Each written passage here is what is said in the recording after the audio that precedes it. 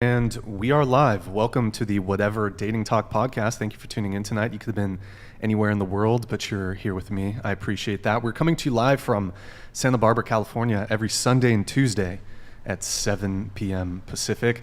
I am your host, Brian Atlas. I'm joined by my co-host, Ashley St. Clair. Kiki got a name change. It's very complicated. She's a bit shy. A few quick announcements before the show begins. Guys, sorry about missing last week. I was pretty damn sick. Still feeling a little crummy, but the show must go on. So my voice is kind of proper fucked, and I might be coughing a little bit. Don't worry, guys. The test came back negative. I am not contagious. Just letting you know. There's also a hurricane that made landfall. So unfortunately, quite a few girls that were coming from LA bailed last minute. So 8 people flaked total. So unfortunately, not everyone was able to show up. We do have one girl who's running late, so we're gonna get her seated midway through the show, probably in about 20 minutes. This podcast is viewer supported, heavy YouTube demonetization. So please consider donating through Streamlabs instead of super chatting, as YouTube takes a brutal 30% cut. So if you super chat 100, YouTube takes 30. If you donate 100, Streamlabs only takes 3. Streamlabs.com/whatever. Link is in the description. Donations and super chats $10 and up will be displayed in Stream Overlay. Donations and super chats $50 and up will be read/answered. If you want to interact nearly instantly with us and weigh in on the conversation, consider sending a TTS, text-to-speech message. $99 and up triggers TTS. TTS is via Streamlabs only. See the description for all other triggers and full details. Guys, if you can, keep the super chats, donations, TTS respectful, por favor. Playful roasting is okay, but if you go too far with it, we reserve the right to not show or read it. We have channel memberships. To become a channel member, hit the join button. We have 6 different tiers of support. Check out the perks. Tier 1 is just $5 a month. You can also gift memberships, 50 gifted for a fit check. We're also live on Twitch right now. Guys, do me a favor, pull up another tab. Go to twitch.tv/whatever. Drop us a follow in the Prime sub if you have one. And thank you, Super King, for the Prime. Stagnant, thank you for the Prime. Hungry Man, thank you for the Prime. Got merch, too. Shop.whatever.com. Stuff you can wear to not be naked. Don't be a criminal. Get some merch. Follow us on Instagram at whatever.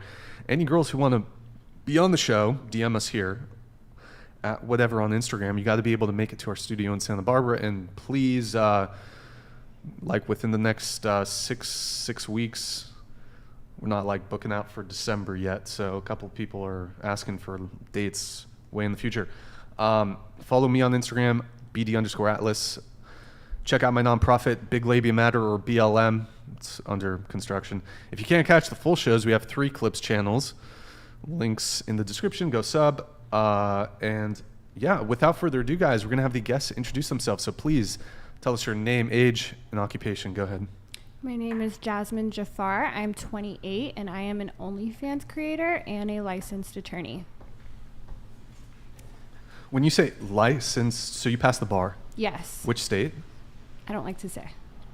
Okay. I could tell you off air, Sure, but just that's for privacy fine. reasons, because But I'm still a member. You did pass. Yeah, I'm still a member of a the bar. Yes. In some state. Yes, so I'm a Okay. member of the bar, and I could represent you in that state as an attorney. Okay. But I don't practice right now in the sense of it's not part of my day-to-day. Sure. Yeah.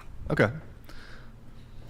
I'm Shania. I'm 26, and I'm a model, and I also work in a hotel. I'm Haley. I'm 20. I work as a flight instructor, and I'm a student at UCSB studying geographical information systems. Flight instructor. So you know how to fly? That's correct. I teach other people how to fly. Do you own a aircraft? I do. A little one. You own the aircraft? Yeah, it's the family airplane. What? The family airplane. Okay. What's is it, a Cessna? That's correct. It's a Cessna 172. 1981. It's really cute. It's from 81. Yep. The ones I fly every day at work are even older. Wow, okay. How long have you been flying? Maybe 3 or 4 years at this point. Do you also own a horse? No, Are you a horse person? I used to fox hunt regularly. Fox hunt? Yeah, like the old English sport with hounds and scenting and such. I've Wow. been to Ireland for it and stuff. Yeah, Wow. it's pretty fun. You went to Ireland Yeah, to hunt foxes? yeah, in the winter too. That's how dedicated I am. Wow. Okay. And are you wanting to go into aviation as a career, or Yeah, that's the plan right now. you want to fly commercial, or what? Yeah, what are you thinking? airlines would be the end goal.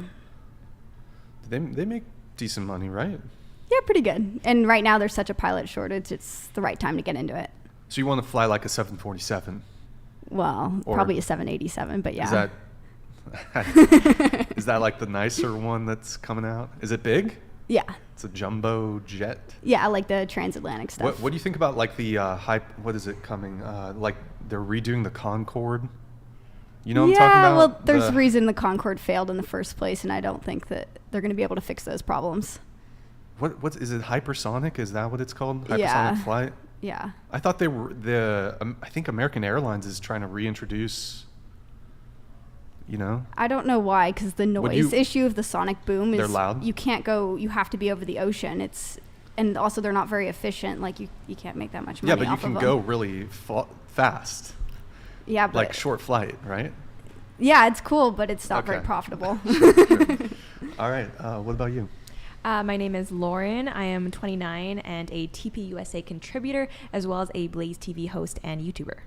All right. Welcome. You said 29, correct? Yes. Okay. Madison.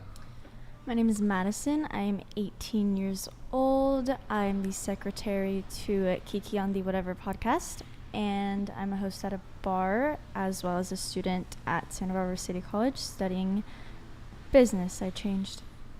Okay. Welcome, everybody. So we're going to go around the table once more. What is your current relationship status? Are you single, talking stage, situationship, friends with benefits, relationship, married, polycule, sex cult?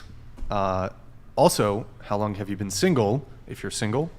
And what's your longest relationship ever? Go ahead. So I am single. I've been single since November of 2020, and my longest relationship was around 4 years. I'm single. I've been single since last December, and my longest relationship was 7-ish months. I have a boyfriend, and my longest relationship was about a year. I'm married, and my longest relationship is with my husband. We have our 7th anniversary coming up in October. All right. I'm taken. I'm in a very committed relationship with my boyfriend. Currently 11 months, almost 12, and this is my longest relationship. Your current relationship, you said, is that your 1 year one? No, this one's only been 7 or 8 months. Did you take him up on flights? Does he fly too? No, he doesn't. But we've been flying a bit.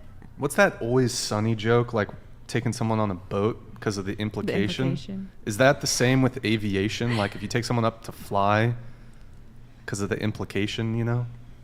You know, I have not heard that. You don't know? Don't know. Okay. All right. There's So I guess not. You'd have to be familiar with the reference. Okay.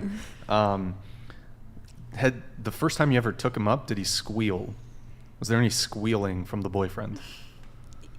He didn't stop smiling, so. Oh, he was stoked. He was very excited. Would it be like a turnoff for you had he been terrified?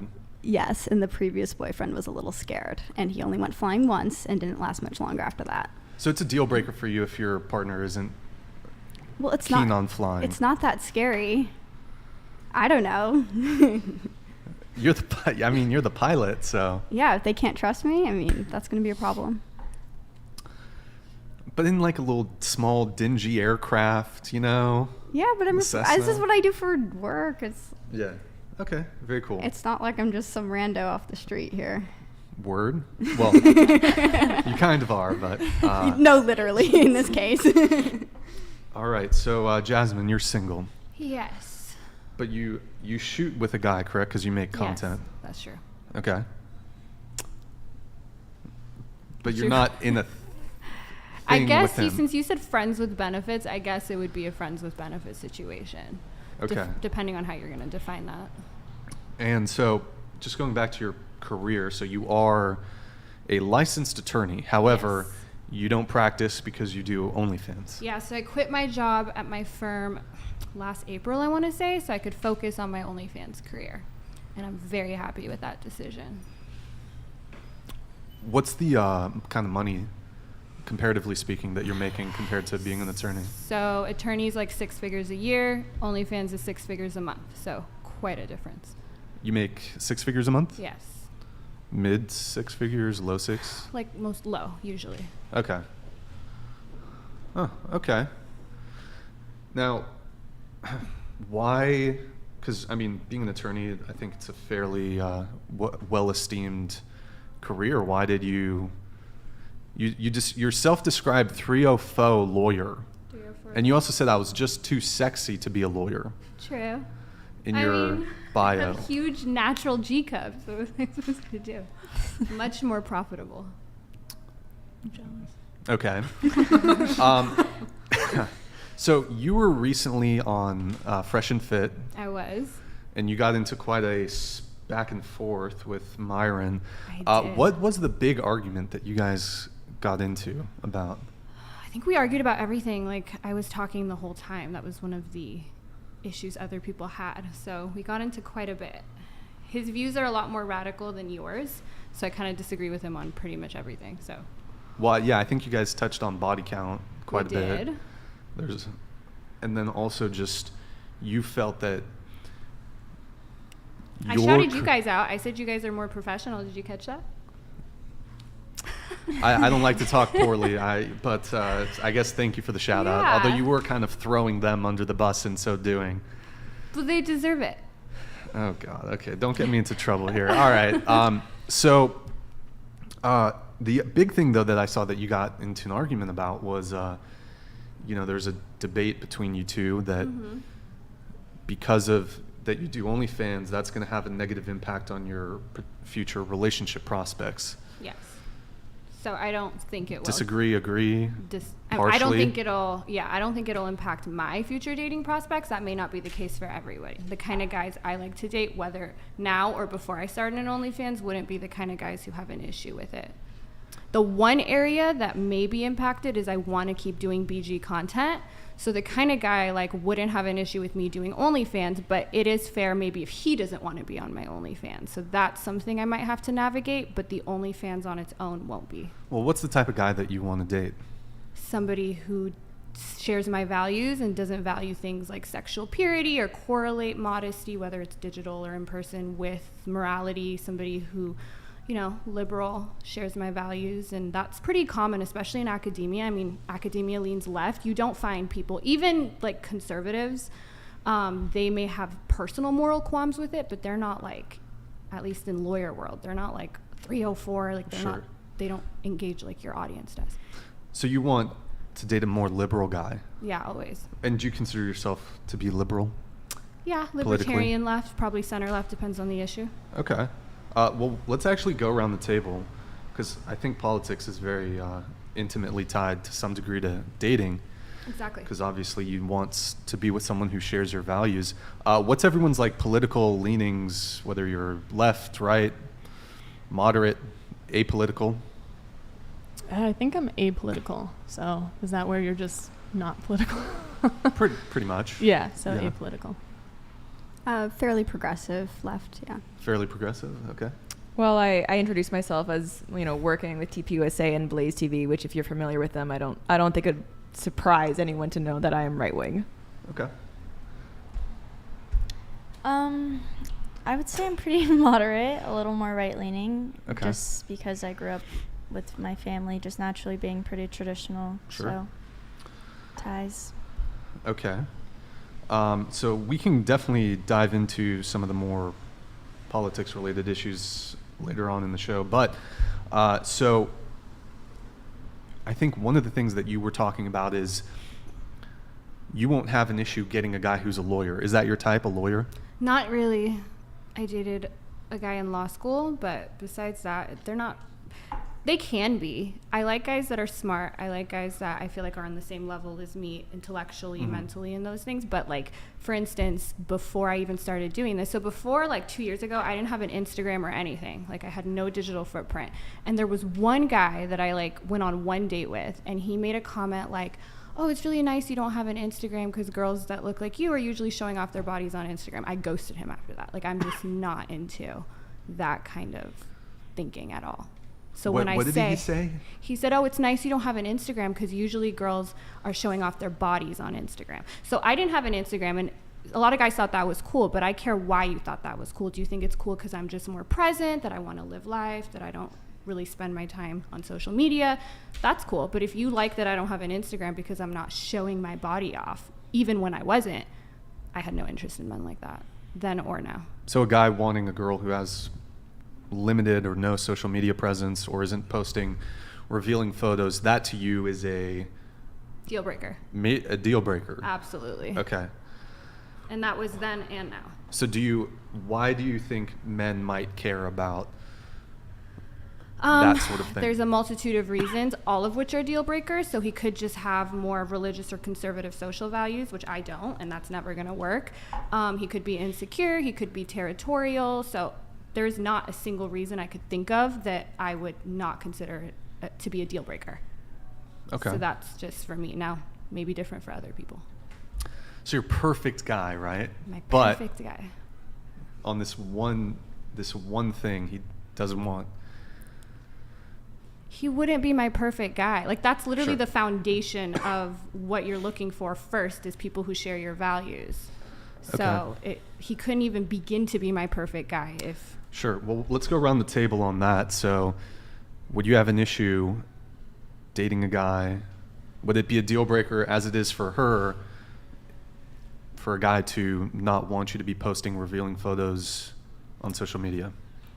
I mean, it's kind of tricky for me now.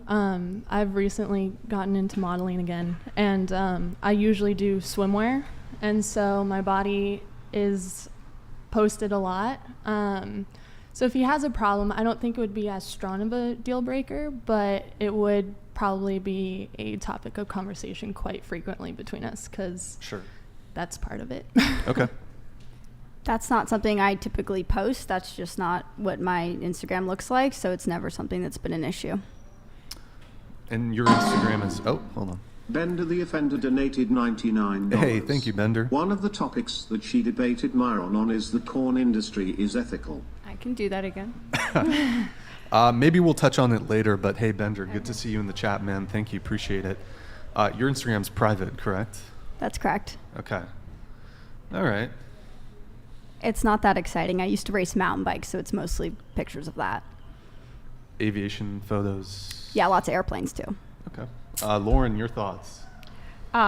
It wouldn't be a deal breaker if my husband said, don't post provocative photos of yourself. I don't do that. And I think that's, tacitly our understanding that I wouldn't do that. My husband is, I would say, even more socially conservative than I am. And I think it's true what you said about values. So for he and I, that's something we share, so it's not an issue. I don't really think it's a deal breaker either. I mean, you model, so I guess for every other model, that's like a whole different story. But I think it's perfectly reasonable for someone to want that. So what you're saying is neither of you two could date Jonah Hill. No. I don't think Jonah Hill would want to date me. I don't think I'm his type, and the feeling's mutual. Yeah, no. I believe our remaining guest has arrived. Nick, if you want to go ahead and grab him. We have one last person joining us. If you're just tuning in, hurricane, so it's... And earthquake. Did yeah, you there's guys also an feel- earthquake, yeah. guys. Oh, that's right. We should have pulled it up. Here. Oh, shoot. That's what I forgot to do. Well, when Nick is back, we can pull up. But basically, the path of the hurricane just barely missed Santa Barbara. So we're so far doing okay, but... okay. Major deal breaker. Yes. But you used to not post revealing photos, and the guy liked that. Yeah, that was a deal breaker. So he liked what you were doing. He liked, so yeah, a few years ago, I was just a lawyer. Oh, hold on just a sec. Mizzou donated $99. Men don't want women who show themselves off online. It shows you have no self-respect or that you feel like you have no other value than your body. No, it shows that you don't have respect for me or that you think I don't have any other value than my body. That's not how I feel. We don't want women who show, it shows you have no self-respect or that feel like you have no other value than your body. I have tons of value. To myself. He may not think so, but who cares what he thinks? His name is, what was his name? Whatever. User 227 something. Yeah. By the way, guys, my voice is all fucked up because I was sick. So, yeah, it's... I have a question for Yeah. Jasmine. Yeah. What made you kind of like transform from your attorney job to just doing OnlyFans? So I guess I got to go back to like the reason I was an attorney. I grew up in a Iranian immigrant household, so they have like really stringent academic expectations on us. It's like the traditional doctor, lawyer, engineer path. Absolutely. My mom's a lawyer, my sister's like everyone in my family's a lawyer. So I kind of was, it's not like I was doing it because I was like, I've always wanted to be a lawyer. It's what I've wanted to do since I was a little girl. Kind of, like, I'm just forced into it. like Yeah. book smart, and so I knew it wouldn't be like too difficult to become one. So when it was getting closer to graduation, I was like, everyone else was really excited to graduate, and I was like, this isn't what I want to do. But I thought I didn't have a choice. So it was actually when I was studying for the bar that I just started the OnlyFans, not knowing that it would turn into what it is. And then when I saw that it could definitely be a career for me, it was like a no-brainer. So more time, money, happiness, freedom. How did you like discover it? Because you said you like didn't really have any socials, like you never really posted things. Yeah, so I heard of it in 2020 when the pandemic was happening, and so I heard of it, but it was just not something I thought I could do because I didn't have any social media. I actually had a friend in law school who had one too, and she started it first. I was like, okay, if she can do it, maybe I can do it. So that's kind of how it started. What was your first impression of hearing it? Because I thought it was cool. Like I was like, cool, a way for people to make money. Okay. Yeah, especially women. Sure. Okay. All right. Yeah. Okay. Okay. So, your whole family's lawyers. My dad's an engineer, but Oh, like my okay. sister and my mom are lawyers, and like a bunch of my Sister, cousins. Mom. And my sister, You have before any anyone asks, she's a brothers? lawyer. She's a normal lawyer, not an OnlyFans lawyer. She actually still doesn't have, because people ask that. No, my sister's a goody two shoes. Do you have any brothers? No brothers. Just One sister. One sister. Yes. Okay. What was your parents' reaction to you starting OnlyFans? They were fucking pissed. They were really mad. I told them myself, and they didn't talk to me for a few months. They knew before I got my firm position, and when I got that, they kind of texted me like, okay, it's really good you got this job now. You can quit the bullshit, whatever. And I was like, no. So there was like actually a moment where I had like an ultimatum.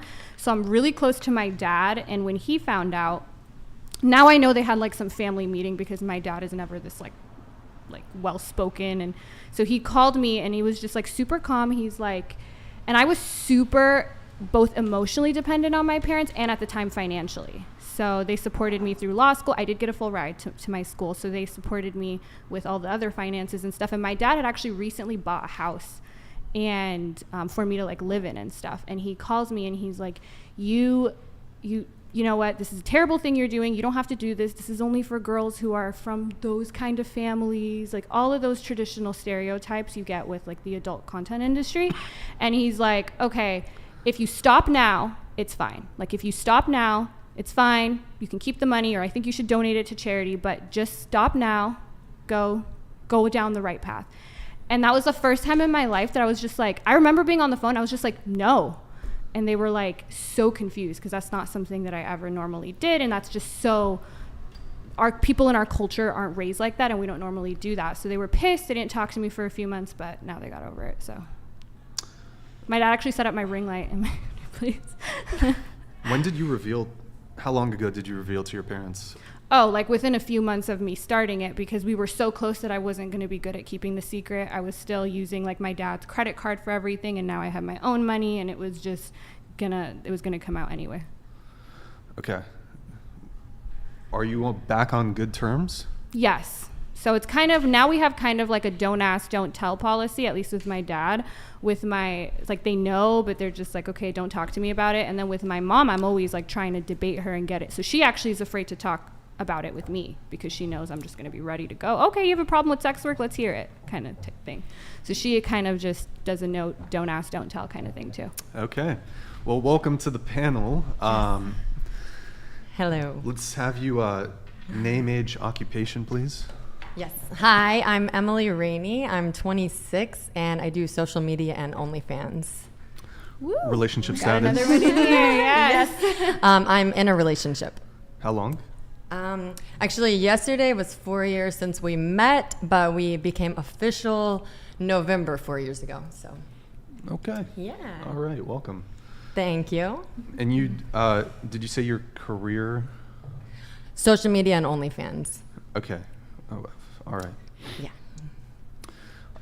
Are you and your father on good terms? We are. So No. me and my father are super close, like super close. He spoiled me my whole life, so he couldn't actually stay mad at me. He lasted about 3 or 4 months. But that Okay. was like the longest he'd ever been mad at me, and now he's just like, all right, and now he just lectured me on saving the money, you know. Sure. Yeah. You do OnlyFans. Did you reveal to your parents that you make adult content? Well, they know I do OnlyFans. I haven't necessarily revealed that I do adult content, but I'm pretty sure they have a good idea. You haven't come out of the closet to them? Yeah, like I've never explicitly been a convo? said, yeah, I mean, I've said like, oh yeah, like I post like topless, but I've never said like anything past that. I Okay. think they suspect it, but I honestly... Can you just scoot your microphone a little bit to the left? Oh, this way. Yeah, perfect. Good. Okay, well, welcome.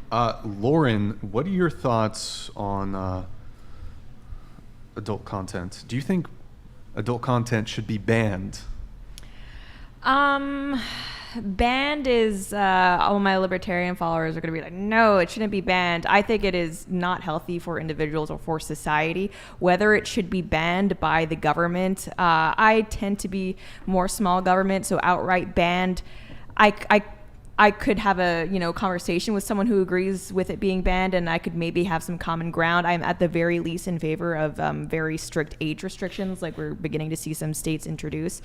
And I just think that if you're pro-woman, which I am, it's amazing that you're doing so well on OnlyFans, but I think it's important that we have a conversation about the majority of women who are not doing so well on OnlyFans and who do regret, participating in different sex work. Because I feel like any time we talk about OnlyFans as content creators, it's usually focusing on the people who are making millions. And I think that incentivizes a lot of women to get into it just for the money, when odds are there's not going to be any money for them. And it may be something they're regretting. So I agree with you that there are things people should look at before starting OnlyFans. There are consequences to it, and you're right. It's people who are just trying to jump into it for a quick buck to make money. I don't recommend that those girls start it. I was really lucky because when I started, I had this whole other career in front of me, so I didn't do anything I was uncomfortable with. I was kind of like, okay, if I make money, like whatever. But people who are like, I need money, let me start it, I don't think that you should, especially if you're younger. Yeah, I agree with you there. Didn't they do some ban? Hold on. Wiley Coyote 50 donated Yo, thank you, man. $99. To the future pilot, hello from Zab. Good luck with your CFI. Fly safe and hope to talk to you on frequency soon. God bless. Do you have anything to say to Wile E. Coyote? Blue skies. Blue Thank skies? you. Is that it? Okay. That was nice. By the way, guys, the sky is It's like weird. magically, yeah. There's a rainbow. I'm so confused. Look at the about that. rainbow. Oh, is it visible? Yeah. Oh, wait. Huge rainbow Can you guys see it? They can't. Hold on, let me. It's like a little, you can see like a shadow of it. But it's really like vibrant in person. It's really pretty. Can you see? Whoa, Yeah. I didn't even see it for, there's a double rainbow. Oh, you're right. Yeah, because I thought you guys were talking about this one, then I looked over and I was like, Offshore Investor 05 donated $99. Men need to have offshore asset protection. Brian, this is 100% bulletproof to protect from financial losses from divorce. If I could come on the show, I could explain in detail. I'd you on Insta to your personal, same username. Level the playing field. I'd be. I don't do divorces, but I'd be weary of that. That sounds like inadequate disclosure, which could throw out a prenup. Oh, we have another one. Bender the I'll Offender address donated it. Just a sec. $99. Jasmine, if you told a man you're into that you did not listen to your parents, I guarantee that he is thinking if she didn't listen to her parents, why would she listen to me? Your response to Bender. If he's sitting across from me wondering why would she listen to me, then yeah, we're not compatible. He should get up and leave. There you have Absolutely. it. There you have it, Bender. Yeah. TJ, just to address your chat here that came in. Offshore asset protection. I think that's... You have to be pretty wealthy for it to become worth it, I think, to, like, put your assets offshore. That's usually, like, people that have, what, mid seven-figure... What it looks like your Private parents, jets. your parents may No. have some offshore. It also accounts. depends on how you make your money. I mean, if you're making money in the United States, you have to pay Uncle Sam. If Right. if you have offshore revenue streams, then you would maybe be able to structure things in terms of like shell corporations. But the U.S. has worldwide taxation. Mm.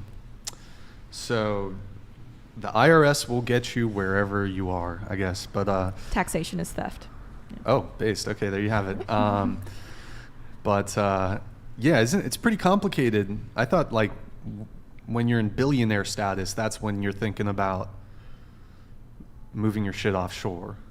I don't know. I don't know. I I'm don't not think making that's enough a money good to- divorce strategy, because if you had a prenup, I think that would be considered an adequate disclosure, and that would throw out your prenup. I'm not 100% sure. Like, I never did divorce, but Do you Okay. believe in prenups? yeah, I 100% believe in prenups. I think everyone should get a prenup. Are you gonna have a prenup? 100%. Do you I don't you even. wanna get I don't married? want to get married. Oh, okay. Well, there you But have it. I would maybe get married for the social, economic, whatever benefits there are, but I wouldn't get married in the sense of we're going to be together forever till death do us part. Like I'm not Okay. in favor of that. But if I were to get the actual legal marriage, I would 100% have a prenup, whether they made more money or I made more money. I mean, I guess if they made more money and they're like whatever, then sure. But Jasmine, can I have you read this chat, please? absolutely. If any of you idiots in the chat sub to these girls OF, I will find out and shame you publicly. This lawyer wants a simp cuck beta as a guy who has no masculine traits that kisses her sloppy forts after a day of shooting. Worst decision was leaving law for OF. Ooh, that was hard to read. The grammar and spelling in these audiences, like it's not even like 6th grade proficient. But sure, publicly shame people. Go for it. You seem very happy. Okay, there you have it. We have Pico's. Costines donated $500.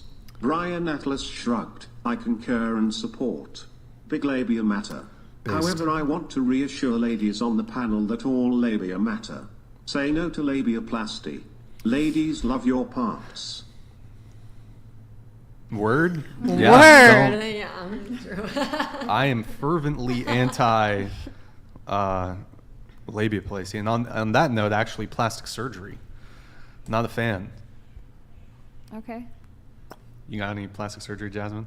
No, but I Nothing? have filler. Jasmine. No, come on. these are No, real. I'm not talking there. I believe you there. but- Where? Do you have lip filler? Yeah, but that's not plastic surgery. That's filler. Okay, cosmetic. Yes, I have. Does it I fall have under filler. cosmetic surgery? I have filler in my face. Is that all you? Do you have No, lipo? I just told you. Lipo? No. Jasmine. Don't lie to me. No. I've looked like this since I was like literally people who She's went to cap. That's middle cap. school and That's high school with such me cap. can tell you. I was known in middle school and high school as the girl with the huge tits and the tiny waist. So unless I got it when I was like 13, because that's when my reputation started as the girl with the huge tits, yeah. And my tits are clearly real. You guys are all 2 clicks away from figuring that out. You should go check it out. There's people that are natural in the world like that. Brian. Yeah. I'm pretty sure What you want to it's... see? Like, No, I don't want to. But But I have your, had your filler. fucking Twitter, though, yeah.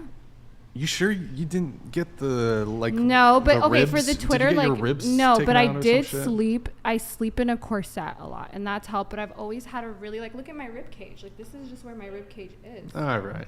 Okay. All right. If you say so. Pico Steins, thank you very much for your very generous donation. Much appreciated. Anybody else here ever considered doing plastic surgery? So I've actually had 2 plastic surgeries, but they were reconstructive after a mountain bike crash on my face. So you see how the side of my lip is a little lopsided, and then I also have a scar on the side of my nose. So I've had some surgeries for that, but not just. But to fix a, not for purely cosmetic. Not purely reasons. cosmetic, but you know, I had him do a few extra things while I was there.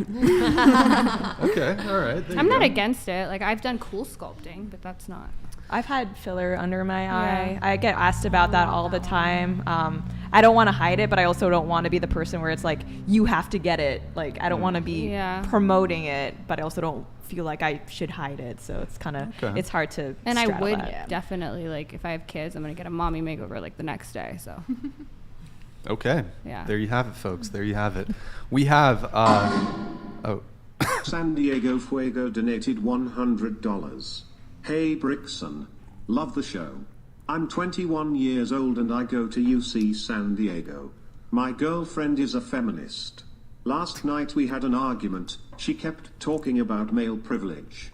Question for the panel, do you think male privilege and or white privilege exists? yeah, we can talk about that. Go ahead, Jasmine. Do I think it exists? Yes.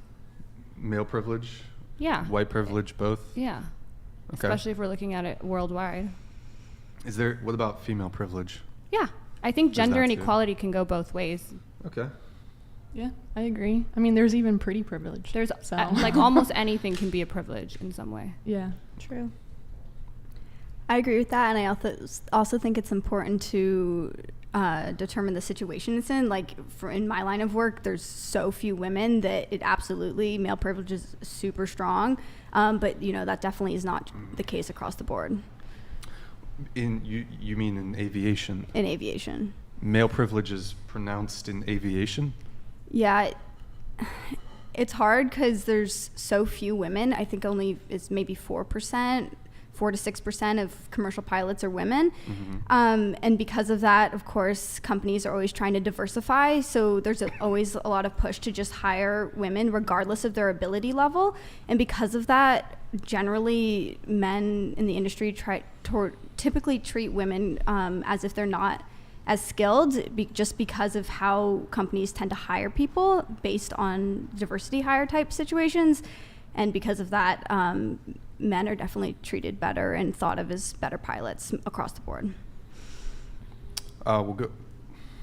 Question though, do you think there's like, so if there's a discrepancy in the workforce, do you think it's always explained by sexism? No.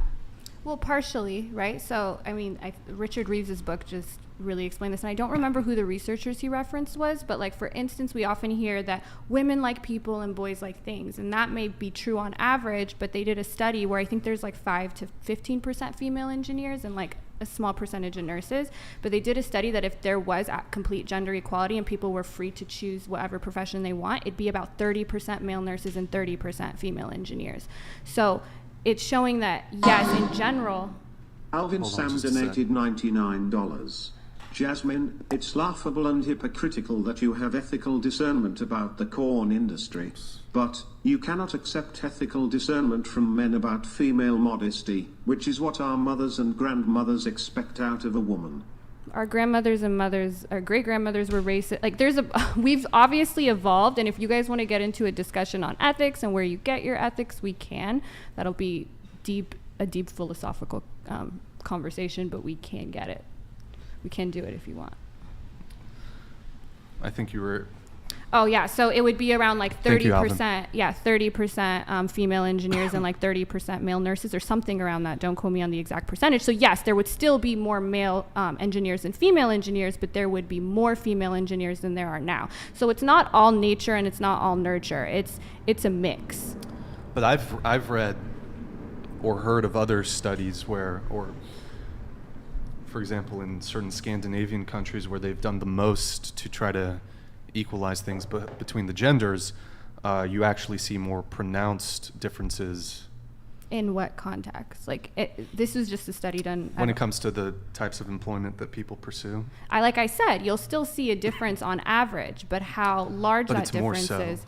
In what? Well, like, I think, for example, countries that are perhaps a bit more engulfed, that have higher rates of poverty, it's actually, you're more likely to see women become engineers in those kind of societies. So you're saying in countries that have more pro-social policies, maybe women are able, or people are able to get by on a one person income, and maybe Well, if you want to jump in. I go ahead. think I'm familiar with the study that you're talking about. I know Jordan Peterson references it. So the Scandinavian countries, they're probably best known for being very progressive socially. They have a lot of like pro-equality and egalitarian policies. When we look at their economies, they're actually more gender segregated than economies like the US in terms of women gravitating more toward things like early childhood education or childcare, men gravitating toward things like in the STEM field. So there's less gender equality displayed real world in job professions when we have more, I guess, personal freedom and agency.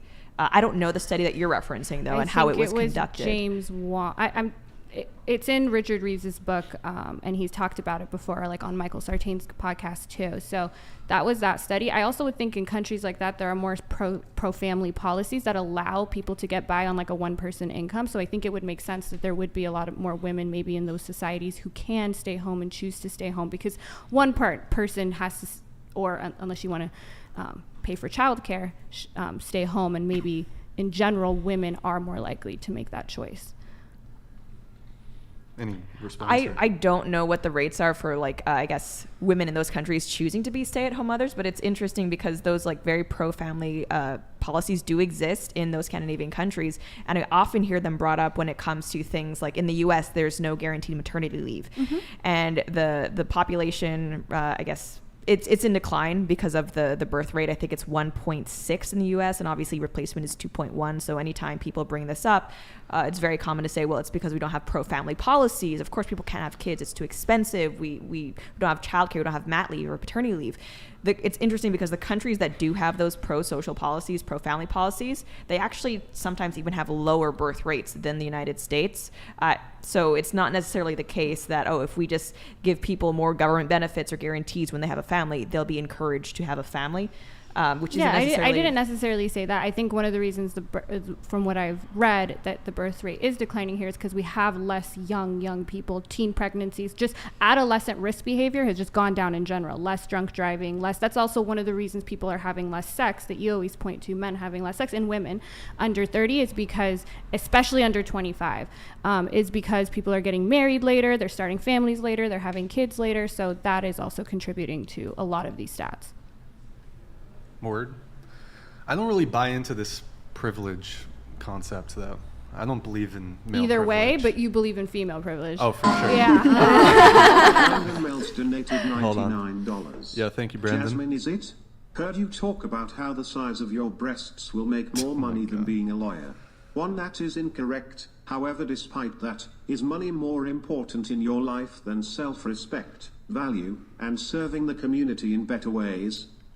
Okay, so no, nothing is more important to me than my self-respect and my values, but you don't share my values. So my money is definitely more important than your values and your respect of me. Also, it is definitely correct that you can make more money doing this. Hold on just a sec. Okay.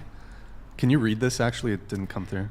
Me? Yeah. Do you think if a man buys something like a fleshy pro, which you would probably call I don't know what that word is, machine, yeah. diminishes a man's masculinity? Is there a double standard when it comes to societal acceptance of women buying sex toys compared to men? Ooh, an overall correct. Yeah, we could chat. talk about that. But what I was saying is, like, my job as a lawyer when I was doing a lot of estate planning was like I was helping rich people avoid paying estate tax. Like, you think that's a better help to the community? I mean, there's just like this pressure on sex workers, like, oh my God, what are you doing to help the community? When a lot of other jobs, some attorneys, you could argue, aren't doing much to help the community either. Do you think you could create like a discount code for people that are low earners for your content?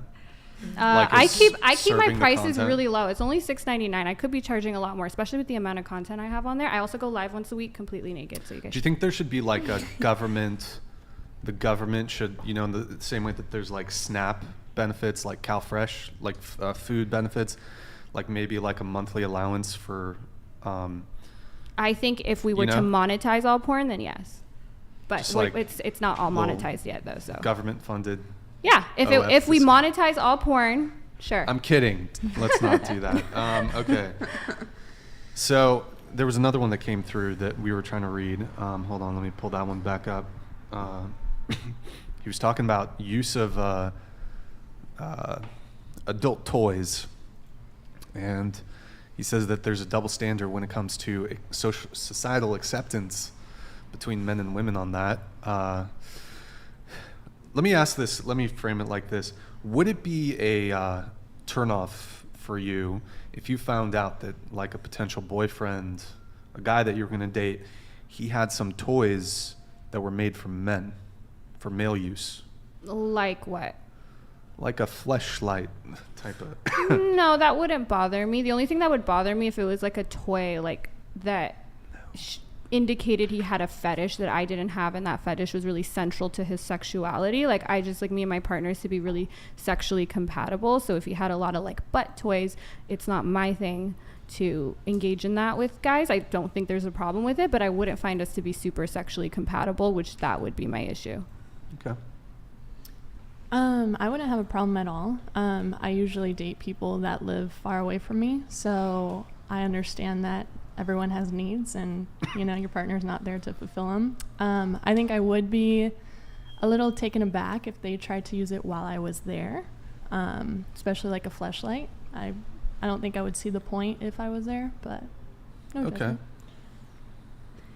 Yeah, I agree with that. If I'm there, then I would be a little bit weirded out by that. Like, I would maybe feel like something was wrong with me or something like that. But, in general, it's not a problem. Yeah, I don't see it as a problem really at all. I personally want someone who is really sexually active and wants to explore different things. So I just wouldn't mind at all. I mean, it's not like a real person, so. Okay. Lauren? Well, I think you're right that there is a double standard, the way that society views sex toys for men versus women. I think we're at a stage where women are very much encouraged to be, embracing their own sexuality and things like that. Whereas at any time it comes up something to do with a man, whether it be something like a fleshlight, they're shamed as being incels. Investor 05 donated $99. Not expensive. Max 40K. You'll have lifetime protection from divorce and any lawsuit. Don't listen to fake lawyer who passed the bar by getting on her knees. This is 100% legal, bulletproof, tax neutral. Have me on, brother. You have audience, I have info. Okay. I'll check my DMs. Word? Okay. Madison, your take on the whole thing? If Frankie was... I think it's a little bit odd if you were to have sex toys, not only just men, but like women as well. It's different if you're in a relationship. I understand why both of you would want sex toys, maybe just spice it up a little bit, but for the reason that also I think sex toys completely transform your sensation of sex as well. Okay. The more you do utilize them. Mm-hmm. Word. Yeah, I'm not opposed to spicing things up a little bit. It's fine. I'm fine with it. Okay, all right. We've gotten a lot of chats that came through. I forgot exactly where we were. We were talking about male privilege. And I came in with the hot take that I don't believe in. Only female privilege exists for you. Pretty much. Okay. Pretty much. But no, I mean, I think when you look at privilege, and this is maybe an interesting take, I think you need to look at the totality of somebody's circumstances to establish if they genuinely have privileges, because a male, I would argue upon birth, men, what male privilege do men have? I mean, they have their genitals mutilated upon birth. That doesn't strike me as a privilege. So depends on so for instance, if you want to be a leader and you want to be in politics, or you want to hold any of these high-powered leadership positions, those are usually occupied by men, and there are a very small proportion of men. It's an apex fallacy. Well, yeah, I understand that there isn't like every man isn't up there, but if that's what you want to do, so it depends what we're talking about. I also think there's plenty of areas where men are falling behind or men are struggling. Sure. But it goes both ways. So there, for instance, you talk about it all the time. Men can be more promiscuous. That's a double standard, and women get shamed for it. Women sex workers get shamed more than male sex workers. I mean, pick your issue and it can go one way or the other. And we all have privilege. All of us that are sitting here, all of you that are watching, that have internet, that have food, you guys all have privilege. Privileges can come in so many forms.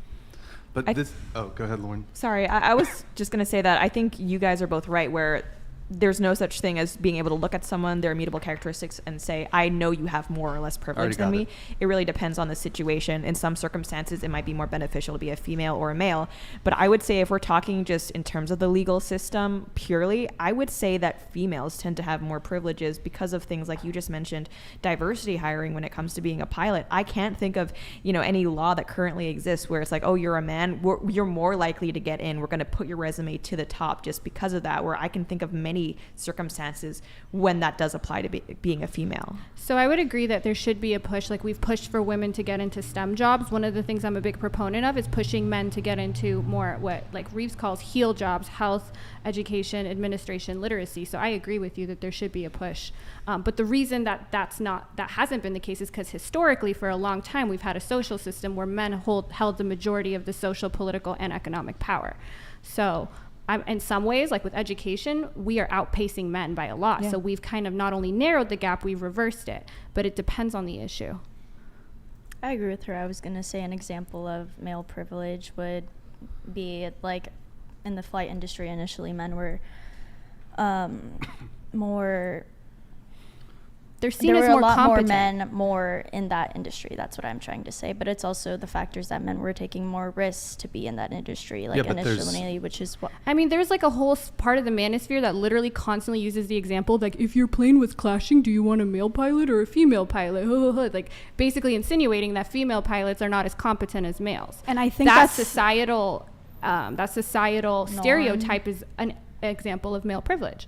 People assuming that because you're a woman, you're not as competent of a pilot as a man. But it's male privilege that, a type of so-called male privilege that has only arisen because females are getting jobs that they might otherwise not get. So it's, I see what you're saying. If you are currently a pilot, you're going to be assumed to be more competent if you're a man because you are not a diversity hire. Right. I don't think that's the only reason. People have always thought women were worse drivers, so they think if she's a bad driver on the road, then she's probably a bad driver as a pilot. I don't think it's just because everybody assumes you're a diversity hire. I think people genuinely think women can't drive or women have worse spatial reasoning. I mean, that is true in average, though, that we have worse spatial reasoning. Yeah, but to use an average and to stereotype an individual, you're right, that's not the same, is the problem, right? So yes, on average, men maybe are more likely to be an engineer. But if I look at you and be like, she's definitely not an engineer because men on average are more likely to be an engineer, that would be a stupid way to think. You wanted to come in? Well, I was going to say, there definitely is an underlying issue. But I think diversity hires make it worse for women in many industries, not just aviation. And then also to your point about women just naturally being worse spatial reasoners, I actually work in the cognitive geography lab at UCSB, and I can tell you that that's not entirely true. There are a lot of exceptions to that, and it's really more based on the individual for each person's spatial abilities and cognition. I mean, that's not entirely true, like in aggregate, because that's, I guess, the psychometric testing usually shows that men tend to do better. Not that it's like every man is better than every woman. There's actually a big overlap, I think, with that. So yeah, you're right on average, but there is a big overlap. There's more intragroup variation than intergroup variation on that. Did you have more, or? Oh, no, I mean, I wouldn't deny that. It's just that there are the average differences, whether that's even with IQ, right? Men and women have same average IQ, but the variation among men is greater, which is why you have more men at the tail ends, right? You have more male geniuses and you have more male, I mean, the gentlest way to say it is people who perhaps do not excel academically. But on average, we are the same. I could easily see that being the same with spatial intelligence. Matthew McCarthy donated $99. What up, Bree? Glad you're well. Sorry my booballa was late, the storm was much worse in LA, baby looking hotter than ever. To counter Mrs. Chen earlier, of empowers women, my booballa is her own boss and only makes content she's comfy with on her own terms. Yeah. That's very true. Your boyfriend calls you Boobala? And thank you. I'm Boobala, he's Boobaloo. Yeah. So that's your boyfriend? My fiance. I was okay. so lost that entire was- time. I didn't get that. Gotta give us some context. Okay. Well, and you brought up this this talking point that about in a catastrophic flight scenario how certain people would prefer a male pilot over a female pilot. This is a manosphere talking point. I mean, didn't Andrew Tate famously say this? And Andrew Tate did say it, but I yeah. think he added, I think you're omitting the other portion of that, and he said, well, there are certain things that I think women are better at than men are. Sure, For but example, that- like childcare related things. Yeah, this is exactly my point. So I'm saying it cuts both ways. These gender stereotypes cut both ways. So Is there a biological basis for these stereotypes? like I said, there may be some biological basis, but to believe that culture and socialization doesn't make an impact also is You don't think there's like a innate temperament? there may be a slight, like on average, maybe yes, but there's also socialization and culture, which is why you see men and women behave differently in different cultures. So in like Western culture, we're a little more egalitarian, but if you look at the East, countries that are more in poverty, more war stricken, those countries, there are more rigid gender roles still. So to believe that culture and socialization have no impact is just stupid, right? We're not all it's not all I don't think biological. anybody's making that argument though, that there's no societal impact on people. Well, when you're saying that, it's just innate that women are worse as No, pilots. I didn't say that.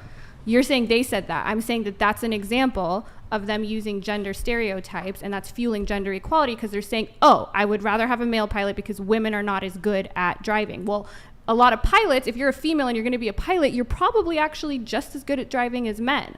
You're not looking at everybody. You're looking at the women who chose to be pilots. So I don't think that's I don't have a gender preference if my plane is clashing on who's. I have a question for you, and I know you wanted to come in. I mean, is there training as a pilot, do you get trained for stress management in like catastrophic situations? Absolutely, you do. And as a flight instructor, part of what I'm responsible for teaching people is aeronautical decision making, learning about hazardous attitudes and how to mitigate them and how to process and manage different stressful situations. We also do lots of in-flight actual training, simulated engine failures, simulated engine fires, all kinds of different stuff. And I think the basis of saying, women are just worse pilots naturally, and I would want a male if the plane was crashing, I think that really just stems from ignorance. Like, they don't understand that the aviation industry at this point is so standardized that everyone is taking the exact same exams, and it's very unbiased. If your skills and your knowledge isn't up to par, that's going to be called out, and that's what makes aviation overall, especially airlines, so safe at this point in time. Look, I don't know what the truth is, but couldn't you argue that in stressful situations that temperamentally, generally speaking, men do have some sort of better stress resilience? No, because I think there are a ton of women, like I said, it could be Sure, true on average, sure. that are better than men in those situations. So to ever look at a person and use broad generalizations to be like, you're a woman, therefore you have this temperament, that indicates a lack of critical thinking, in my opinion. That's just you being like, okay, I'm going to put you in this category, I'm going to put you in this category, I'm going to put you in this category. Especially in areas like this where there's so much overlap, it's false. Like she just said, they have a standardized test to get in. She has to do the same thing every other man has to do in order to be a pilot. Hold on. Alvin Sam donated $99. What these women fail to understand is that male privilege comes with an enormous responsibility to produce, perform, and provide. Men face an enormous burden of performance that rewards them this privilege. Women want equality without the responsibility. Responsibility. Responsibility. It's a new word. I actually think that this is an area where I think men are struggling, is because men, and I think the manosphere space just pushes them back more, because they're like, your only role is in being the breadwinner, and they're trying to kind of turn the clock back on gender equality, which is just not going to happen. So we need to have a new vision for men coming forward, where their worth and their value is more than them just being an ATM machine and these post-apocalyptic circumstances where a plane is crashing or you're hanging off a cliff. I get that all the time. If you're hanging off a cliff, don't you want a man? I'm like, I go to like Trader Joe's. Why am I going to be hanging off a cliff? So like, I think that for men, a lot of them don't have this vision of masculinity going forward. They have this narrow, distorted view that's becoming less and less like needed in today's society, because now almost half of households, we have women making just as much, if not more, than men. So if your only role, your identity is embedded in how much money you make and your role as a breadwinner, yeah, this is part of the reason men are struggling. Well, I think the reason why men are struggling right now is because men, more so than women, they need to be needed. They need to have a very specific purpose, a dragon they can slay, something they can conquer, and be needed by the community. And I don't think it's necessarily accurate to say that the reason why men are struggling now is that like, oh, it's because they're thinking like this. I think the reason why they're struggling is because a lot of men don't have an avenue that's productive where they can put that effort in, right? I mean, so many men, they're disenfranchised. They don't feel like women need them. They don't feel like the workforce needs them. They're not doing well in school. And I think that kind of contributes to that. And I think if we want to help them, obviously we should see anybody as more than an ATM or, you know, breadwinner. And I think, you know, simultaneously telling men, like some people in the manosphere do, like, women are only going to want you if you make like six figures or blah, blah, blah. It's demoralizing, because for the majority of men, it's not going to happen. But I think we need to find a way where we can work with men's kind of that drive to be needed. I think it's going to be more useful rather than trying to change it entirely. The stereotypes are true. Donated $99. But only because men aren't competing for jobs, but for actual love. Women aren't. We have to achieve much higher competence to attract women. No one is better. It's 100% incentives. Until women change what they're attracted to, men will always outperform. Okay, I want to respond to her really quick if I could. Sure. So I agree with you, but I think that's why we need to expand what is considered a man's role in society. So for instance, there's been studies done where women, where do you get your meaning in life? And before they started entering the workforce, they got it entirely in the home. And now you see women just as much as men can get their meaning in the workforce. But for men, they're not getting their meaning from being at home with their kids. If they want to be a stay-at-home dad, they're not finding meaning in that right now, partly because society still largely believes, where they've done studies where they're like, can you still be a good mother now if you're working? And most Americans say yes, but we still have these stereotypes for men, like, no, in order to be a good man, you need to be the breadwinner, when I think there are more roles that men can fill in society and find their meaning outside of just being a breadwinner.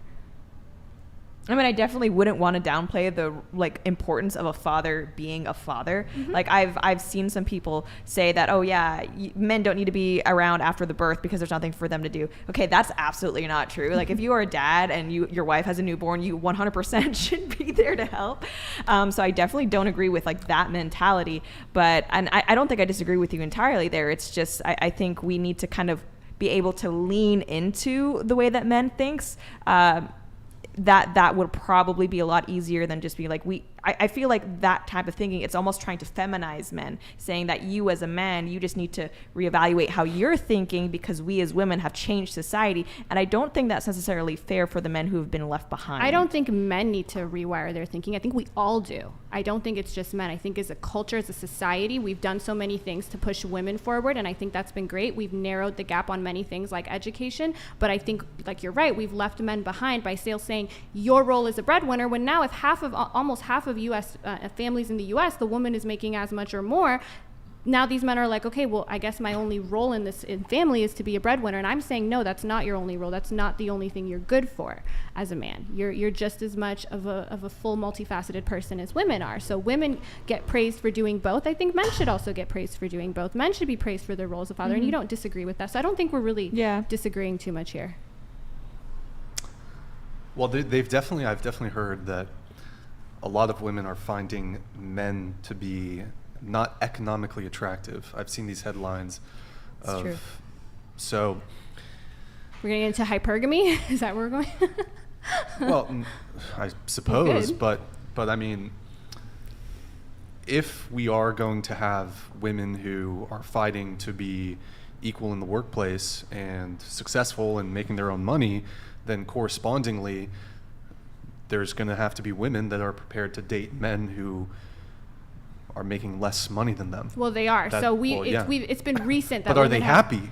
I don't think they are. Well, You I just don't disagree think, with that. or because hypergamy is on the decline. There's a lot of studies showing this, that now more It's and actually more on women, the incline. No, I'd maybe say. we're looking at different. We're Can I get a definitely- laptop and we can pull up? We're definitely looking at It's some definitely on different the shit. decline in, especially they looked at like 27 countries, including like European countries.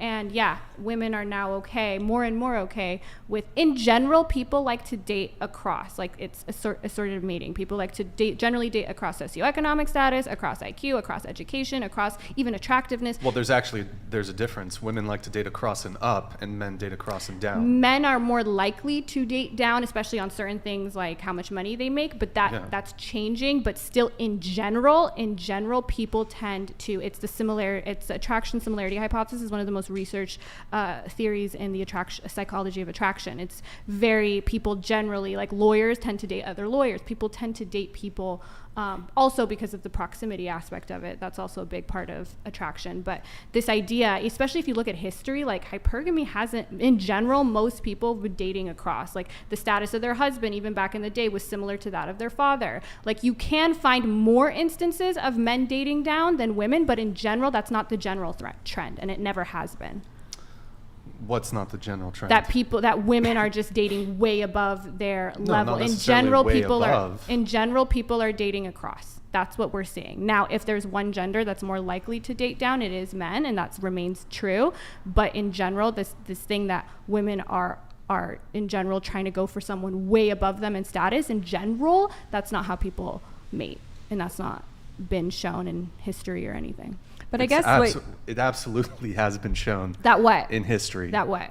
Well, this is what I mean. If you look at, I wish I could pull up my studies. If you look at overall history, like I just said, even back in the day when gender roles were more stringent than they are now, women typically, their husband had the same social status as their father. Like people generally, families, I can even say like even in modern society, in like, where my family's from in Iran, you tend to date and marry people like your family and their family. Okay, are they from a good family? Okay, we're from a good family. We're educated. They're educated.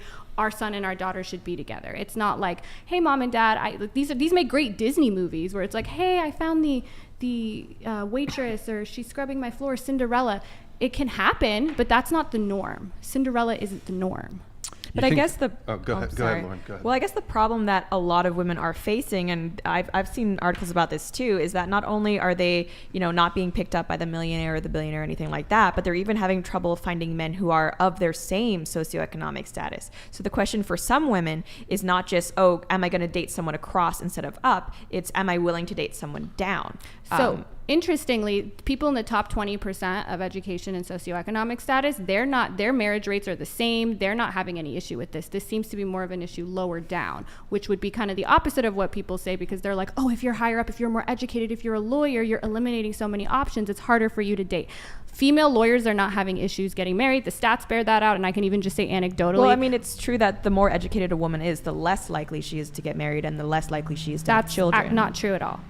So we can look that up. That's been steady. So the marriage rate for women in the top 20% college educated women, especially if they have higher education, has remained steady. I didn't say it wasn't decreasing. I said compared to women of the... Jasmine, the fallacy with your argument is that for couples to date across, the man must be a higher earner. Attorneys dating is not the same as McDonald's workers dating. For lateral dating to happen, the man must already be successful. So do McDonald's workers not have wives and relationships? Is it only successful men? No. When we look across, even for having sex, when we look across income, it's not that rich people are having so much more sex than poor people. In fact, poor people are reproducing more. We don't see this big change with BMI. Like, it's not just the fit men that are having a ton of sex. It's not just the tall men that are having a ton of sex. People across all ranges, when it comes to any of these characteristics, are having sex and are mating. Now, like I've said, the marriage rate has gone down for people of lower socioeconomic status, when it's remained the same and even kind of gone up for people of higher socioeconomic status. You're so full of shit. Well, Lauren, I mean, go ahead, continue with your. why am I full of shit, Brian? I'll address it. Okay. Well, I mean, it's hard because we're saying different things, and there's probably a study to back up each. Martin Lauren, donated we'll get you in. $100. Law ho, I'm an attorney. Butler Snow, one of the largest firms in the world, licensed in TN and Ms. left to start construction co's, now valued at 9 figures. You, your mid-face, and medial IQ are utterly unimpressive. Your ancestors sacrificed for nothing. Okay. Wow. I'm going to say I doubt this is a lawyer. Me and my lawyer friends were actually just having a conversation about this. Lawyers don't talk like this. Like, if there's a conservative lawyer, they're more like her. They're going to be like, you know, wanting to date like Ben Shapiro and stuff. They don't talk like this. They'd have, unless he was just like a secret incel, like in his closet that got into some 4th-tier law school. But that is not how lawyers speak. Nope. Wiley Coyote 50 donated $99. As a controller, I can confirm your gender has nothing to do with how well you can fly. I've had male and female pilots who have flown for 30 plus years that made me say, WTF are you doing? You'll P$1 me off equally. Lol, kidding. Kinda. Okay. You guys piss me off just as much. Oh, okay. All right. Most of the time, we love you, though. We appreciate you. I have seen Marquavius Martin's bona fides. Is that how you say it? Bona fides? I've never Bona fides? He's a Mensa member. Apparently he's an attorney. I mean, I'm as weird of an attorney as you can get, and that would be even weirder than me. Like I said, there is the Federalist Society in every law school. They're very similar to her. She wouldn't write a comment like that. She just doesn't. He could disagree with me, but the manner in which you disagree with me, I think more people, educated people, generally, like I said, aren't online like you 304 mid whore. Like they just don't even. They don't even know about this world. Like they just aren't doing this. He must be some deep incel if he's. Oh boy. You know. Okay, now you're I'm gonna sorry. I'm now just you're being gonna get the honest. wrath. That's what I think. All right. Well, yeah, they've been a little mean, I think. Me? I mean, he just. No. They've been mean to you. So. Oh, that's fine. Yeah, she's. No, I can. You got I'm thick, definitely. You got thick skin. Yeah, right? no, this doesn't bother me she's at all. You good. guys can keep it coming. Give Brian the money. It's all good. All right. I make my money. You make your money off of All that. right. That's great. There you have it, folks. There you have it. Although a You better were- use of your money is my OnlyFans, but. Erroneous. Hold on. I got distracted with the mid-whore comment. I have no idea what I was going to say. Yeah. Yeah. Do you recall what we were talking about? I think with the education and marriage rates, so I don't know if you've read the bell curve, but one of the things that Charles Murray talks about is how obviously IQ and especially higher education is correlated, and they do find that consistently women who are like they have more advanced degrees, more years in school, they are less likely to get married than women who are less educated and who kind of proportionally obviously have lower IQs. And it's a problem that he's writing about because we almost have a sort of a dysgenics going on. He's where the all one of who did the race and IQ too, right, Charles? Alvin Yeah, Well, he did donated bell curve is- $100. Jasmine, Wow, they're okay. attorneys They're are going a for you, terrible Jasmine. example to argue that hypergamy is Try to keep it decreasing. polite, guys, Attorney if are you the can. top earners and No, top this is earners, fine. in general, are a small percentage of the population. Your generalization is extremely flawed because of this. So I guess, yes, I understand what I was arguing when I said that was about the top percentages of society, but in general, people do date across. So McDonald's workers are more likely to date someone else in the fast food industry. They're not just not dating. And I was saying lawyers, because that's the only experience I've had really outside of OnlyFans, they tend to date and marry other lawyers. Like 18 couples from my law school got married. That's just how people normally mate. And lawyers do, on average, and marry other lawyers more than they marry women in any other profession. Well, you mentioned proximity. That would make sense because it's not just a shared commonality. Proximity is it's one also- thing, but like for instance, you hear this in the manosphere a lot, like, oh, men don't care. They'll marry a girl out of CVS or a hot girl off Instagram. Yeah, they will. No, but maybe in podcast like world and whatever. No. But lawyers in general, like if I was hanging out with a group of my friends, lawyer friends, and Sealison donated $150. Brian, you should get at their Anach on your show. He lives in LA, has a following, would school these girls, and I'm pretty sure he can bring girls onto the show too. Okay, I'll thank you very much for your donation. Appreciate it. I'll check him out on Instagram, The Real Natch. Thank you, man. as I was saying, you won't see somebody bring like, oh, I'm bringing my new girlfriend along. We'd be like, great. And then she'd come and he's like, oh, this is 18-year-old hot chick I met off Instagram. We'd be like, it's just so not a thing. Like they're usually, and they don't have to be other lawyers. They could be working with special needs kids, whatever, but they're not bagging the hot 18-year-old from CVS. At least educated populations don't generally do that. unless the only exception I would say is if they're really religious, like if they're Mormons, like there was a ton of Mormons in my law school, and they will marry like a homemaker and whatever. They'll do that, So but they won't marry hot Instagram girls or girls that work at Taco Bell. It's just not. But do you think men are particularly preoccupied with, in terms of something being an attraction trigger, do you think men are particularly attracted to a woman's success or her money? You're going to hate me, but new studies do indicate they do, especially even Buss, who's like the manosphere evolutionary psychologist god, has found this. The work of Corinne has showed that women, they've done studies now where they put like on dating apps, they've taken like millions of users and they'll put a face for both men and women and then income, and they find both genders tend to find people more attractive when they had higher income. So you could look this up. Corinne's the... I haven't seen that particular study, but... Yeah, because you've only seen the studies that you like. And I've seen your studies and my studies because I had to know yours to be able to check on it. So you think that... I still think men care less than women care. Okay. But I agree, I think things are changing and men are starting to care more and more as we're moving towards more of an egalitarian society. Mazak87 donated $100. You're a lawyer that makes bank off of and probably hooks up with high quality men. What do you know about the average person working the average job? You have no clue how us normal folks live. Incorrect, which is not surprising. Are you a normal folk?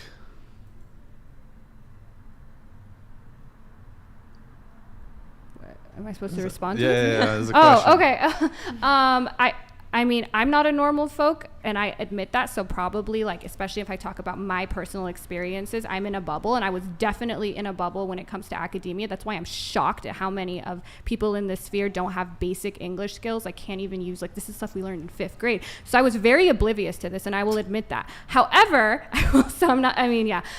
however, a lot of the stuff I'm talking about, I've researched this stuff a lot because I didn't want to just come on here and be one of these girls. Like, I feel like this show is just like, what do you think? I don't know. What do you think? Well, there's data on this, and that's a better indicator than what we all think based off our personal experiences, because that could be biased. Like for me, I'm around being a certain type of person that knows how to spell and read and write, and now most of the internet I'm around doesn't. Well, I mean, to get back to the income with dating issue, I could totally believe that maybe nowadays men are starting to be like, okay, if we're going to need 2 incomes, maybe it's good that she's able to make money. But I think there's also still studies out there that show that men are actually less attracted to women if she makes more than them. Like after a certain point, the money, the success that the woman has can actually be repellent to at least some men. That's true. That's true. That some men do still feel that way, and even some women feel that way. And that's one of the things I think we should change as a culture. What? That they don't like making more than their than their spouse, and men also can feel emasculated by that. That is one of the things I think we should change. I don't think it should be a big deal. It's just about what works for you and your family. Okay, you said a lot of stuff. So, I haven't seen the studies that you're referencing, but this idea... We can pull them up. Which one? Mm-hmm. Huh? Which one? I don't know, but you're asserting that men care deeply about a woman's success or I didn't say income. deeply. I said that they're showing now that men overall do care about income, and that's changing because... But much less than women care about less it. than women, yes. But that's a shift we're seeing as society is changing. Bender the Offender donated $99. Jasmine, no rational person would want to hire a lawyer that doesn't and only cares about her own interests. Yeah, I don't want to get hired by a firm. If I did, I wouldn't have quit to do OnlyFans. They really like you, Jasmine. They're I know. big fans of you. Big That's what fans. I want. Thank you, Bender. My Appreciate OnlyFans it. probably blowing up right now. But you do want to get back into the law eventually, is that correct? I don't. I Like probably won't need advocacy to, for- but yes, oh, if you I don't have do, to, if I yeah. do ever get back into it, I want to advocate for sex workers or work for like a nonprofit, do that kind of work. I don't really ever want to use it to make an income anymore. Let me get a couple chats here. Logan, Ria, Brian, hope all is well. Sounds a little under the weather. Better be taking a well-deserved break. Time to time. Love the podcast. Currently trying to watch all of them to get caught up. Madison, hit me up if things fall through with Frankie. You a cutie? ? You're never gonna get hit up. I'm sorry. Oh shit! Things Yo, are we never got- gonna fall through. Can you read this one?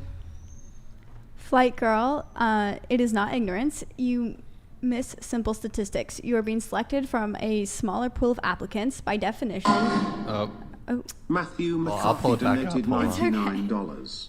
Jasmine is correct, same as Destiny stated on your podcast before. On average, men and women date and marry within their social circles, and with the rise of equal rights, education, and job opportunity for women, hypergamy is declining. Love you, Boo Bella. Yeah, I just want to say, everyone that's in my DMs, like, you're using Destiny statistics. I think me and Destiny just looked up the same shit, and these are just the statistics. I don't think it's mine or his statistics. I think we're just two individuals that wanted to do the proper research and look at the actual facts, unlike, you know, some people. Like, I don't think anyone is saying it's inaccurate to say that people tend to marry within the same socioeconomic You're not saying class. it, but a lot of the manosphere does. Oh, yeah. Because, I mean, like you said, proximity and obviously, like, there are just social Assortative differences, dating, yeah. which isn't necessarily a good thing because that's kind of classist, but it's just the way it is. But I think we still can't ignore the fact that, you know, if you're writing a dating profile, women, and I don't think even you deny this, women are going to care a lot more about what a man's job and income is than the reverse. That's true, but I think that's shifting, and we have evidence that that's shifting, and it's starting to become that men are starting to care as much because of just the reality of the society we live in. So it's still relatively recent that women have been in the workforce. So the shift is going to happen slowly over time, and we're seeing it shift.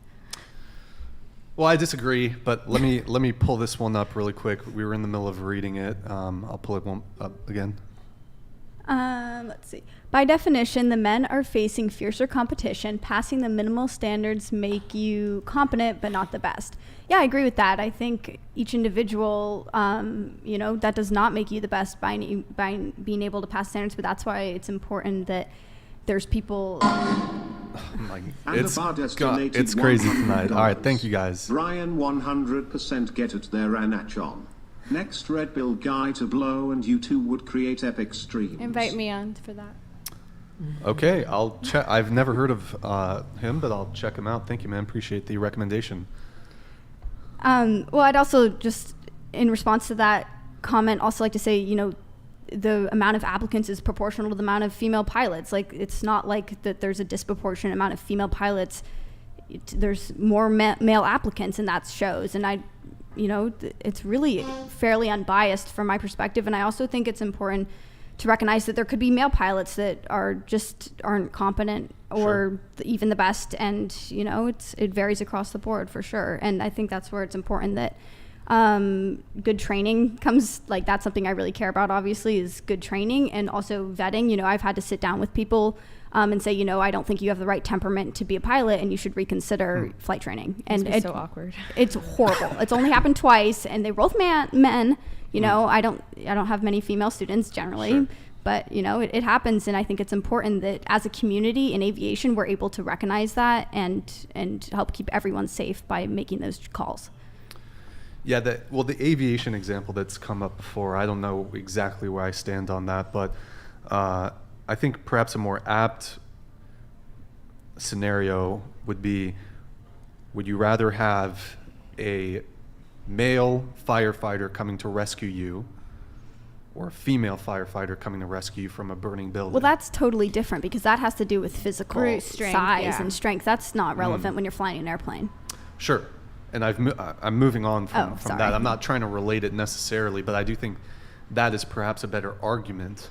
Well, yeah, so brute strength is something men definitely have a leg up in, but this is one of my critiques of the manosphere is jobs that require brute strength, manual labor jobs, are the ones most at risk for automation. So again, if you're telling men that your value and the thing that makes you important in this world is how physically strong you are and your ability to be a breadwinner, those are two things where society's moving in a direction that if those are the two things you're basing your identity on, it's a losing game. Yeah, but because of like diversity quotas and affirmative action. No, because of automation and hold on, trade. let me finish. Can you stop interrupting? Sure. They have lowered the physical requirements for women to enter some of these fields, such as firefighting or the military, for example, in order for you to pass the physical requirements to join the military, to join the Army, Marines, Navy, whatever it is. The requirements are much lower for women. If that's true, then I don't agree with that. I don't think Same with firefighting. Yeah, I don't think that should be the case. Okay, Yeah. but it is. Yeah, but so I agree with you in that regard. Oh, all right, there you go. All right, So agree. if that's happening, I disagree with that. Happening, Yeah, yeah, I don't agree. I don't think that should. I think if there's a standard, that should be the standard, even if that means that less women than men are firefighters. Okay, well, there you have it, folks. All right, let me get a couple chats in here, and then we'll get into our first topic, the Logan Paul dilemma.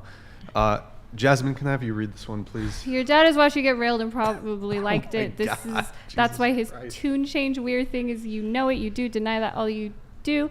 You use Insta, an app geared towards teens, to advertise your OF to teens. You do all that too. Yes, I'm advertising my OF to teens and teens alone. I mean, feel better. That's my Good times. Yeah. All right, we have KV Moga, if you want to read it. Me? Yeah, sure. OF girls, do you intend to have children? Do you justify kids having to go through shame, trauma, and depression because of their mom's greedy ambition? You want me to respond to that? Sure, why not? So if I do have kids, it's going to be like, I'm 28 now, probably when I'm 34, 35 at the earliest. By the time they're in school, it's like 15 plus years from now. I don't think it'll be as much of an issue. Plus, the two biggest contributors to childhood success are socioeconomic status and maternal education, and my kid's going to be balling on both fronts. So this is the same argument people used to make 10 years ago as to why gay parents shouldn't be able to adopt kids. They're like, your kids are going to get bullied, and now that's not like even a thing. Look how quickly societal attitudes have shifted on something like that in just such a short period of time. I think that's a little different, though. But people wouldn't have said that 10 years ago. Said what? That's different. People hardcore believe that gay... Yeah, but you can't choose to be gay. You can choose to do sex. 10 years ago, a lot of people thought you were choosing. That's the thing. Like you could choose not to. You could choose not to adopt kids if you're gay, and that was the argument people would make. You guys can be gay, that's fine, but there's no reason to bring a child into this because your child is going to go through all this and trauma and bullying, and now the stats are out that those kids end up doing fine. They're not getting bullied in school because they have two dads or two moms. Yeah, but I think it's not a fair comparison. Well, I think society's shifting one way in general, maybe not in spaces like this. We are moving towards being more sex positive, more sexually open and free. I think... Martin donated $100. Thank you, Brian, Marcavius. when I'm on, invite her back. I'll obliterate her. All right, we can She's arrange using that. a malicious tactic. Citing studies, almost. I'll categorically cite all my studies device-free. You and your parents have this in common. Crying yourselves They to love sleep me over your tonight. decisions. So, what was I supposed to say to this? Do you intend to have children? I will probably have children someday. And yeah, I think if they're well off economically, I think that's one thing that would obviously help them in a lot of ways. And also there's a lot of ways that you can actually keep your content like off of the internet these days through lawyers and different like websites to help that. So like she's saying, I do think that society in general is shifting a lot. And I sort of I know that it will be an issue and I will have to probably figure out how I'm going to navigate that. But I think it's not as big as an issue as a lot of people. I mean, like try to 15 make years it. ago, we barely had iPhones. Who knows? 15 years from now, there could be deep fake porn of all of us. Like, Yeah. who knows what the world's going to look like 15 years technology-wise? If I'm still popping 15 years from now, I will take that as a win. But I guess so with both of your answers, you're kind of acknowledging that this might negatively affect your child. You're saying that, oh, well, this will be in the future. I can keep it offline to the general public. You're saying it's 15 years. You're saying society might change their attitudes, but you're also saying that'll be in a long time because, you're only 28 and you don't want to have kids just yet. So is it fair to say that you are acknowledging that there is a way that this could... Of course, but I mean, like, for instance, I grew up Persian and a lot of the kids in my school were white and kids used to make fun of me for having Persian food. Like, what were my parents supposed to say? Like, oh, okay, let's try to have you not be bullied. I don't plan on raising my kids to appease the whims of like the most immature population, which is like school kids. So yes, they could get bullied over this, and yes, I'm not saying this isn't a possibility, it can't happen, but I think kids can get bullied almost over everything. I mean, you're a conservative political pundit. If your kids go to school and there's some really liberal parents there or something, your kids are going to get bullied because of what you do, because half of the country at least disagrees with you. So there's a big portion of the country that also finds what I do controversial. So again, I think it's something that is a possibility, but I think there's so many mitigating factors. And I also think a lot of the people that ask that, maybe not this particular commenter, they don't actually care about kids. If you cared about kids, you would go volunteer at a children's hospital. You could do things with kids that actually exist now instead of my hypothetical future potential children. So that's I also don't think it's a question generally asked in good faith, not with you or maybe this commenter, but in general. Right. And I guess the reason why I asked this is because I'm a mom. Mm-hmm. I have a kid. And obviously, like you said, kids are going to be bullied. I plan on homeschooling, so hopefully that mitigates some things. But do you think that as mothers or potential mothers that you have a responsibility to, I guess, behave in such a way where your child would be proud of you.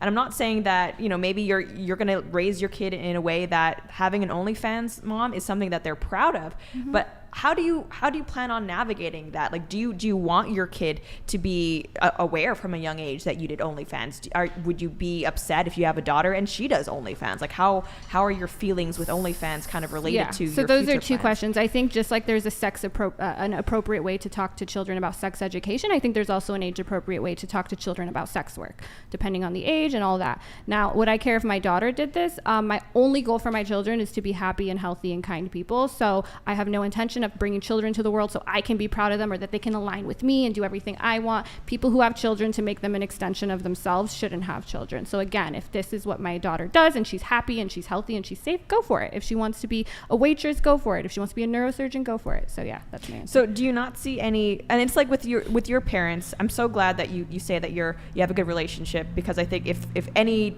displeasure they voice with you, it's because they love you. I mean, it sounds like you guys have a great relationship, Yes. but I'm happy about that.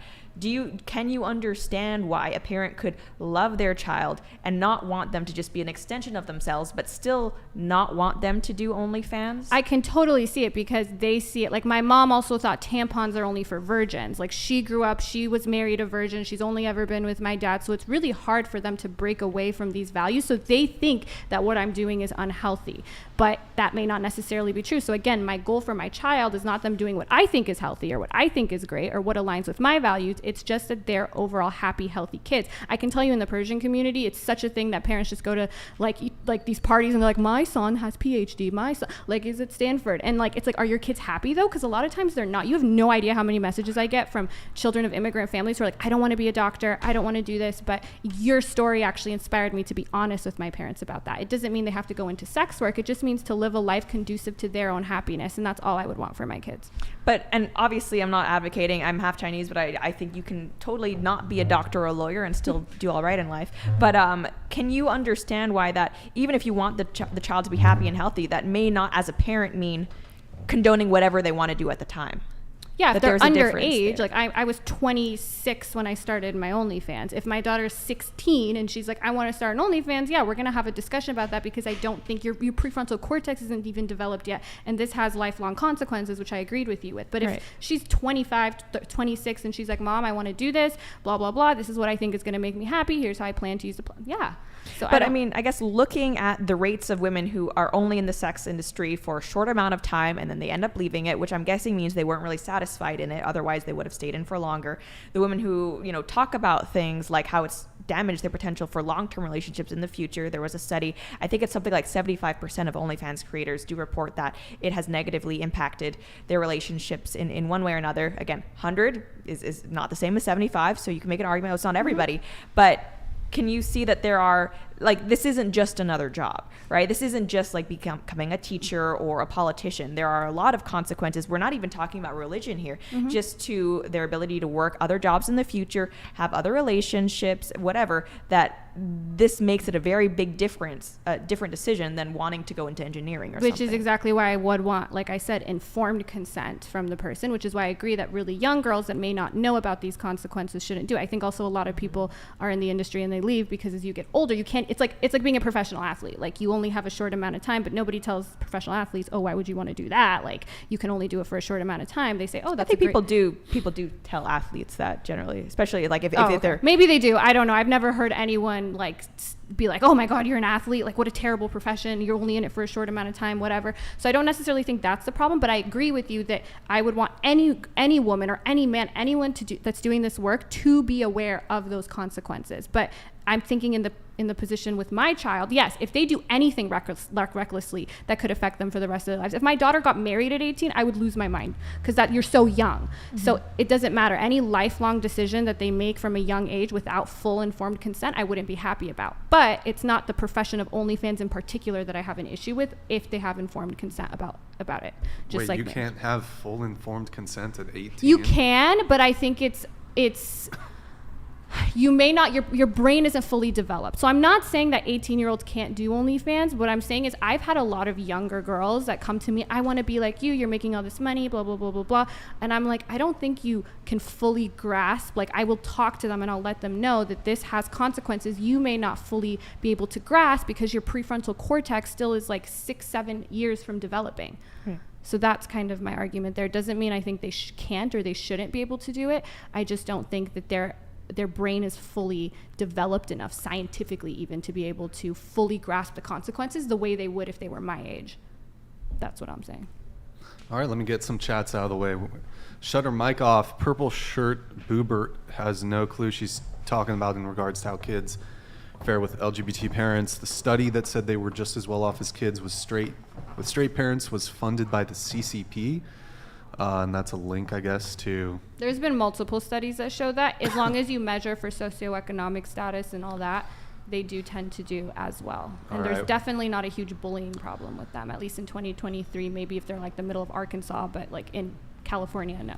Madison, can you read this one?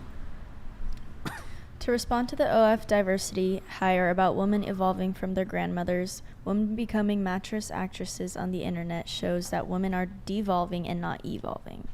I don't think men would be having this issue with struggling. We wouldn't be outpacing them and kicking their ass in education, even in the labor market. Like, men's wages have been stagnant, which I don't think is a good thing, while ours has been rising. Like, women are doing better in this society than in previous society. So while it's your opinion that this is an example of devolving, for instance, I'm really happy I had this option, and now I make 7 figures and I'm able to have all the time, money, and freedom that I enjoy. So for me, it was a good thing. But I mean, it's also true that women, and not speaking of your own situation, but women in average, like especially for white women, the rates of depression they're really skyrocketing, right? More women than ever have clinical diagnoses, whether that's depression, anxiety, and they're medicated. So I think we can say that, yeah, obviously women have made a lot of grounds in terms of economics and finances, but I feel like it has come at a cost to for a lot of women, our mental health and our overall work-life balance, which women purport to be way less happy about than men on average. So I think that, like, for instance, the medication thing, I think a lot of people are over-medicated these days, and men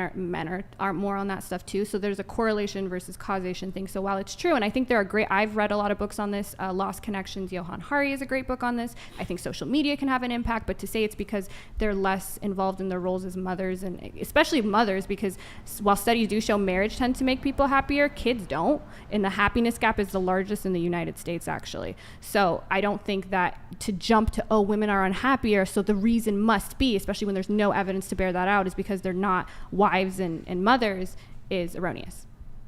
Well, I mean, they have done studies that show that, I mean, married people tend to be happier than non-married kids people. Have the opposite. So it's like, okay, do you think that they should we just be supporting dink lifestyles, to dual income, no kids? Because that seems to be what shows to be the happiest. Now, that's not for everybody, right? There's also a study out of University of Michigan that came out recently showing that people who chose not to have kids don't end up regretting it later.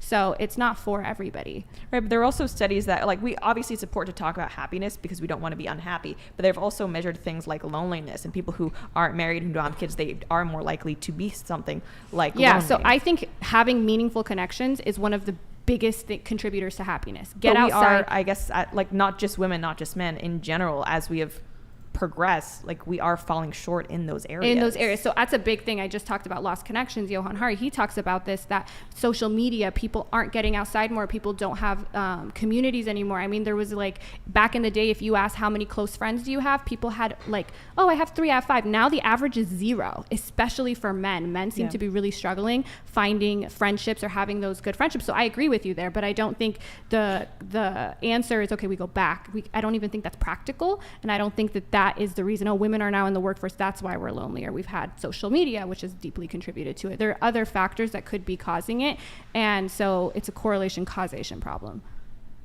All right, let's get these chats in. Wouldn't you like to know? Maddie, can you read it?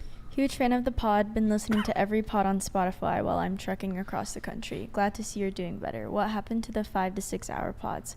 Enjoy listening regardless. Send the 304s to the streets. Bring Shapiro on to red pill these ladies.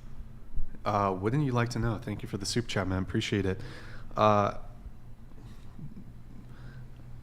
not going to reveal who, but very soon we are going to have someone from the Daily Wire on the show. Not Shapiro, but somebody else. So that should be fun. We've been making the pods shorter. I don't really want to. I'm not going to go into it, but we've had some noise complaints, even though this is like basically a tame dinner party type conversation. Like, so we've been trying to end the shows earlier, so we might start having the shows start sooner here. Maybe, I don't know, soon. I think our Tuesday show, we're going to start 1 hour early, so we're potentially in the works of starting earlier. David McCoy, thank you. Go ahead, Madison. If women want equality, why don't women fight to be included in the draft? Seems like they want rights without responsibility. Oh my god, the way responsibility is spelled. Sorry, I don't want to be. Also, I think a lot of people are just against it. The draft hasn't been triggered in over 50 years, and I think if it was, people would have an issue with it, including a lot of feminists. Yeah, well, feminists, their official position, if you have one official position as a feminist group, is to abolish the draft entirely. Yeah, so, for men or I women. agree with that. Yeah, but that's kind of wishful thinking. It occurs to me that a country needs to have a draft in the event of some sort of catastrophic war. I don't think a draft is good, but it's plausible that a country would need to call upon its citizens to defend said country. I don't think anyone should be forced by their government to go die for the country. That's Then my who opinion. would be, I mean... If we don't have enough people that volunteer to do it, Sure. then but I don't believe the answer is forcing people. That's me, though, so. Okay, so then you've basically surrendered your country to I think an I'd enemy rather force. surrender my country than Matthew force people McCarthy against their will. donated $99. Brian Chat named me Giga Simp Simpaloo and requested me on next with my boopala ha ha. Let's make it happen. I promise you'll break your donation record. Do my research for both sides, and when I'm wrong I take accountability. To everyone, does body count matter? We'll touch on body count in just a bit. Thank you, man. Appreciate it, Matt. Okay, so we were talking about the draft. Draft. Well, I actually think that's a really solid argument for why feminism is not actually about true equality. Why? She just said the feminist position is to abolish the draft for both genders. Well, I mean...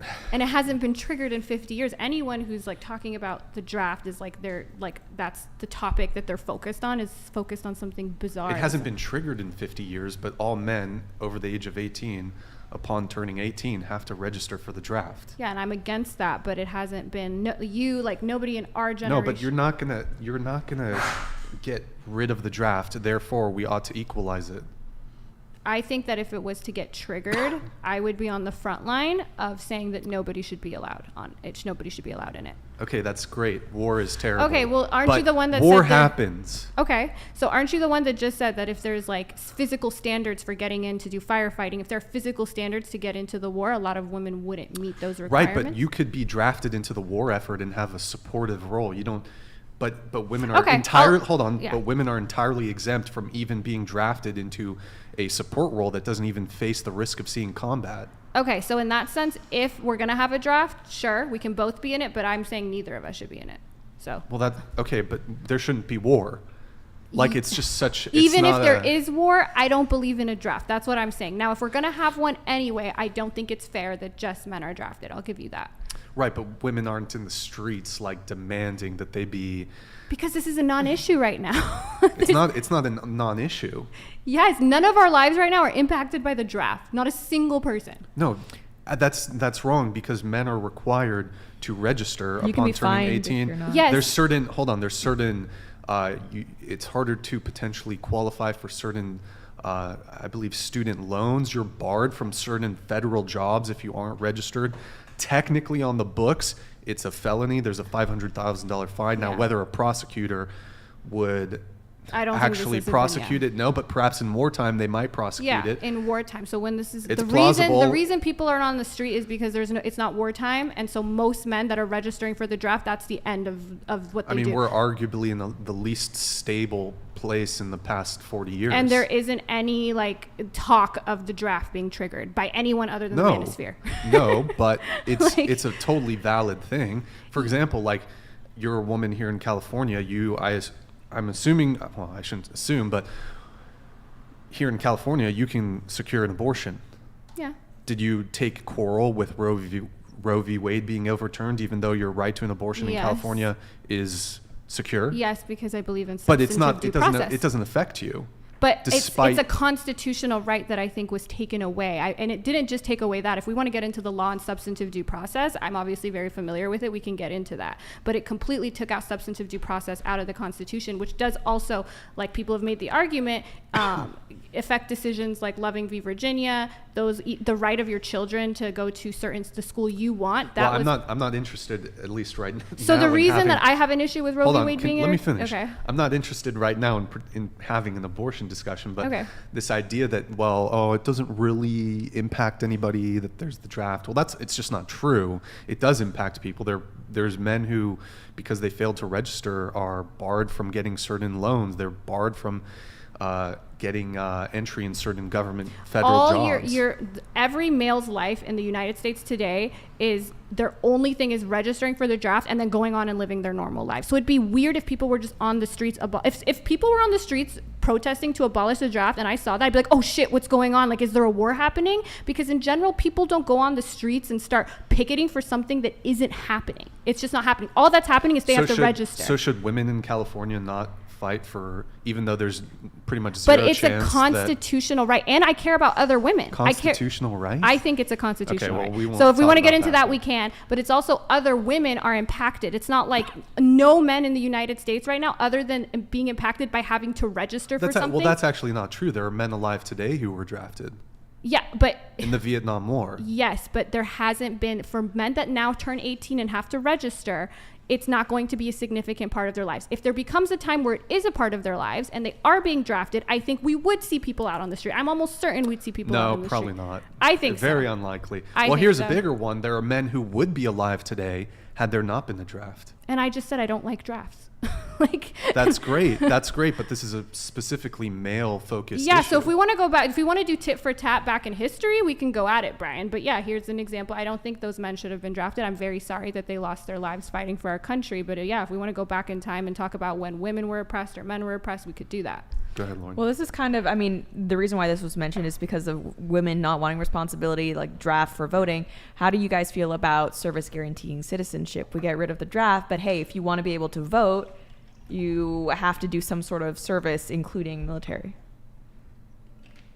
My thoughts? Yeah. Everybody's thoughts.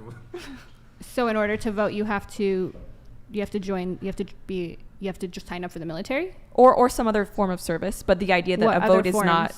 in Korea, I think there's not just military service. They also have different types of service. I think some people might have like religious qualifications, but the idea that it's often talked about in the manosphere, women want white rights without the responsibility. And that's an issue that I have with the feminist movement as well. And it's an issue I have with universal suffrage. So what about the idea that if you actually want this right, you also have to take on responsibility?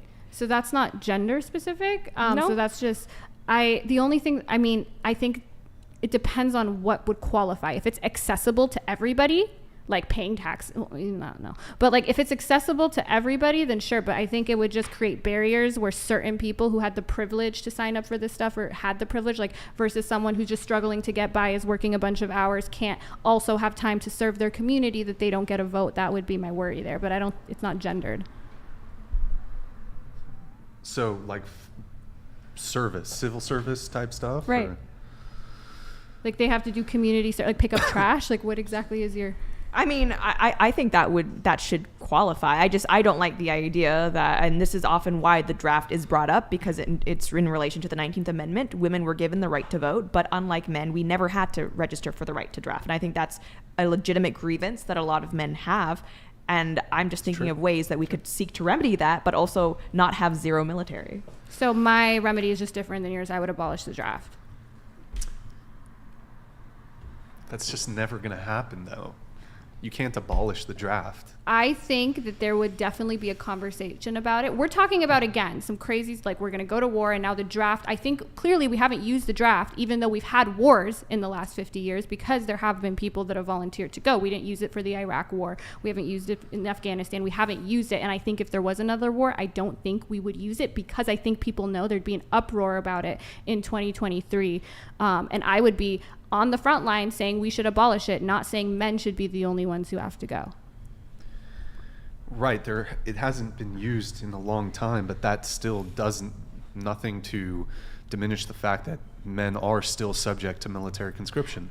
That's what I'm saying. It shouldn't be the case, but I'm also saying the reason it's not a main issue is because any man who's going to bed or waking up like, oh my God, I'm in the draft, you should get a job and work, focus on things that are actually happening to you. Well, that's rather, But I guess- that's but rather, that's- let me just say sorry. one thing. That's rather dismissive of men's concerns when it comes to their basically being forced to die in a military conflict. And you might think that that's I don't think- fanciful, that yeah. you might think there's not a strong likelihood that, well, certainly in the US perhaps not, but take for example Ukraine, which is starting to become a fairly westernized country. Still to this day, men between the ages of I believe 18 to 60, maybe even 65, they're unable to leave the country. Yeah, okay. And if No we limit. There's no such limit on women. Okay, but if we want to go Ukrainian women. globally on tit for tat for women, a lot of places women still can't go to schools. Women still can't even drive in some places. So if we're going to go globally, We can go globally. yeah. So if we're going to go globally, I think there are far more examples of women still being oppressed. Especially, I mean, like I told you, my parents are from Iran. You see what's going on there. Women are getting killed for not covering their hair. That's not happening anywhere in the world for men.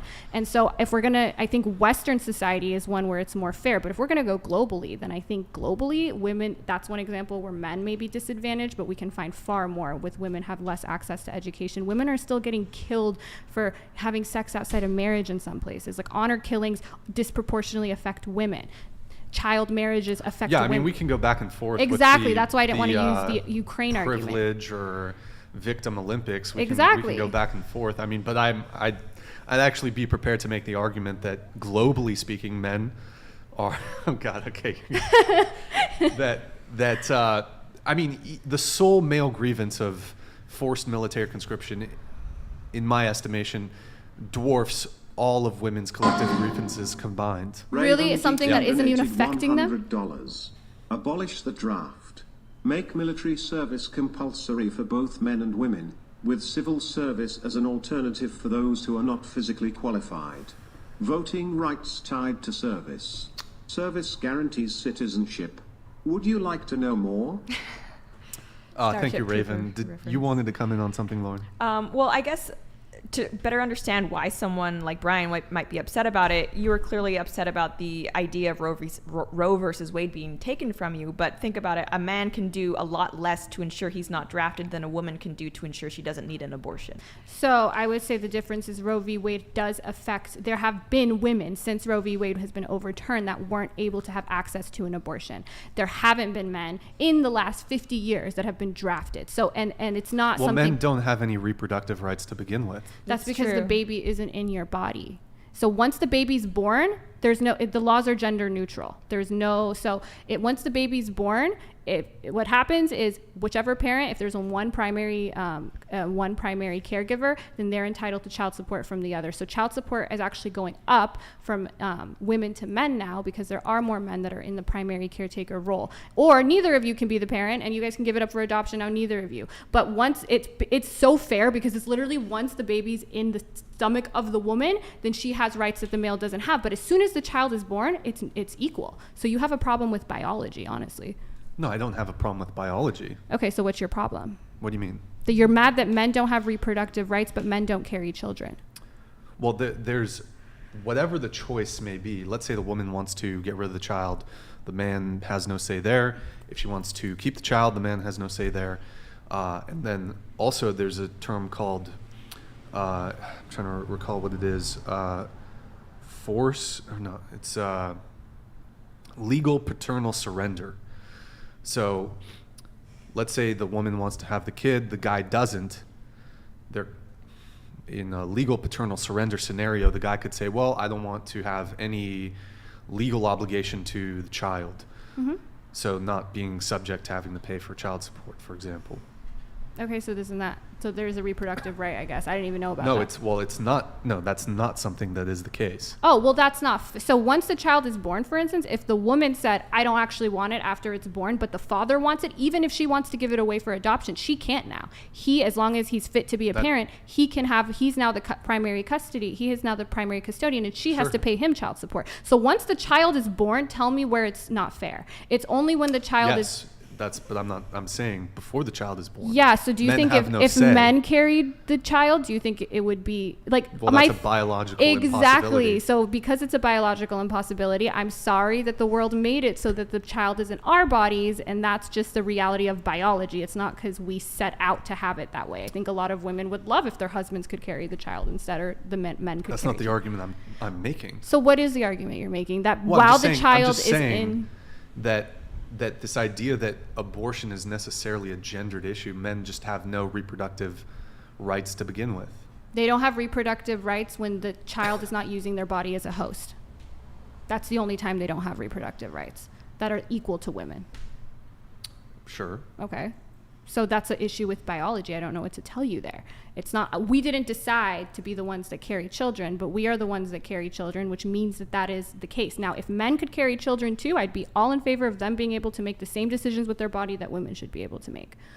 Right. There's obviously biological differences, but again, the point I'm trying to make is that men don't have any reproductive rights. Now, we can have a debate over what that would potentially look like.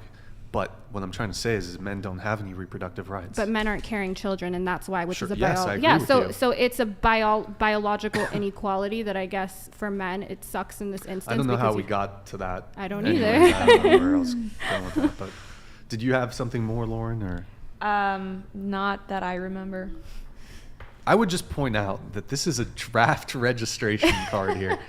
And note, it says men 18 to 25, you can handle this. You can handle this. And there's, don't let the colors fool you. That's the registration portion. All men have to do this when they turn 18. Do most men do it? What are I'm just curious. What are the Well, I mean, I have. So I'm not from America, so I know a lot of other people who have kind of immigrated later, and I have had some of my college friends who've gotten green cards later on in life kind of joke about, hey, if it takes just a few more years, I don't have to register for the draft. So it is something that they at least are prompted about, especially if you're kind of. Do you get an email when you're 18? I just don't know how it works. Yeah. How does it? Do you get that in the mail? No, but I mean, in every single post office in the United States, there's going to be something like this. How many of you guys have seen that? I feel like well, who knows? It's not a part of our lives in America, and it hasn't been for a long time, besides the fact that people can just say men have to register and women can't. And I agree that's unfair. No one should have to register. But of course, people are not going to be. People are figuring out how to put food over their food on their table, a roof over their heads. Nobody cares about the draft right now. It's not a thing. Well, it's very easy for you to be so dismissive over something that is actually quite important. But it's not important to anyone's daily activities of living in 2023. And it's not. It's not. How is it? Because in the event of a war, it would be very important. But we've had wars since that we haven't used it. A war that required a draft. We haven't even spoken, other than in these spaces. That required a draft. We haven't even talked about, except in these spaces, the possibility of reinstating the draft. Every time we talk about going to war, we have a military full of volunteers. And I think the government would do more if we needed more recruits to incentivize people to volunteer, paying them more, which I think they should get paid more, giving them more benefits. I think those are ways we could recruit people. We have not had an enemy that necessitated a draft. I mean, we went through 9/11 and we still didn't necessitate the draft. Because now we can have an argument over whether it was appropriate to have invaded the Middle East. It wasn't, in my opinion, but that doesn't mean that we did anyway. Yes, so why didn't we use the draft? I think it was a mistake. However, there are two opponents that occur to me where a draft may be necessary. For example, China or Russia. And when that time comes, then we can talk about it. But right now, I don't think... When that time comes, what are you talking about? It's not happening right now. Nobody's talking about using... Okay, right now, if we went to war with China or Russia, I think it would be a huge deal, and we would all be discussing what to do. But I think the first step wouldn't be to, okay, get on the news, the draft is reinstated, everyone pack up, all men pack up, go to your local airport and get ready to be shipped out. I don't think that's how things would go. I think, one, we do have the biggest military in the world, full of volunteers currently. I don't know if we need more people. Hold on. Alvin Sam donated $99. Jasmine, you're failing to understand. The draft itself is not the argument. The requirement to apply is, and that is significant to a man's daily life because it carries legal consequences if we refuse to apply. If Thank the you, biggest Alvin. issue for a man in 2023 right now is that he had to spend 10 minutes registering for something that's very likely to not come to fruition, then men have it far better than I thought they did. But I guess it's not just the time it takes to register, it's the legal weight behind what you're registering for. Like, as a man, just in terms of principle, is it fair, is it right that you should have to volunteer for register for the draft? No, it's not. Right, but don't you understand people who want to tackle that now? Like, shouldn't that be a bigger deal? Sure, and if that's an issue that you're really passionate about, sure, but I think that if we were to make a list of issues going on in our country right now, it wouldn't be in the top 20, in my opinion. Now, if there's some guy who just feels like he's being psychologically tormented because he's so afraid of going into the draft, then sure, but a lot of Americans are concerned about other things that are affecting their daily life instead of... But let's say there was some event. I mean, again, it's very dismissive. Yeah, we haven't had a draft in a very long time. Is it looking like there's going to be a draft? No. But if there's some scenario where shit hits the fan, there's not going to be like a protracted discussion over, oh, should we do the draft? Like, it's going to come quick and it's going to be like, okay, you're drafted. In addition to that, he did mention some of the other things. So it is technically, let me see here. It is technically a felony. Failure to register may be fined up to $250,000, imprisoned for up to 5 years.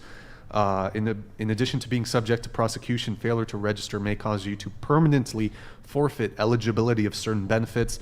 So federal and many state laws require registration age men to be registered with the Selective Service to remain eligible for applying for the following benefits: student financial aid, government employment, employment with the U.S. Postal Service, job training, and U.S. citizenship for male immigrants. Yeah, so like I said, I don't like this. I want this to be changed. But I think for men, there are a lot of things we should be focusing on. The education gap, the issues with, I want you guys to make more money, to get paid more for your work. I wouldn't right now be picketing for eliminating the draft, because even though you have to register and even though there could be those consequences, like you said, they're not usually enforced. I haven't heard of a case, at least maybe I'm just unfamiliar with any case where someone's been... in peacetime, certainly they're not going to be enforced. Although when it comes to criminal prosecution, not really being enforced. However, the negative consequences that I just listed, that's not a question of enforcement. Like, if you don't register for the draft, then you're fucked when it comes to, the financial aid thing I talked about, getting certain jobs. If, like, this is what I mean. If someone had a petition and they're like, to abolish the draft, I would sign it. But am I going to spend my time, my resources, my energy right now fighting for this issue? I don't think, like I said, if we polled Americans right now, it's about to be a voting year. What is your top issues? I don't think the draft would even get like 3%. And that's because there's just a general lack of caring when it comes to men's issues. No, I think it's just a general lack of caring about something that's not happening. It is happening, though. There is a requirement for men to register for the Selective Service. Now, we're not in war. It's not wartime, so there's people not an don't active care about draft. it because it's not affecting their lives. If it was affecting their lives, I think it would be a voting issue. It's clearly not. The only people who care about it are the manosphere. It's never going to be an issue because it's just the de facto. It's the default. Men are just viewed as the disposable sex. No, I think it's not an issue because men are worried about how they can feed their families. They're not worried about potentially being kicked into a draft, which doesn't seem like it's coming to us anytime soon. $500 to mute me. I think that does trigger a mute. All right, that's fine. I'm tired of this issue anyway. Hold on, let me see. You come in, go ahead. Well, I don't know if I can follow that, but I was just going to mention how it's important to remember that as technology advances, the need for physical people in the military is being reduced.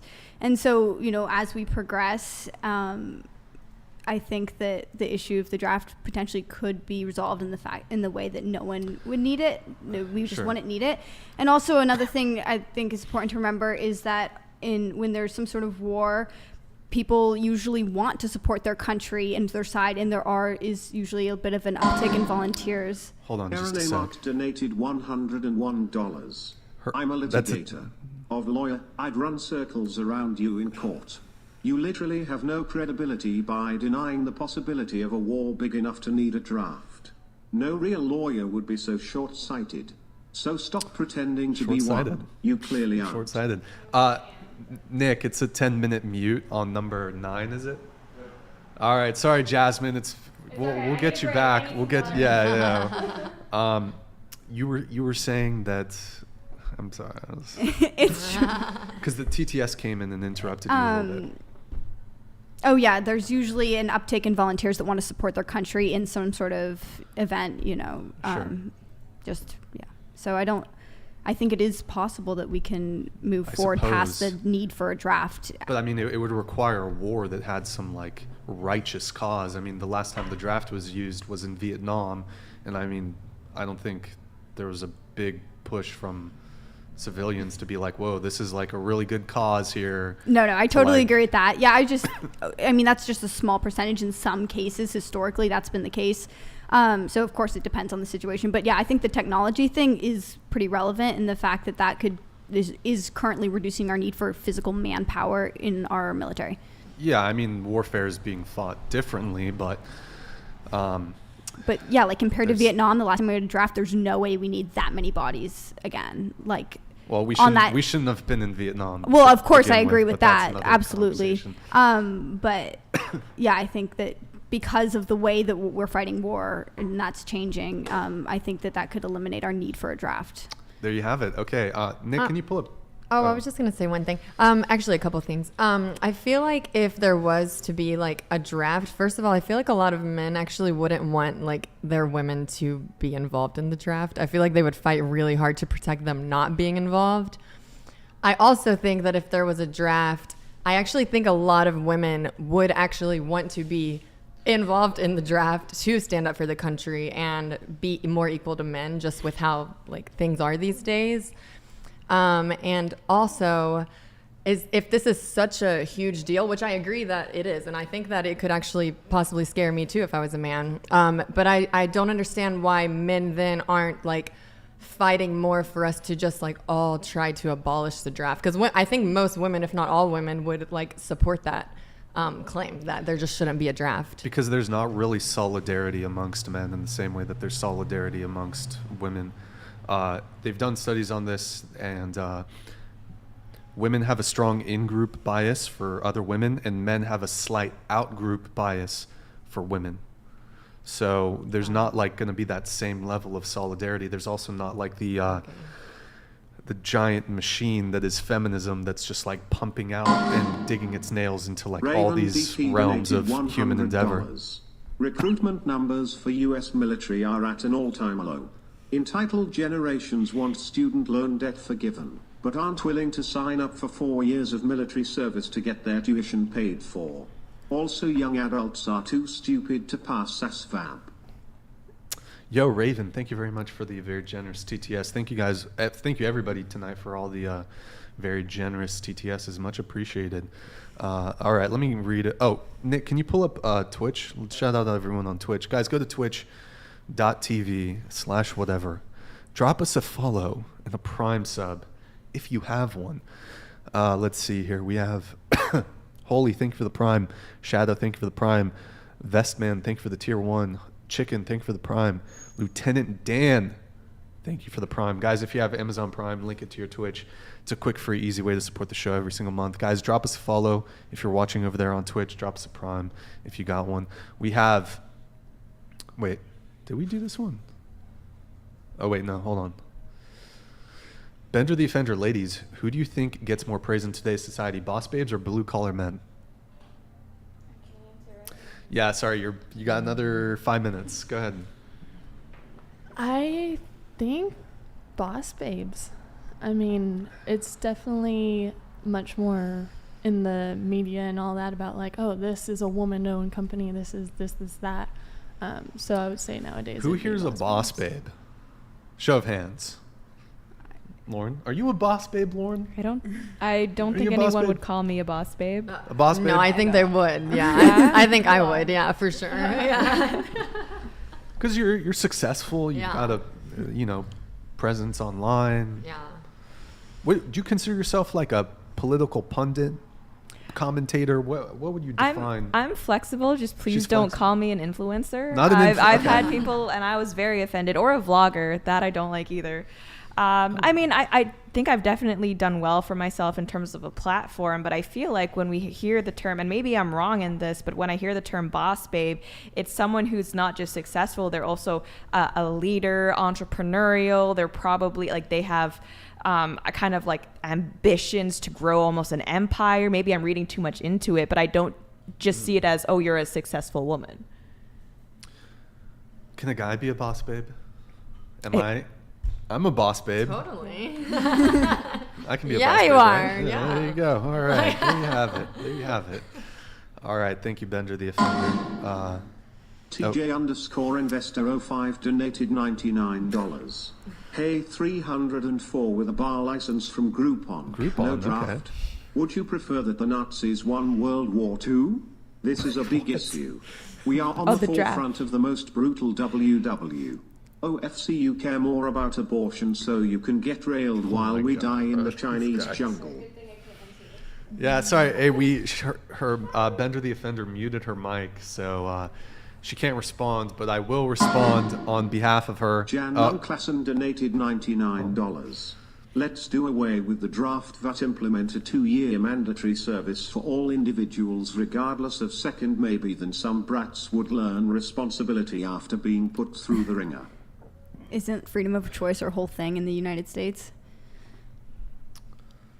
We do have to pay taxes. Can't choose not to do that. Well, But I mean, there's a lot of other countries that have the that. I think. yeah, absolutely. Wait. I know Israel Actually, a does. lot of them- Israel, Singapore, South Korea, I think perhaps Sweden. I know Switzerland has compulsory male military service. There's definitely a lot of countries where the men have to do military service, but the women are exempt, even from like doing a civil type thing. So, TJ, I will respond on behalf of Jasmine.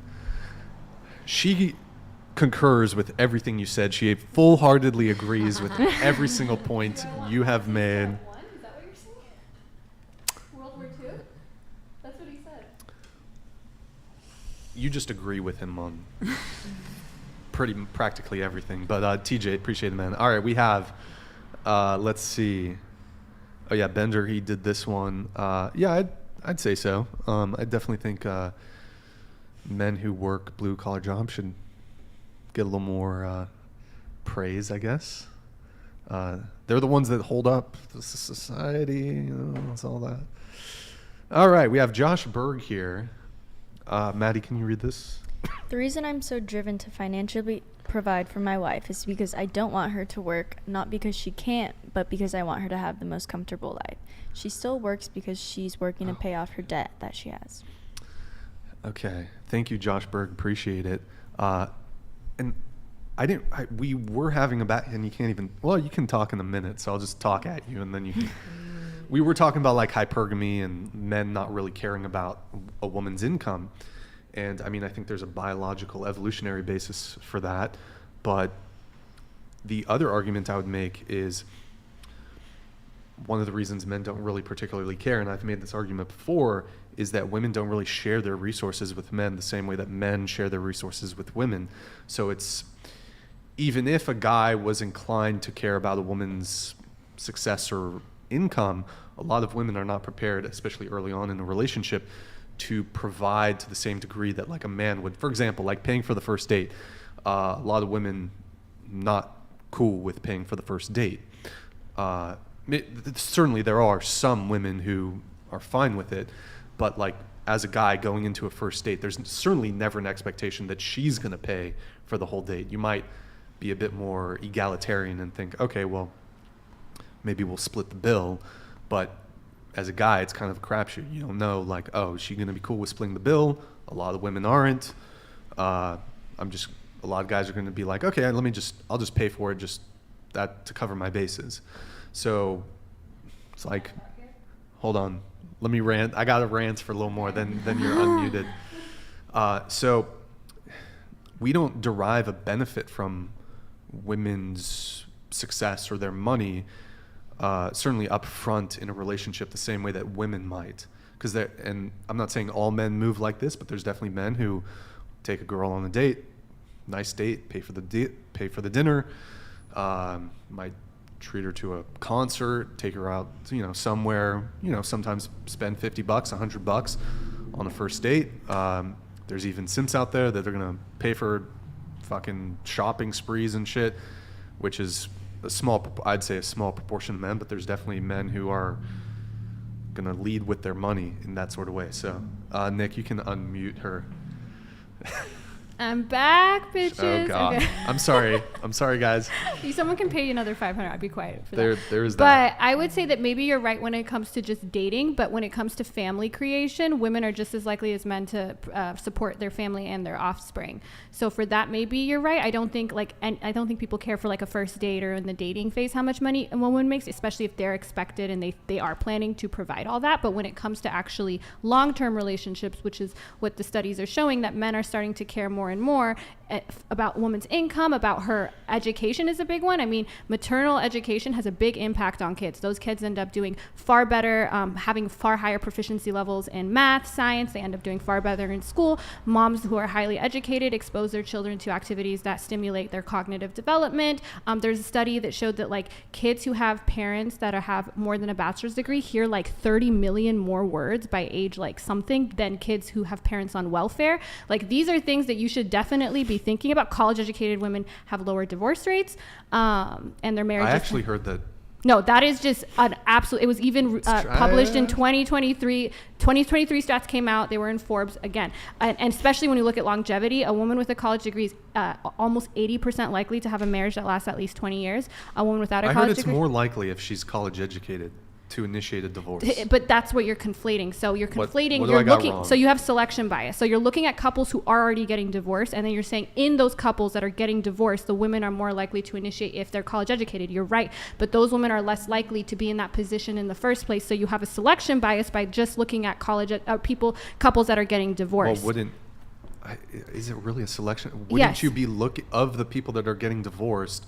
Wouldn't you be looking at that? Yeah, but of the people that are getting divorced, but they're less likely to be in that group in the first place. Do you see what I'm saying? Okay, I see what you mean. Yeah, so that's where manosphere constantly conflates those. I called it out on Fresh and Fit too. It's very easy. You could look this up super easily. So if you're going to look at the couples that are getting divorced, and I think it makes sense, a woman who has more resources is more likely to initiate and leave a shitty situation, but college educated women are less likely to be in that situation in the first place, and you're just looking at people who are already in that situation. But I've also heard that women who are the breadwinners are more likely to divorce their husbands.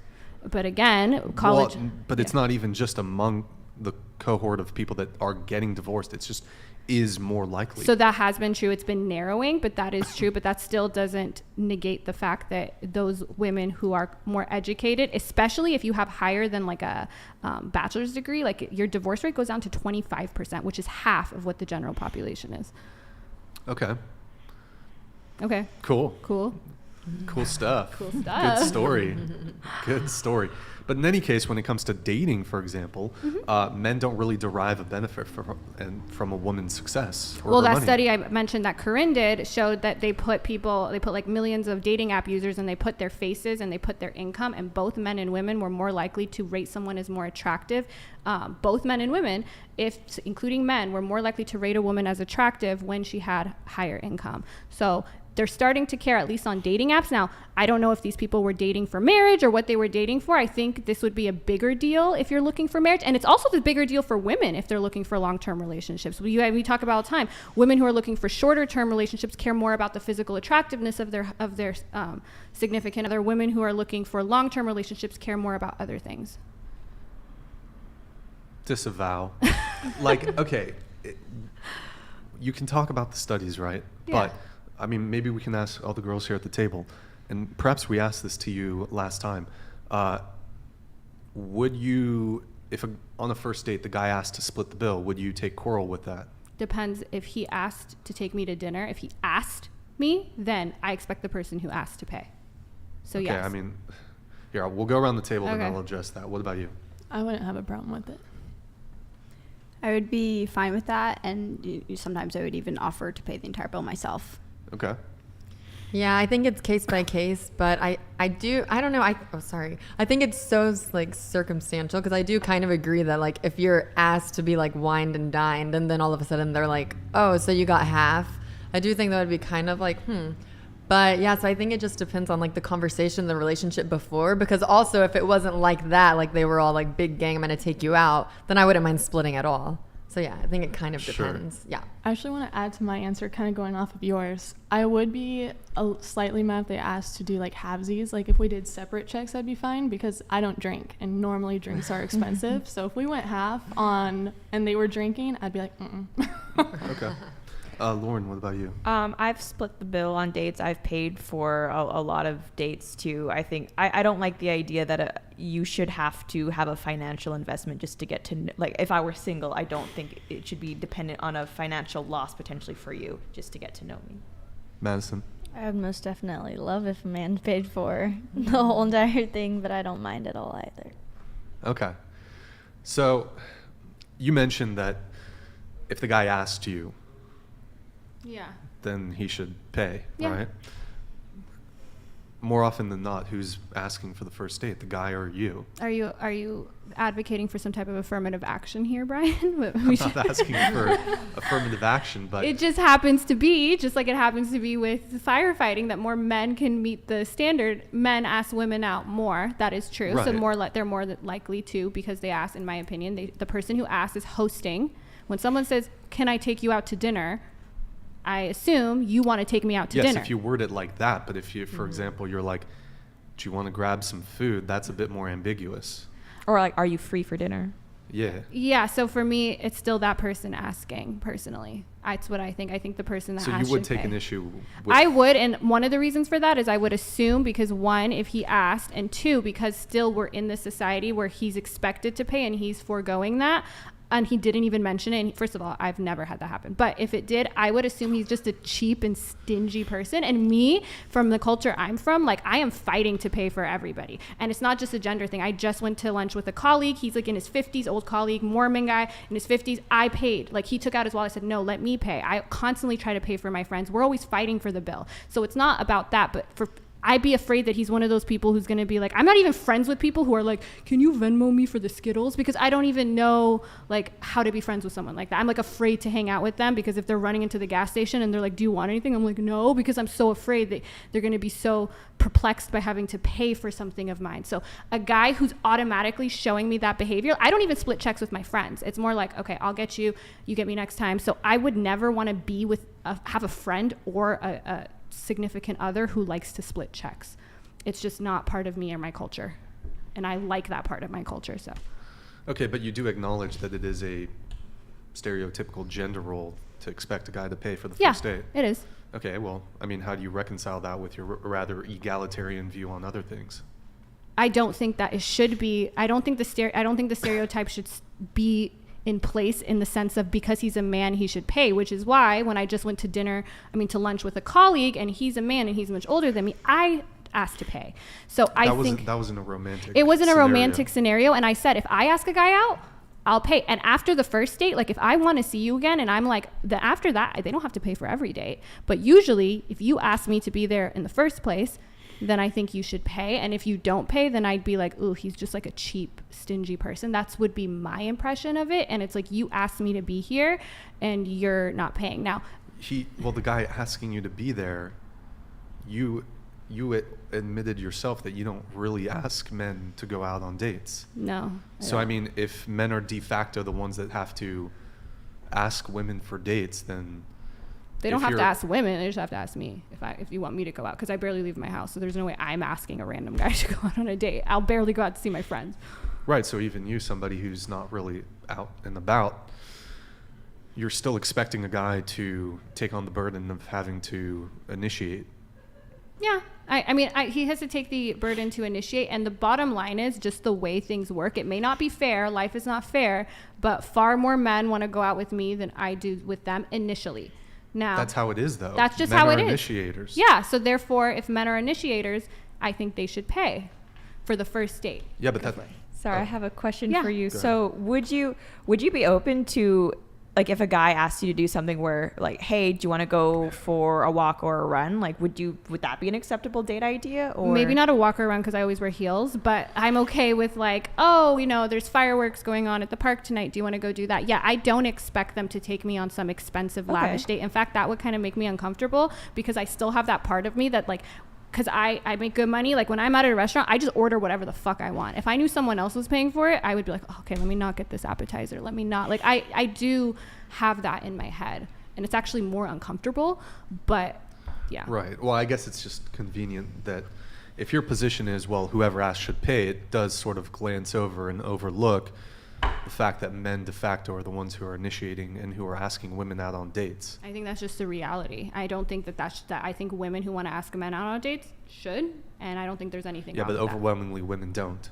Yeah, and that's just the reality of it is what it is. Like men are going to ask women out more, and so because of that, because they're in that role, then yeah, they're going to have. So I think they when should. it comes to something that perhaps is negatively impacts men, it is what it is. I don't think it's how it should be. Well, no, but you said you do think so because you said that men should I pay don't for the think first that date. men. You do think it should No, be that I way. don't think that men should be asking women out more than women ask men out. I just think that's the reality Well, of that's the wishful situation. thinking. What do you mean? Is it wishful thinking? I'm saying it shouldn't. You think what?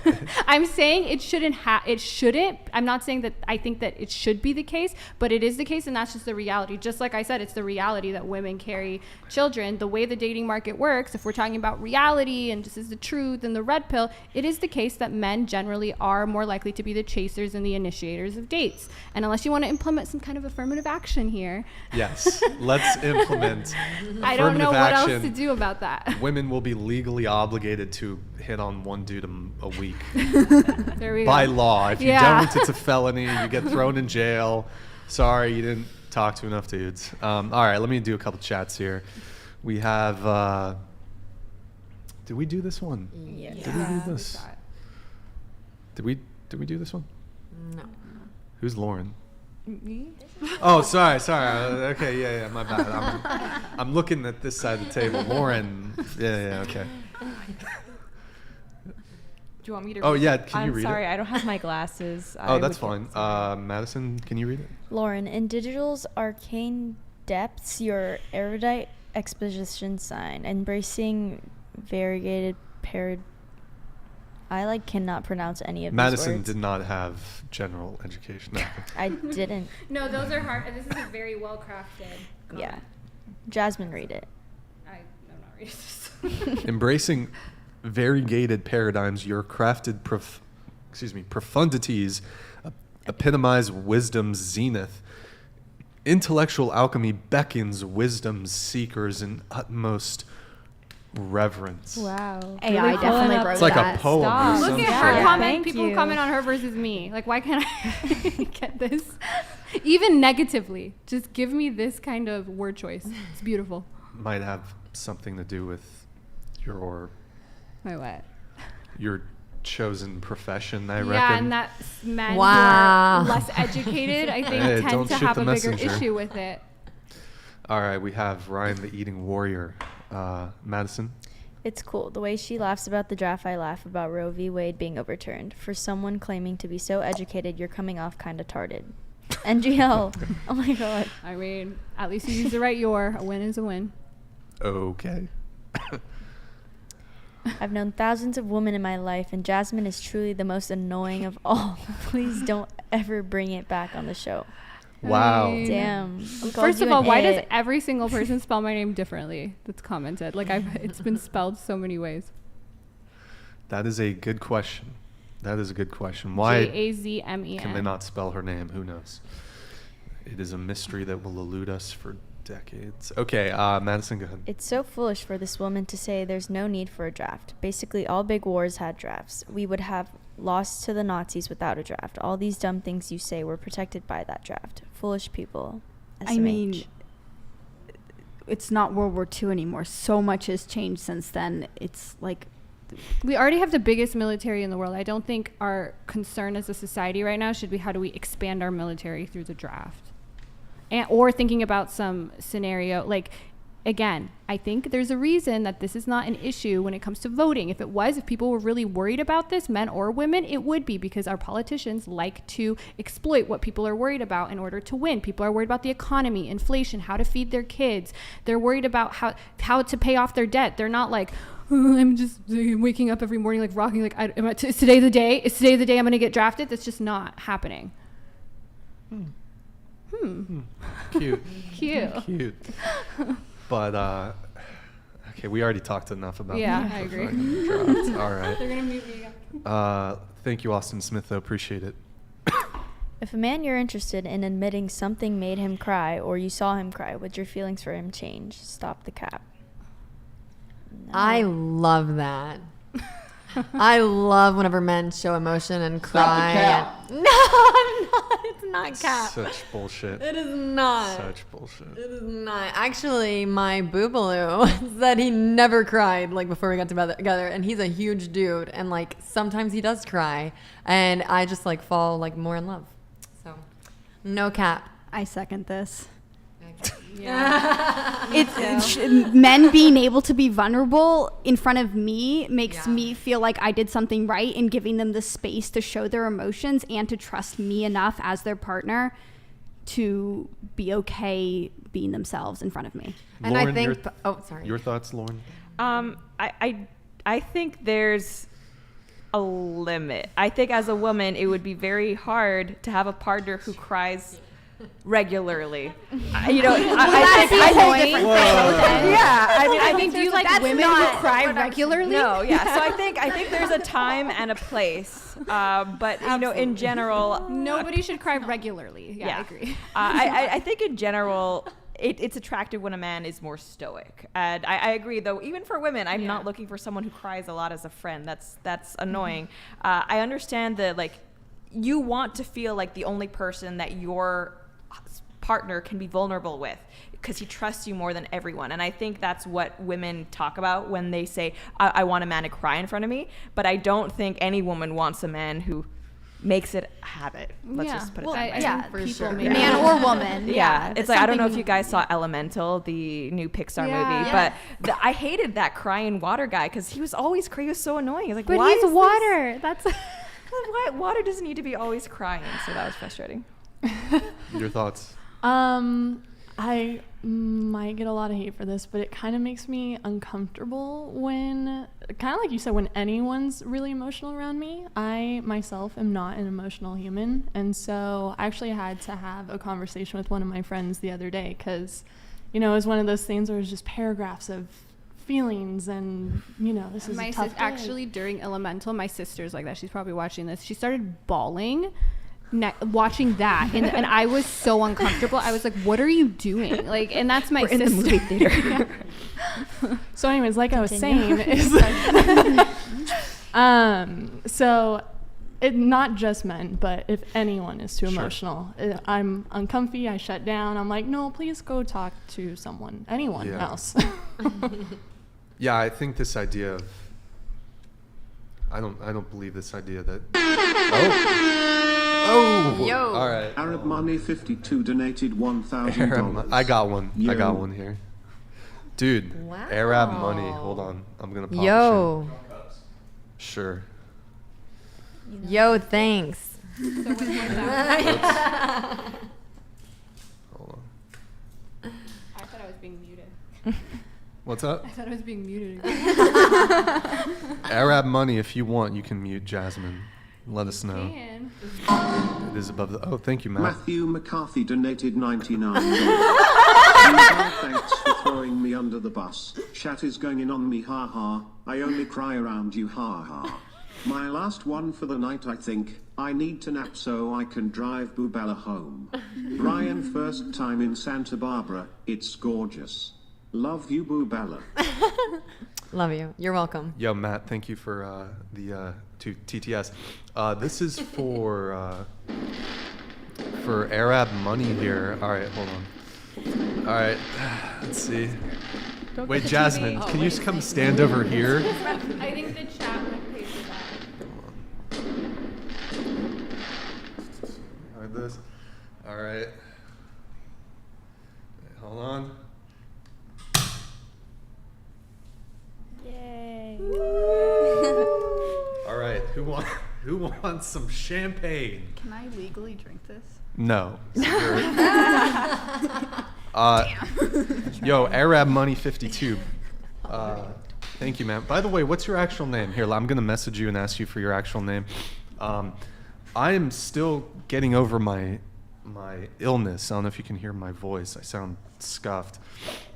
Lauren? I don't drink.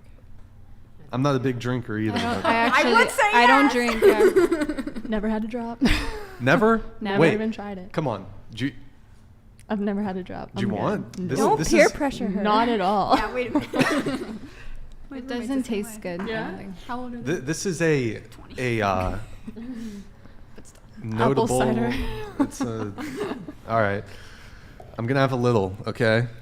And I'm a lightweight, so holy shit! I almost overflowed that. Well, if anybody changes their mind, it is there. All right, this is to you, Arab Money 52. Did you message me what your name is? He says, just say my name is Mitch Jones. Okay, to Mitch Jones, merci beaucoup for the your very generous patronage. By the way, he actually sent one, $1,000 one over break. Unfortunately, I wasn't able to trigger it. It's kind of scuffed, but Arab Money 52, Mitch Jones. I dedicate this. Well, cheers with Hey, there you go. Salut. Oh my god. I never drink. Does no one here drink? That's. I'm not a big drinker. I go to UCSB. I mean, You should. Thank you, man. Appreciate it. Your patronage is very much appreciated. I'm forgetting where we were. Was somebody? Oh, about like men crying, things like. Oh yeah, that. men crying. Yeah, I don't know. This idea that women are attracted to men who are vulnerable, I disagree with. I don't think it's the case. Because if that was the case, like, for example, a lot of women say they like men who are confident. But wouldn't it be vulnerable to like step to a girl and kind of be a little awkward or a little shy or a little nervous? That would be being vulnerable. However, I think women are not attracted to that. That's the being thing. vulnerable is being confident sometimes. The What- vulnerability is only attractive if it's contrasted with the confidence, because you don't want to. No one wants. I mean, it's just true in general. Like a very awkward, uncomfortable guy who doesn't make eye contact. People don't want that, but what they want is a strong. I'm sorry. It's the liquor. What women actually Keep want going, Lauren. is they want someone who is very confident and frankly masculine to then show exclusively to her in certain moments vulnerability, therefore showing that he trusts her more than other people. That's what's attractive. Yeah. It's not just I blanket don't think vulnerability. Well, I agree So- with that. Vulnerability, they And you just can have like both. the You can. comfort It and goes both reassurance. ways, and everyone's Kind of like, sounds like vulnerability when it's convenient. Yes, that would be accurate. to Okay, say. all I would right, say all right, that, she yeah. admits it. Okay, there you go. There you have it, ladies and gentlemen. Okay, Well, we actually, have. if I think about just my personal like relationships with friends, two of the happiest relationships that I know, one is actually my friend who's a man who's dating a woman, and one is a woman that's my friend who's dating a man. And the man that's my friend is really, really like emotional and I would say vulnerable, like with his woman and kind of just with people in general. But he's also really confident, and they have an extremely happy relationship. And then one of my girlfriends who's with a man who's who's with a man who's extremely emotional. They also have a really happy, like amazing relationship. And then I can think of two girlfriends who are dating men who are more closed off and don't really show that side, and like she's pretty miserable with him. So Okay, here's a scenario. I'm going to paint a scenario for all of you here at the table. Let's say you've been dating a guy for a year, and he's big into playing World of Warcraft. Now, he's in one of the top raiding guilds on his server. He plays Alliance, And his guild, it's loot council. So there's a lot of favoritism in the loot system. And he was overlooked in a major loot decision. So their KT, Naxxramas, Gressel drops. Now he thinks he's in line for Gressel, which is the best in slot sword for rogues and warriors, right? Now he thinks he's in line for Gressel, but someone new to the guild gets Gressel instead of him, and he's so upset that he starts crying over Gressel. I mean, it's nice Did you to lose see attraction? it's nice to see that he cares about something, and if that's something About he's interested. World of Warcraft? But I mean, you're if that's something that he's vulnerable for, passionate about, then that's something he's unnecessary allowed to be things passionate in about. life, That's not that's my a little different. choice, or that he's totally within his rights to cry over something he cares about. I mean, my husband is a pretty dedicated Eve player, so I understand how for some men this it's not just games, it's a hobby and it's their social group. So I think it's perfect. Like if that really mattered to him, then I would be sad that it didn't work out for him. Your husband plays Eve Yes. online. Okay. I'm not familiar with the I've heard of the game. It's like a space MMO or something like that, I think. Oh, it is.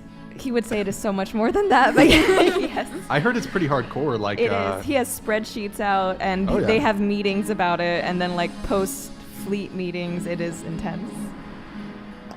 Have you ever seen him get worked up about Eve online? Yes, I have heard rants about inner Eve drama as well, and that's the Do you thing. play? Have you No, tried to but I care introduce about it because he cares about it. Wow. That's a keeper right there.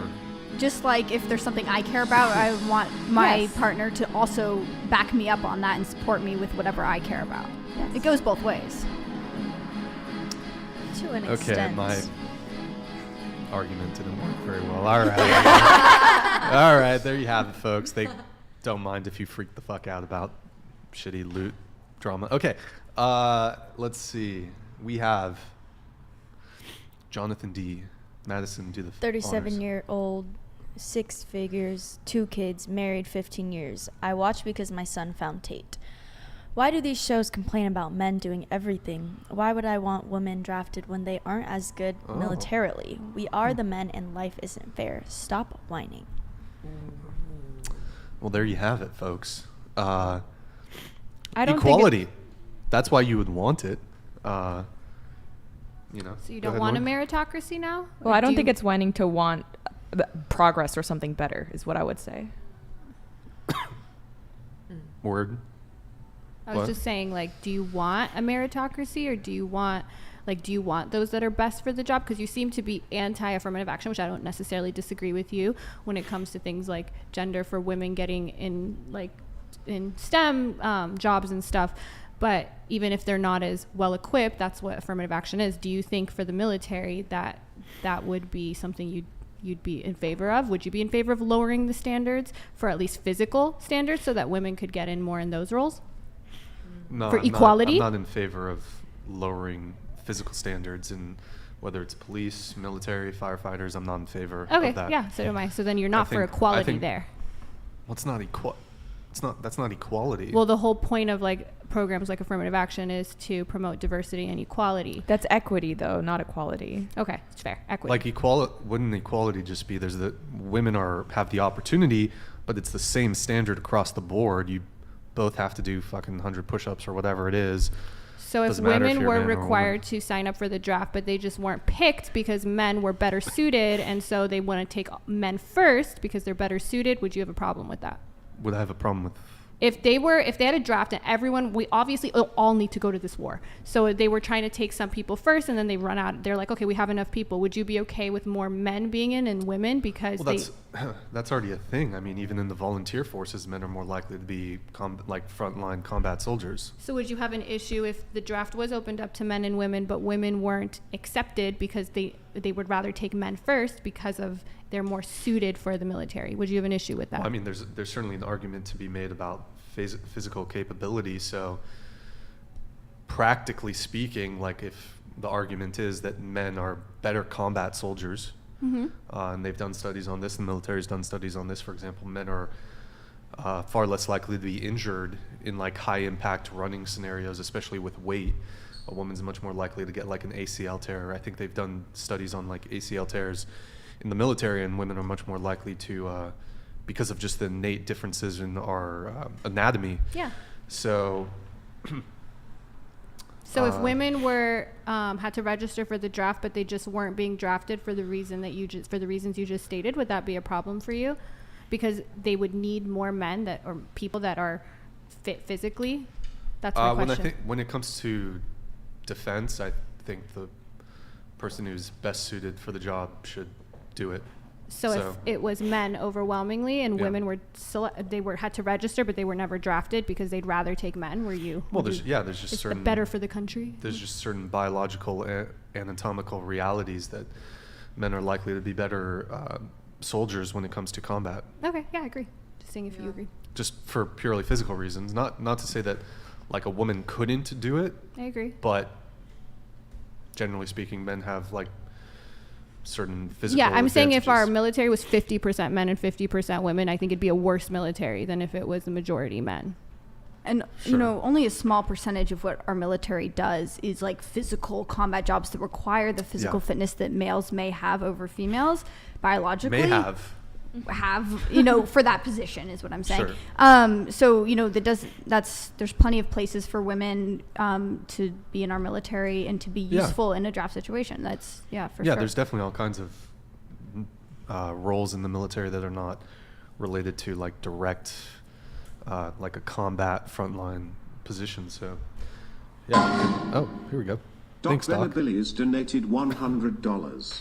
Lauren has established herself as the smartest woman on the panel. Sorry, Maddie. Pink G's, you try too hard and you come across as irritating. Stop letting your mouth run ahead of your supratentorial synaptic activity. Wow. That's your brain, in case you missed it. Supratentorial. Yeah, I'm glad synaptic I'm activity. sure you looked this up and found a way to write this comment, and I'm really proud of you. And I just feel like if this audience was happy with me, I'd be doing something wrong. So. This is Based. exactly, Okay. All right, we have, let's see. Oh, wait. We did this one. This one, did he send it twice? Hold on. No, this is a different one. Oh. Oh. But Slightly I can't different. read that. I cannot read that. You It can't? hurts- It hurts my brain. Come Like on, just Maddie. staring Give it a at shot. that. Here, give it a crack. Oops. Oh, didn't mean. Oh. Okay, we'll get to that. Lauren, within digital's esoteric tapestry, your perspicacious exegesis You got it. F navigating epistemic realms, your over touches eruditions apogee in I can't do this. You got it. You're almost there. Enigmatic beacon to avid cognoscenti Avid cognoscenti with deepest. obsequiousness. Well, Your thank you, I response. think. If you're not subscribed on YouTube, I hope you do, because you can hear me talk a lot more on there. I'm still in school for a reason, guys. Just saying. All right, we have the cast man. Go ahead, Maddie. The draft is likely to happen now because of the recruitment crisis. They just activated the inactive guard for the first time since right before the 2003 invasion of Iraq. Also, the CFR is writing articles questioning the possible need of a draft. There you have it, folks. We are going to war, and Jasmine's going to be on the front lines. The resurgence of logic. Thank you, Brian. You seriously need more men because these 3FOs are so clueless about the male experience. Say the word, and I will fly. Let me trigger it again. Oops. Out to debate with these bad faith actors, I would relish the chance to point out the flaws in their logic. Mute Jazz. In real time, hashtag mute jazz. Okay, there you have it. I'm willing to. You can debate me. DM me on Instagram. We'll do a live debate. I'm not. She'll do it off camera. There Yeah. you go. I'm willing to do it here or off camera. All right, we have KV Moga. Thank you, Brian. A lighter question. Actually, Madison, can you read this? Brian, a lighter question. You are helping OF girls, intentionally or not, to sell more subscriptions on your platform. If the guys who pay for these subscriptions are called simps, what should the podcast hosts to be called? Maybe OF PIMPs. Oh, I'm a pimp. I suppose that is one way in which you could. I think you'd need to be getting a cut of their income for that to be All right, accurate. Jasmine, let's talk. I mean, are Let's you going to negotiate. give me part of the like $1,500 people spent to talk about me?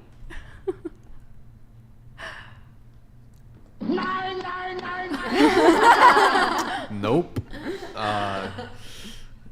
Yeah. I should. People have suggested that I start asking for a cut from the girls, but I'm Affiliate not. marketing. No. I don't think that would happen. But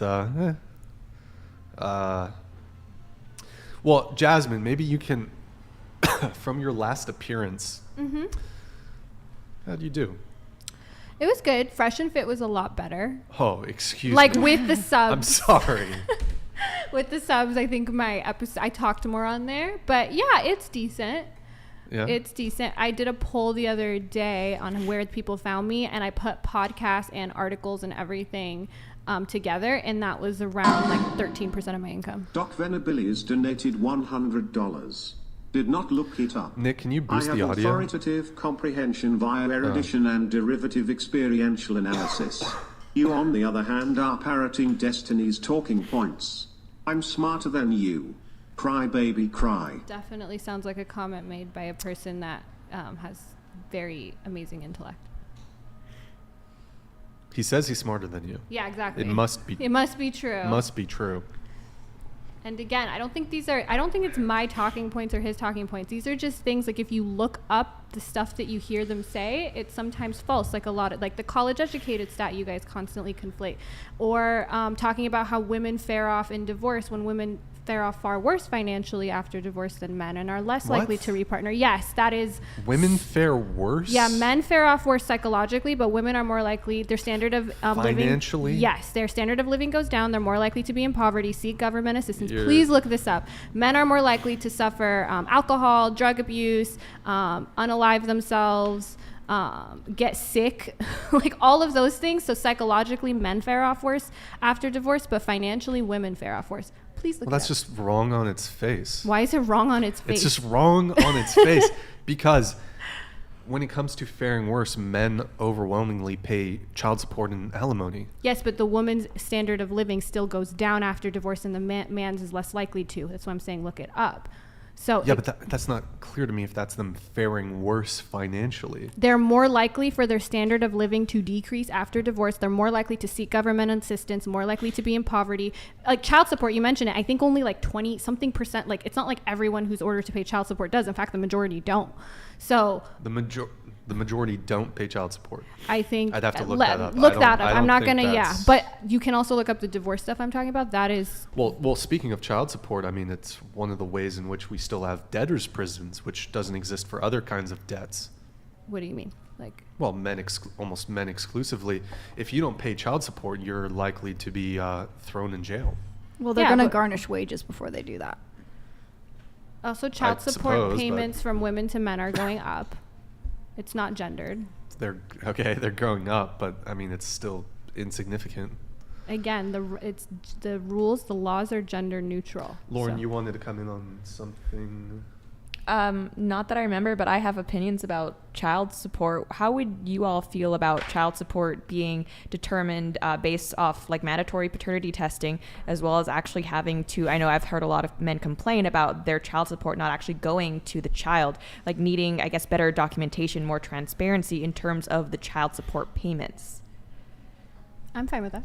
Valid. Sounds good to me. Yeah, I think it makes total sense. Yeah. I think that in the same way, like with SNAP benefits, food benefits. You okay? Empty. I'm going to get one. Okay. There should be a limitation on what you can spend with child support.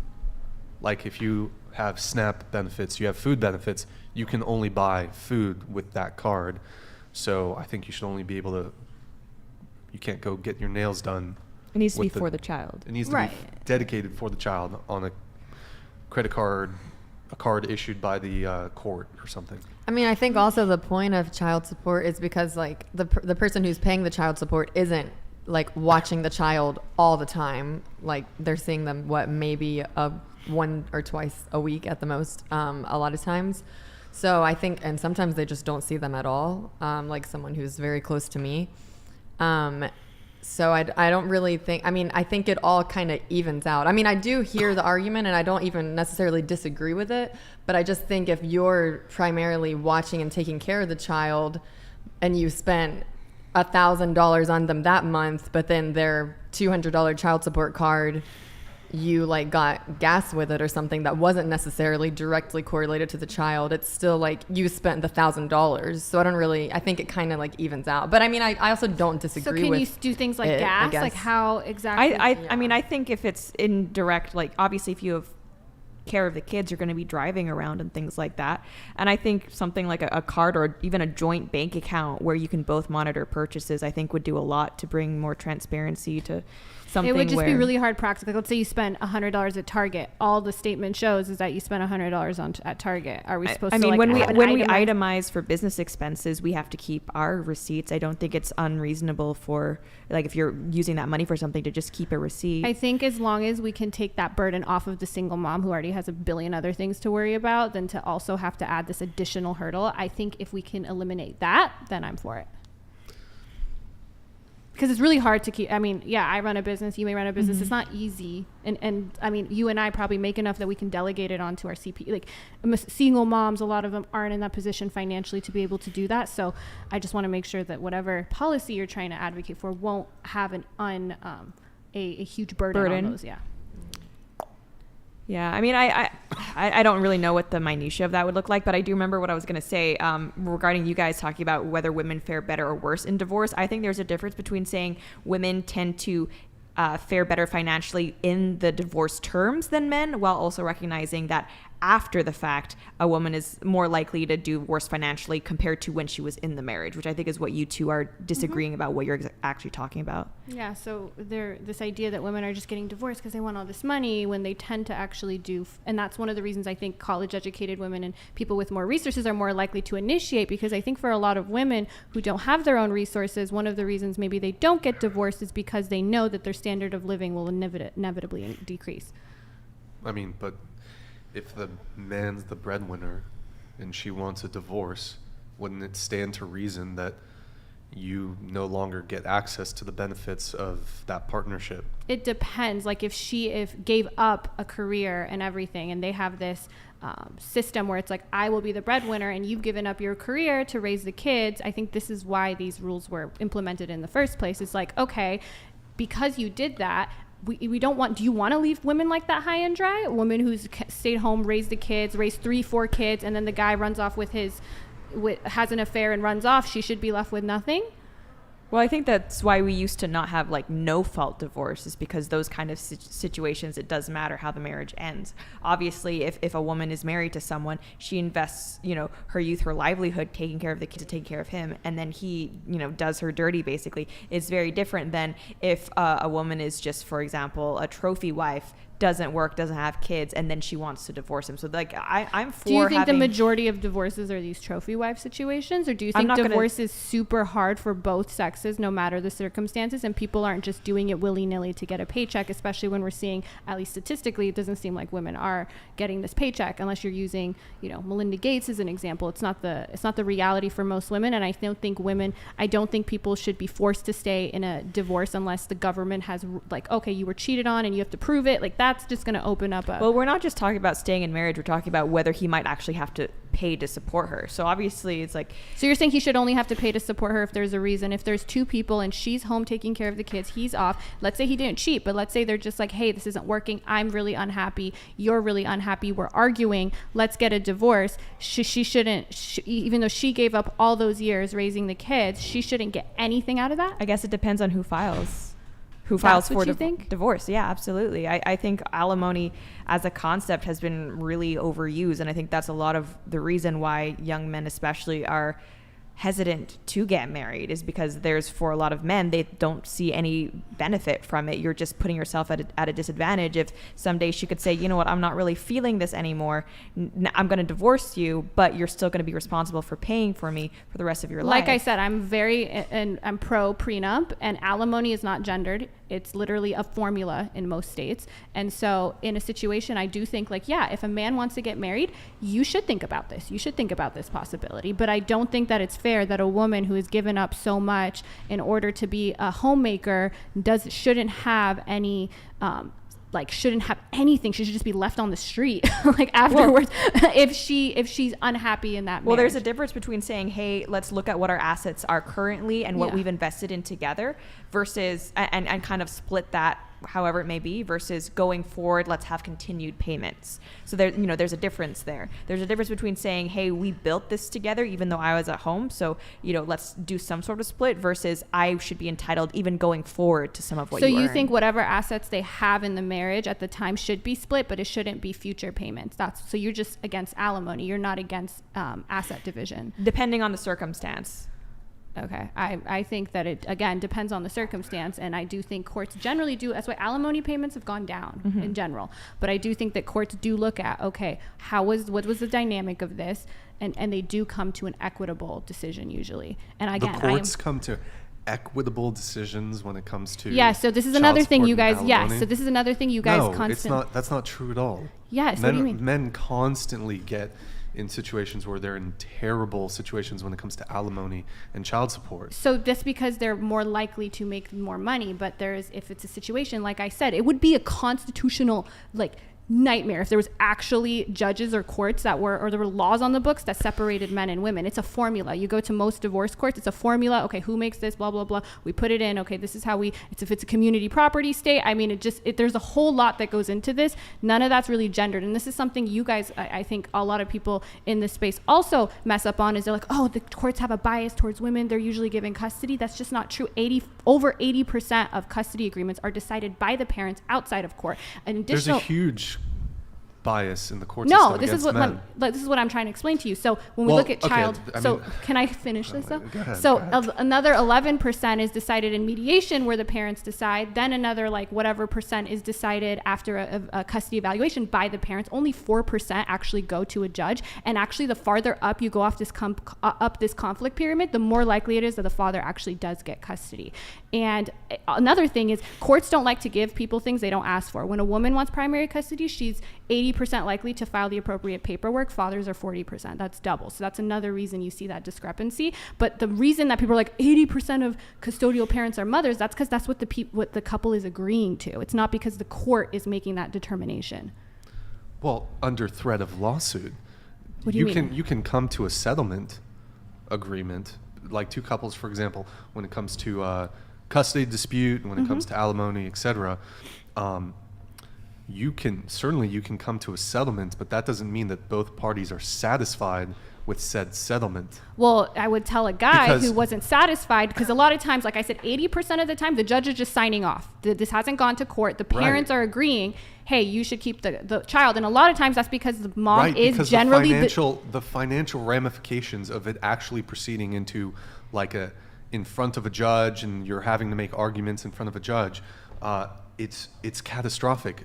Also because if the man's the breadwinner, not only is he obliged to pay for his own legal, his own counsel, he has to pay for it for his wife. So there's a double impact So there do you if think they that's drag the reason, on. or do you think it's more likely the case because it's generally true that even in a two parent household, the mother is the default parent. The mother is the one that generally is the one taking the kids to soccer practice. It would disrupt the routine usually for the man to become all of a sudden the primary caregiver. But again, men who do fight for custody do end up getting it.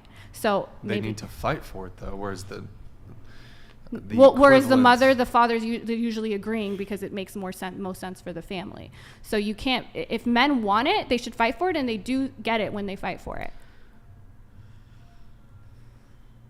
I suppose, but the issue is that you have these really just catastrophic awards for child support and alimony, which are not even approaching proportional to what is, I think when it comes to alimony and child support, it should basically, it shouldn't matter what your income is.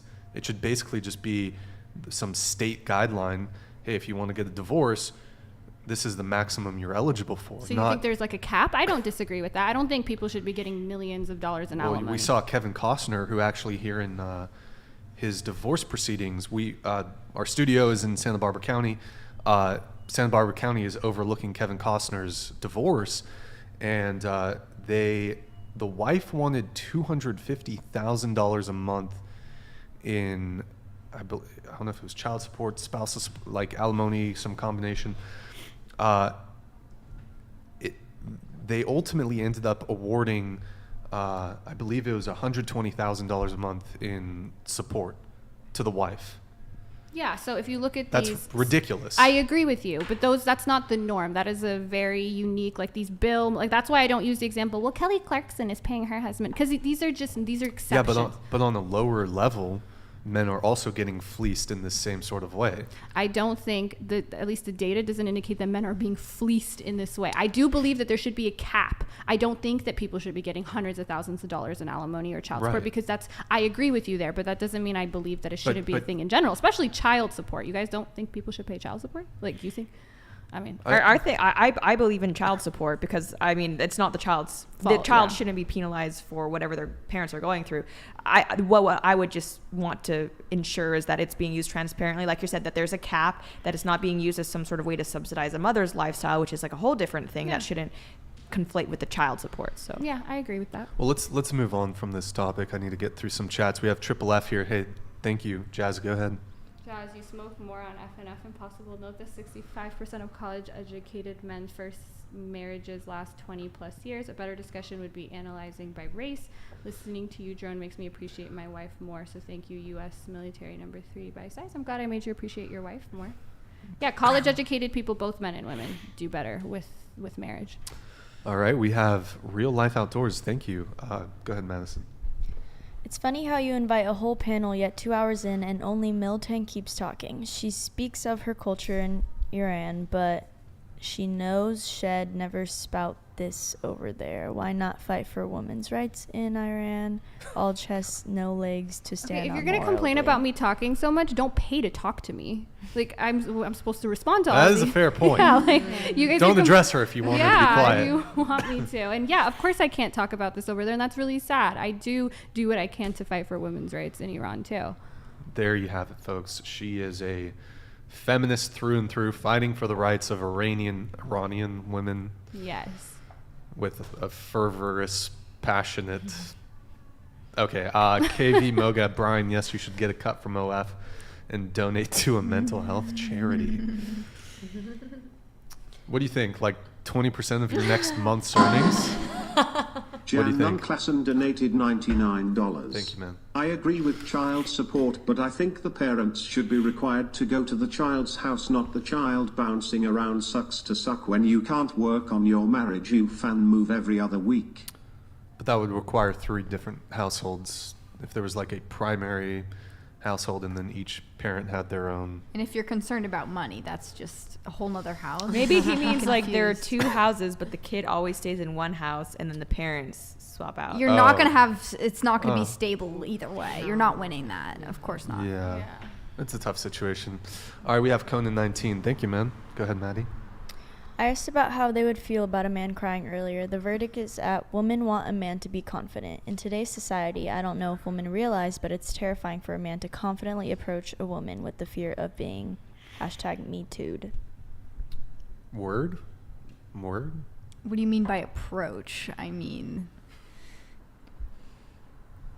Well, men are scared of, like, if they were to approach a woman that she would, you know... I'm concerned that he can't figure out how to approach a woman without bordering on sexual harassment or assault. If he's talking about Me Too. Yeah. Right? I feel that like there are men, and it may not even be their fault, who just can't approach a woman without it being creepy. And it's not all about not being a Chad. And I think some men just can't do it charismatically, and that can come off as creepy, whereas so I give him that. He's probably one of those. Well, yeah, I think there's I think a bigger fear of like if you approach a woman, it's not like, oh, while it may very much be a valid fear of like a false accusation, I think the bigger concern for a lot of men is just being perceived as creepy.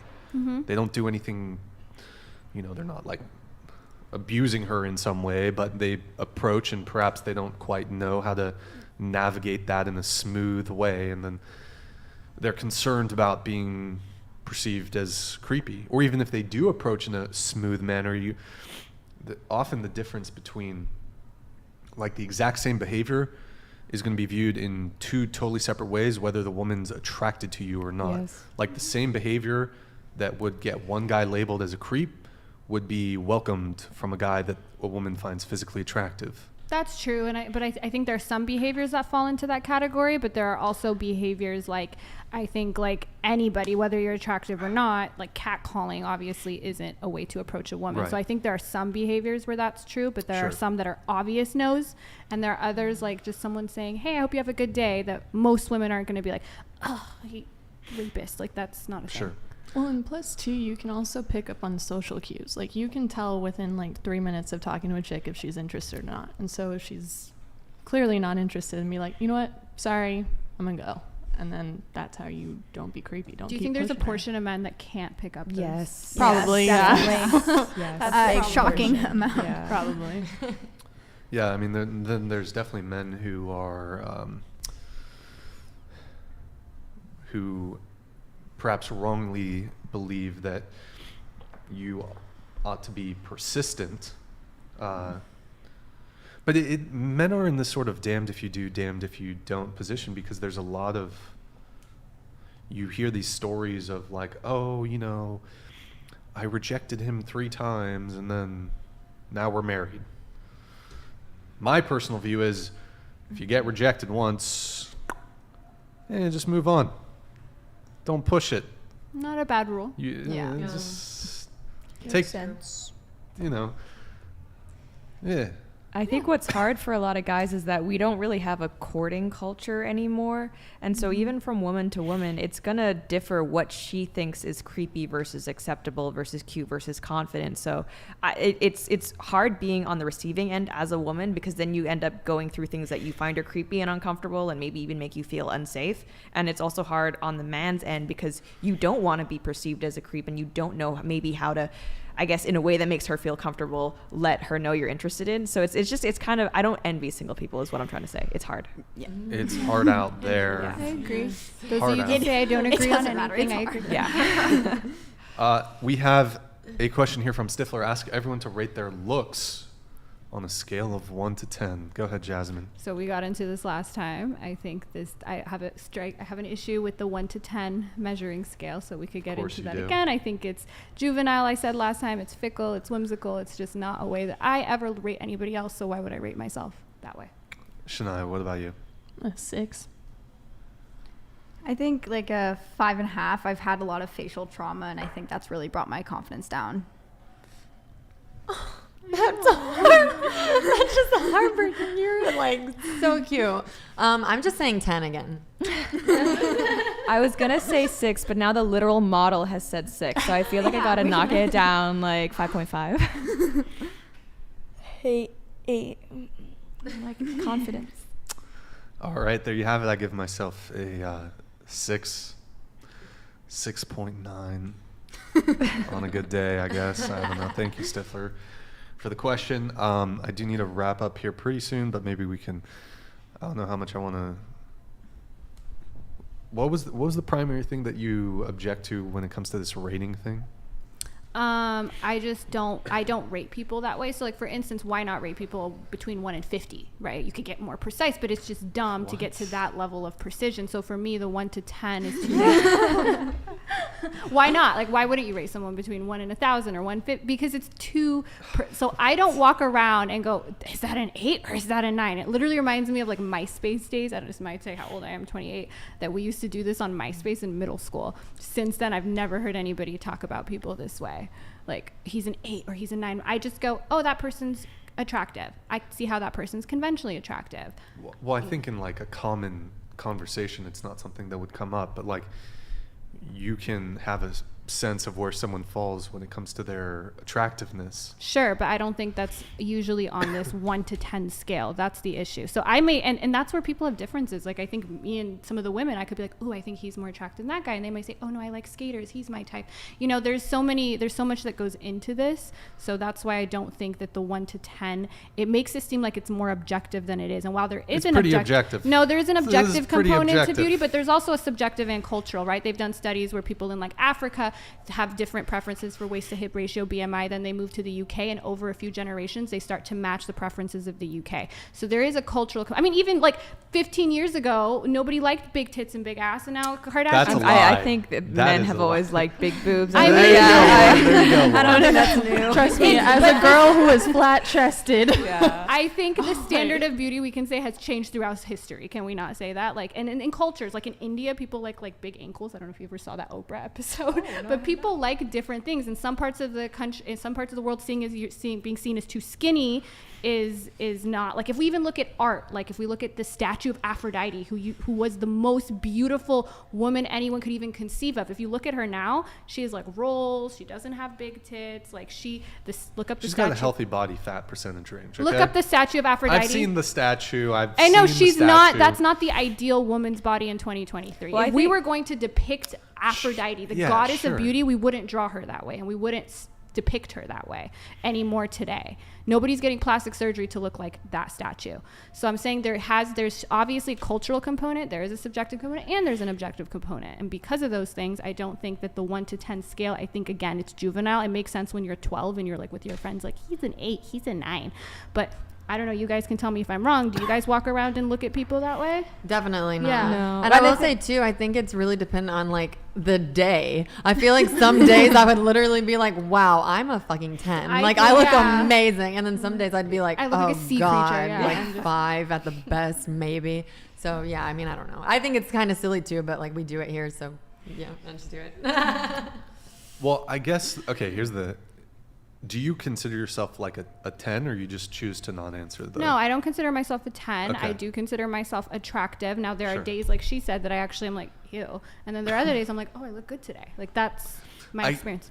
So, first off, I think this idea that it's juvenile, I kind of reject that, because we all have our preferences when it comes to who we want to date. I don't think anyone here at the table would deny that physical attractiveness is incredibly important for both men and women. So that's not juvenile. I don't think that having preferences is juvenile.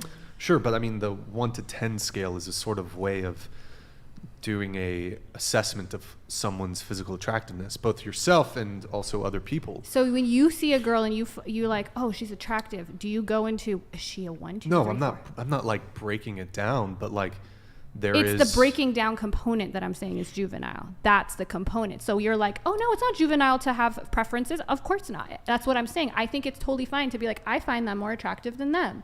But I don't go 8, 9, ooh, he's 2 inches taller. Ooh, but I like his tattoos. Like it becomes weird. It doesn't go through, and I would say it's probably the case for most men, that it doesn't like go through our head like to assign a number when we're just passing a girl in the street, or we're even in the conversation with a woman.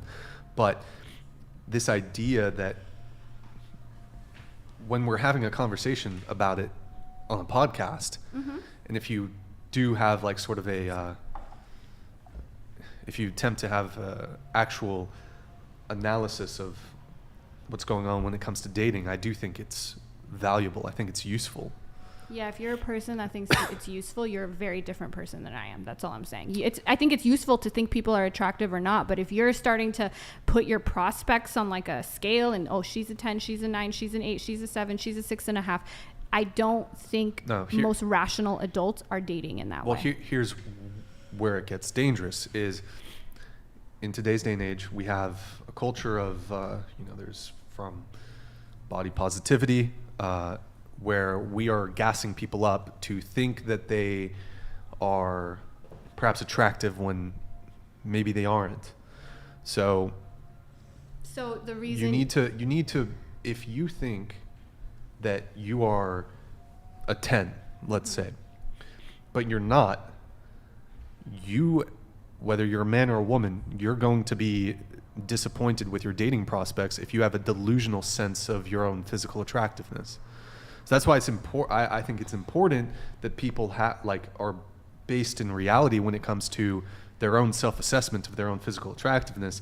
So if you just like willy-nilly, oh yeah, I'm a 10, my looks are a 10, you're probably going to have some degree of entitlement when it comes to, well, if I'm a 10, thus I deserve a guy who's a 10. I see what you're saying, but this is where that subjectivity comes in. So I'm on the internet. There are men who I am like their dream woman, like the big tit, small, like I am. They think I'm stunning. They think I'm a 10. I don't even think I'm a 10. There are some men who think I'm mid or average. So if I want to see myself as a 10, there are certainly men who will find me as a 10. I don't even think that of myself. But do the men that you want view you that way? I personally obviously like people who when I'm their type. Like I like that compatibility. So yes, if a guy is really into like a lot of the guys that like me, they don't like fake tits. Like they don't like that.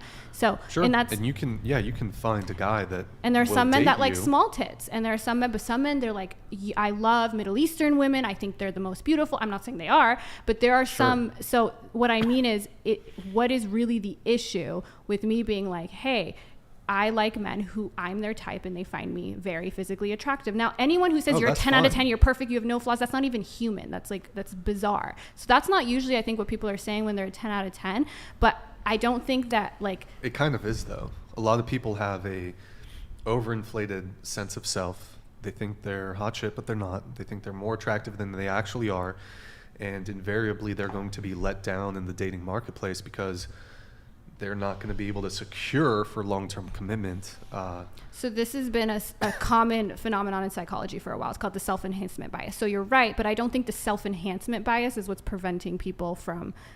It's one of various factors. You can think that. I haven't... Go ahead. I don't feel like it. Well, I think it's important to remember that everyone has unique preferences. It's like someone I may find super attractive, my best friend does not think is attractive at all.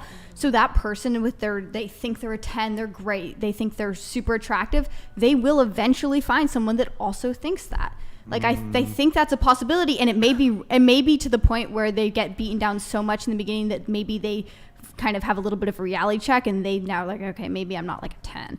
But, to someone, they may be a 10 and someone's preference may match what they think of themselves. And in that case, that's great. But, of course, that's really challenging to find.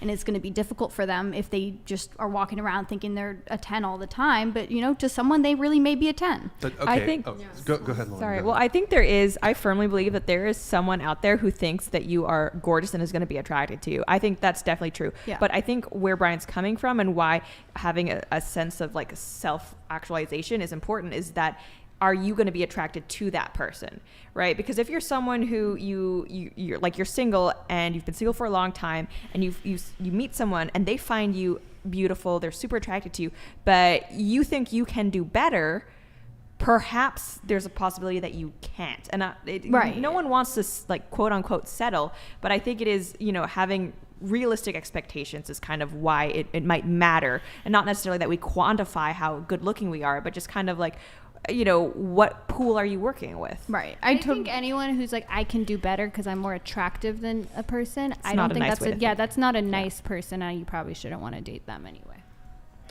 I guess here's the thing though, when it comes to differences between men and women, is that I think it's really important you have, especially so for women, that you have an accurate self-assessment of your own, your own physical attractiveness, is because men will put women, well, there's a variety of categories, but men are a little more flexible when it comes to who they're willing to sleep with.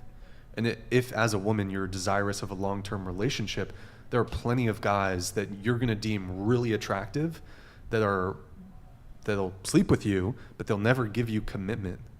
And so if you start gunning for like a really top tier guy as a girl, you can get sexual access to him, but it's not a given that you're going to get commitment from him.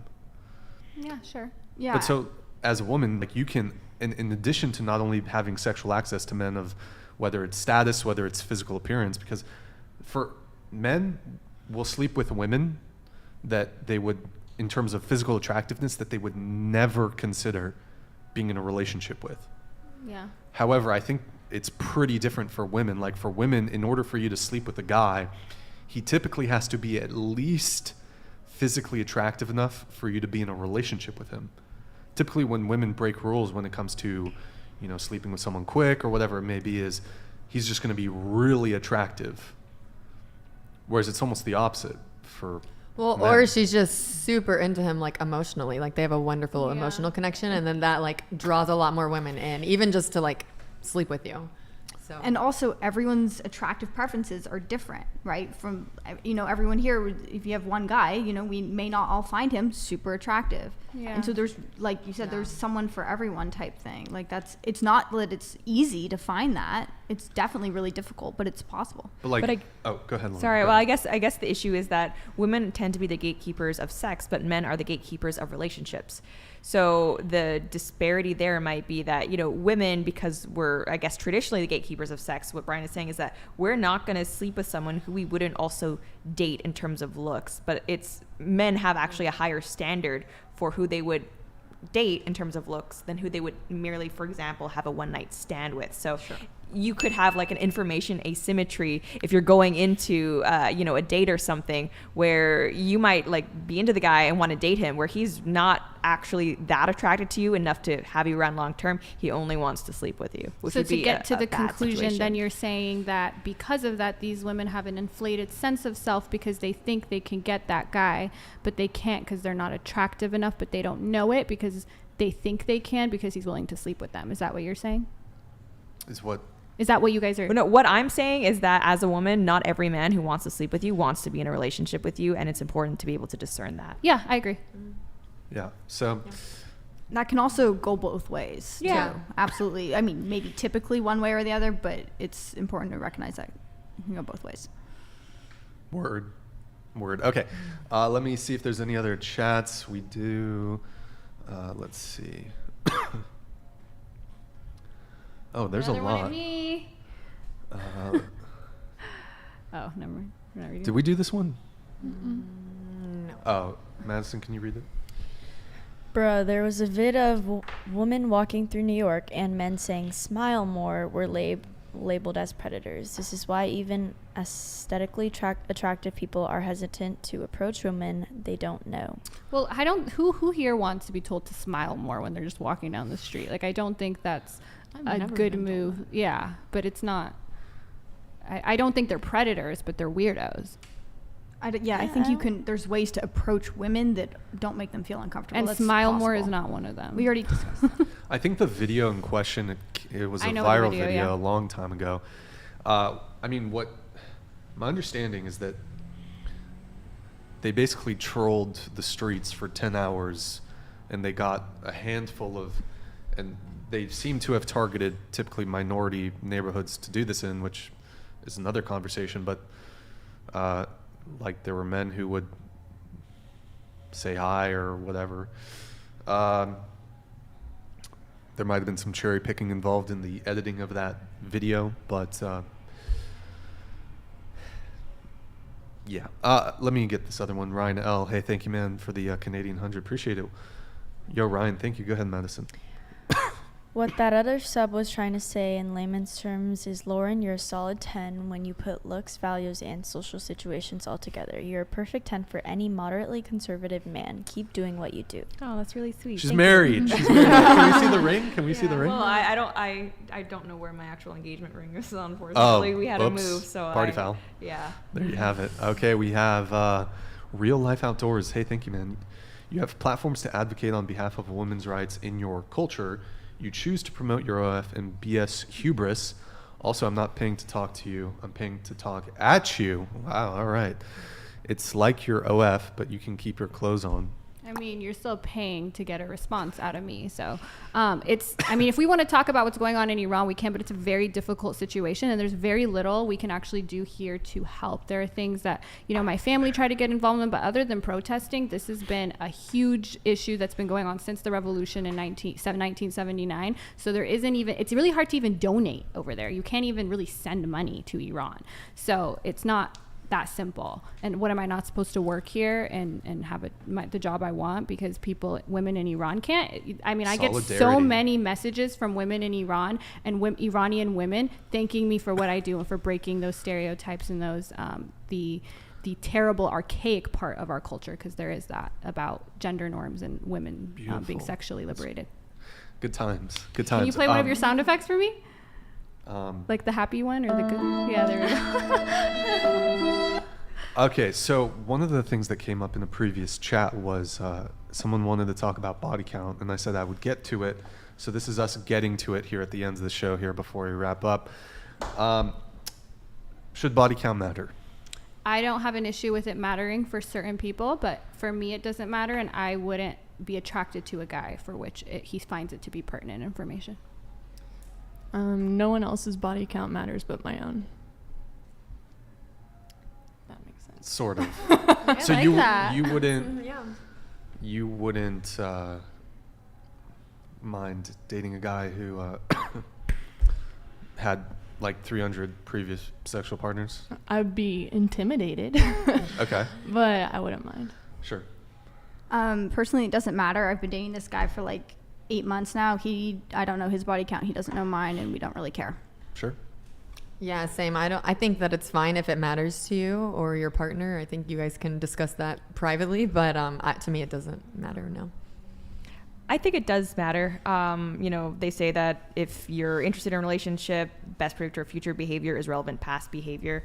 I don't know about the statistics for men. I still think it matters if you're a woman what your male partner's body count is, but I know for women there is a correlation between number of partners before marriage and likelihood of divorce. So we can go into exactly what the reasons might be, but I think overall for a prospective boyfriend or husband to care about that, I think it's reasonable. So are you talking about the Institute of Family Studies? Because that's the one study that's shown it. Interestingly, they show that 2 is the worst, and if you have 2, it shows it goes up after 9. So would you, if someone who slept with 2 people, would you say they should sleep with a few more so their likelihood of divorce goes down? And if we're going to talk about divorce statistics, the first thing you should be looking at is a college-educated woman. It's their first marriage, and that they're between 25 and 32, because those are the 3 biggest things that really reduce your likelihood of divorce. If you just do those 3, your divorce rate is now at 20% instead of 50. So yeah, I do think I think it's a good conversation to have if you're talking about lifestyle, right? If you've slept with hundreds of people, you probably party a lot, you probably drink a lot, and if the other person doesn't. But maybe a little bit it does, if you're like, oh, the likelihood of divorce and stuff. But if someone's going to use that, the likelihood of divorce, then I expect you to pick women that at least on those things that matter far more when we're talking about likelihood of getting divorced. I mean, I'm for men, especially when it comes to marriage, being very picky. So I'm not going to say no.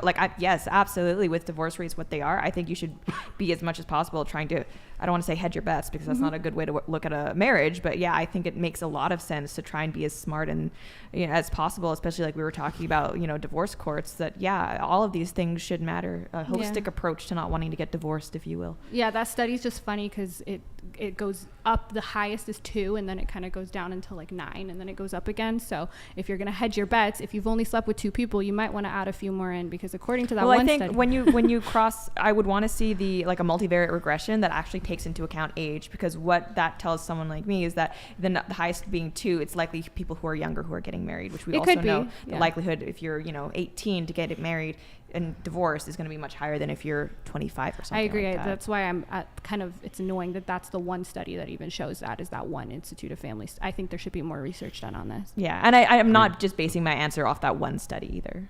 But do you really need a study to know that promiscuity is an undesirable trait? Well, it's actually, so desirability is different than divorce. So actually there has been studies done on lifetime partners and that impacting your likelihood of marriage, and there's no impact. So your body count doesn't actually impact your likelihood of getting married. It does impact likelihood of divorce, that's true, but it doesn't impact desirability enough, because men are still these women are still just as likely to get a ring on it as women who have lower body counts. And that's what we're trying to change with this show. How about Jasmine, you really need to stop bringing up college education. Education itself is not what leads to lateral attraction. Even if partners have same education, income and socioeconomic status holds more weight than education itself. Not with divorce and divorce statistics. Education is a variable that has been shown to have this effect more so than those other ones. But I did say socioeconomic status does impact it. Well, it's hard to divorce them, right? I mean, someone from a certain socioeconomic status, you're almost guaranteed to have gone to college if your parents make over. So you can't really, he's trying to say, divorce them. They're overlapping. I think they could, and people of higher socioeconomic status do get divorced less often, and I think maybe that could be because it's also college education, and also a lot of couples argue about finances, and if you're of a higher socioeconomic status, you're not worried, you don't have those stresses of like poverty, how am I going to put food on the table, those things impact your relationship. So yeah. But okay, we were talking about body count. Yeah, so body count, it doesn't impact desirability because those women are just as likely to get married. So a woman with a high body count and one with a low body count have the same likelihood of marriage. When we're looking at lifetime partners, there is a discrepancy if we look at recent partners. And the researchers in the study concluded that maybe, obviously, if you're sleeping around right now, maybe you're not ready for marriage, you're just at a different point in your life. But they looked at lifetime partners and they looked at a probability of getting married, and that they didn't find any link there. Every single woman that ever existed or does exist were to have a body count of 300, women would still get married.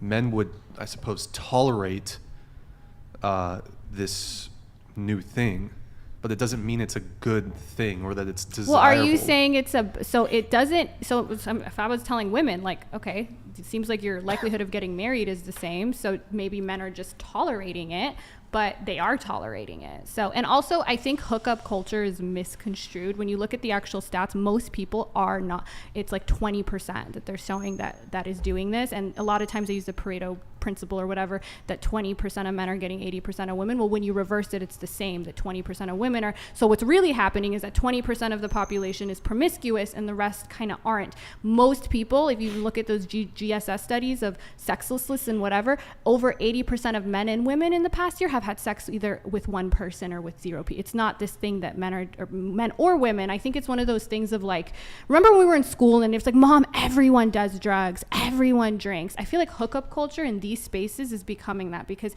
people assume in these spaces like everyone's hooking up and this is just becoming a thing. Everyone's body count is like in the hundreds. It's not true. Most people are having sex in... You think it's equal 1-to-1? What do you mean? When it comes to... You think men have more partners, yeah. No, men have more partners than women do. That's true. Yeah, that's true. At least, I mean, I don't know about like among certain populations, but in general, yeah, that is true. From what I remember, across all age groups, that was the case. And I also want to say that it is like, it's a double-edged sword, because I know a lot of single Christian women who want to wait until marriage, and we can say that men, they want to marry a virgin. A lot of men don't want to date a virgin and wait to marry her. So it is like, it's hard. Like you're kind of, I mean, as a woman, if you want that, that's going to be a challenge for you, even to just be able to be in a long-term relationship with a man in this day and age and not put out. So that's like, it's hard in that situation. I agree with that. I think that it can be hard, but this idea that people are just having these crazy high body counts and up in the hundreds, that's very rare. The average is not anywhere near that. And most people, upwards of 80%, if you look at who they've had sex with in the past few years, it's a partner in a relationship or a marriage. People aren't just going off and fucking 200 people the way the manosphere likes to think. Well, I mean, the stats that I'm familiar with, and I'm familiar with the GSS, the General Social Survey, whatever it's called. The 2018 one is probably the only one you're familiar with. I am familiar with that one, yes. How about the 2021 or 2022? Because you should look those up, and those have a very different result. What is the average?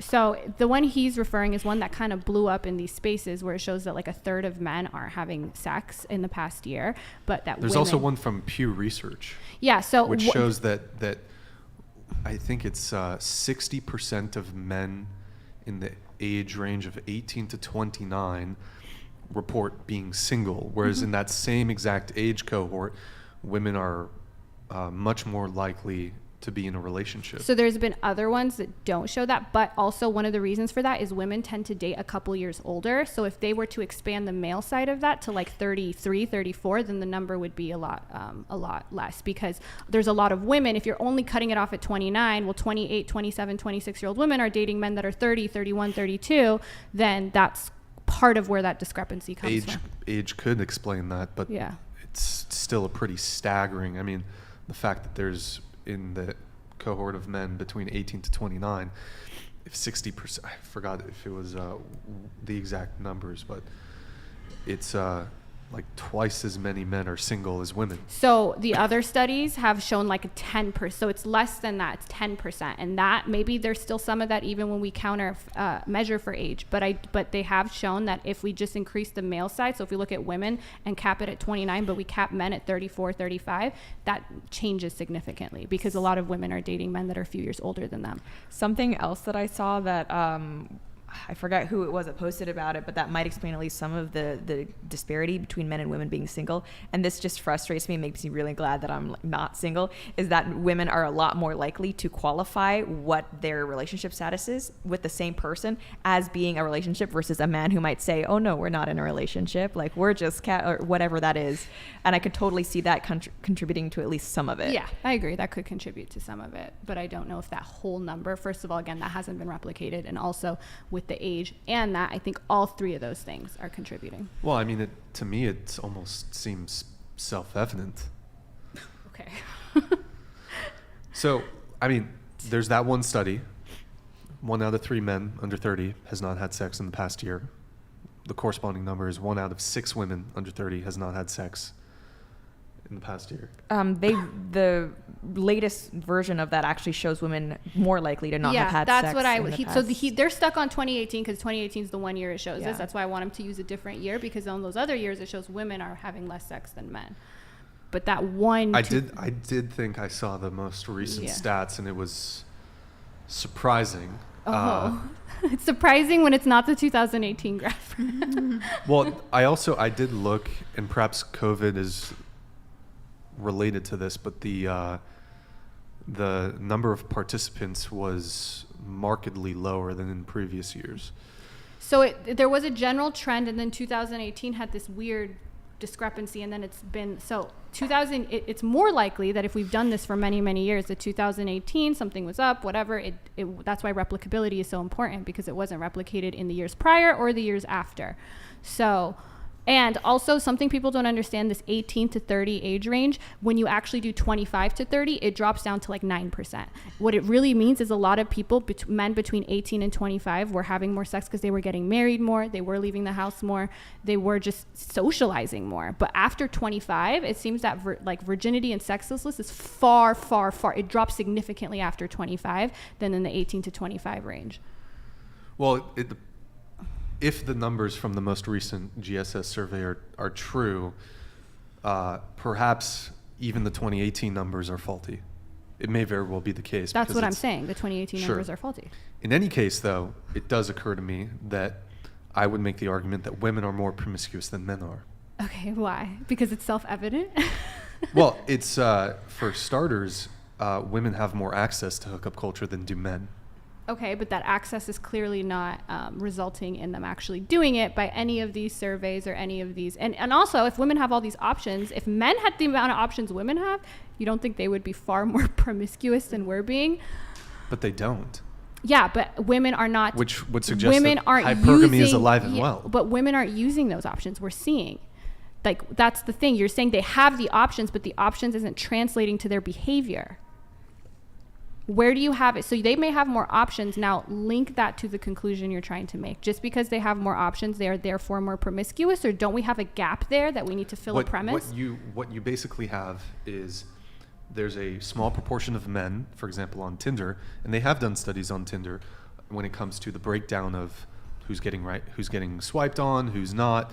So you have a very small proportion of men that get something like 80%, 90% of all the attention on dating apps. Mm-hmm. So it's a very small pool of men that get all the attention. So what you're going to end up having, for example, is, and I think this is one, so you basically have like a small proportion of men that are very promiscuous, that have a high partner count, but then you have a greater proportion of women that don't have quite as high of a body count as do the men. Well, again, if you're looking at just dating app swipes, that's different. But if you're looking at how people actually behave and their behavior, like I said, it does seem to be, because if you reverse it, it does also seem like 20% of women are sleeping with 80%. That's not true. What's happening is really that there's like 20% of the population, or maybe a little less, maybe a little more, that are more promiscuous, and that's what's contributing to this. Also on dating apps, I think it's like there's like 3 or 4 times as many men on there as women, and that's obviously going to conflate this. There's no actual real life scenario where there's like five men for each woman, unless you're in like a specific niche. Sure, which makes it even more difficult for men. I agree, it makes it more difficult, but I don't think it makes women more promiscuous, because that's the thing you're arguing. I do think men have it hard, but I don't think that translates to women are now more promiscuous, because men on average have more partners. There's more promiscuous women than there are men. Well, the stats show them both like around the same. It seems like there's 20% of people that are just fucking each other, and the rest of us are just like with. I don't believe it's a 1-to-1 thing. Basically, if it's not a 1-to-1 thing, more men are having more sex than women are. Like a smaller proportion of men are having more sex than women are. Well, so from what you're showing me, it seems like the majority, both men and women, are having, and I said this, over 80% of us are having sex with either 0 or 1 person. And then once you start getting to 2 to 4 partners, you start getting to way more men have. What the fuck? Yeah, there's a fly behind you. More men are having a lot of partners than women are. So I don't know how you're concluding that women are more promiscuous. Simply by virtue of their accessibility to. But that accessibility isn't translating to behavior. It is, though. How? Because the stats all show that's all happening. How is that? So tell me how it's translating. If you have more capability to do something, then you're much more likely to enact on it. So your argument is premise 1, women have more capability, conclusion, therefore women are more promiscuous. You're missing the middle. So premise 2 would have to be women are acting on this accessibility, therefore women are more promiscuous. You don't have that second premise. That second premise is not borne out by what we're seeing in the behavior. Well, it's hard because any of the stats I've seen about this, they just give like an average. They don't give like a mean, median, mode kind of breakdown. That was base donated $99. All right. Someone shut off Barney's mic for the night. At no point in your rambling, incoherent response were you even close to anything that could be considered a rational thought.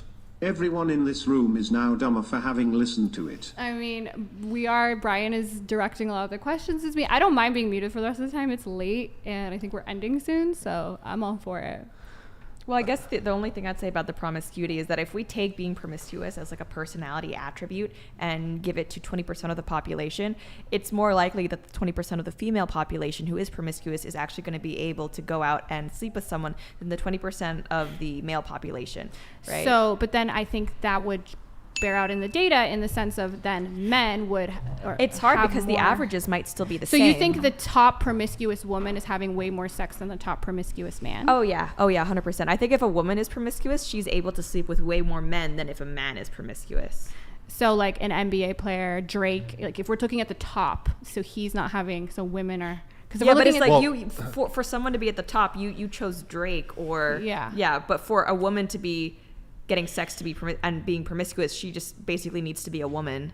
Because when we also look at body count, the ones at the very top are men, like that are sleeping with hundreds and hundreds of people. There are more men doing that than there are women doing that. So that has been shown. So I don't necessarily know what we're comparing here. Well, yeah, I mean, it is hard, right? Because we're comparing people who are promiscuous and then men versus women, and then the number that the highest body counts are obtained by men. And then we look at averages, men on average also have more. So I don't know where we're drawing this conclusion that all we have is the accessibility argument, and that hasn't translated to anything we've seen in behavior other than Brian's feelings. Well, I mean, I don't need a study, for example, to know that, and I think you would actually agree with me here, that it's easier for women to get laid. It's easier for women to get laid, but women aren't as interested in just getting laid with as many people. Is that so? You think so? As men are, yeah. I mean, this is an argument you would make. Men are they're less sexually selective. So I think women, you guys are kind of jealous of something we don't even want, which is that like a lot of men like want to fuck us. Like we're like, okay. And you guys are putting yourself like, oh, I wish I had that because I would fuck all these men. Okay, but we're not doing that just because they're all in our DMs. Well, it's not actually, it's not clear to me that I think there's plenty of women that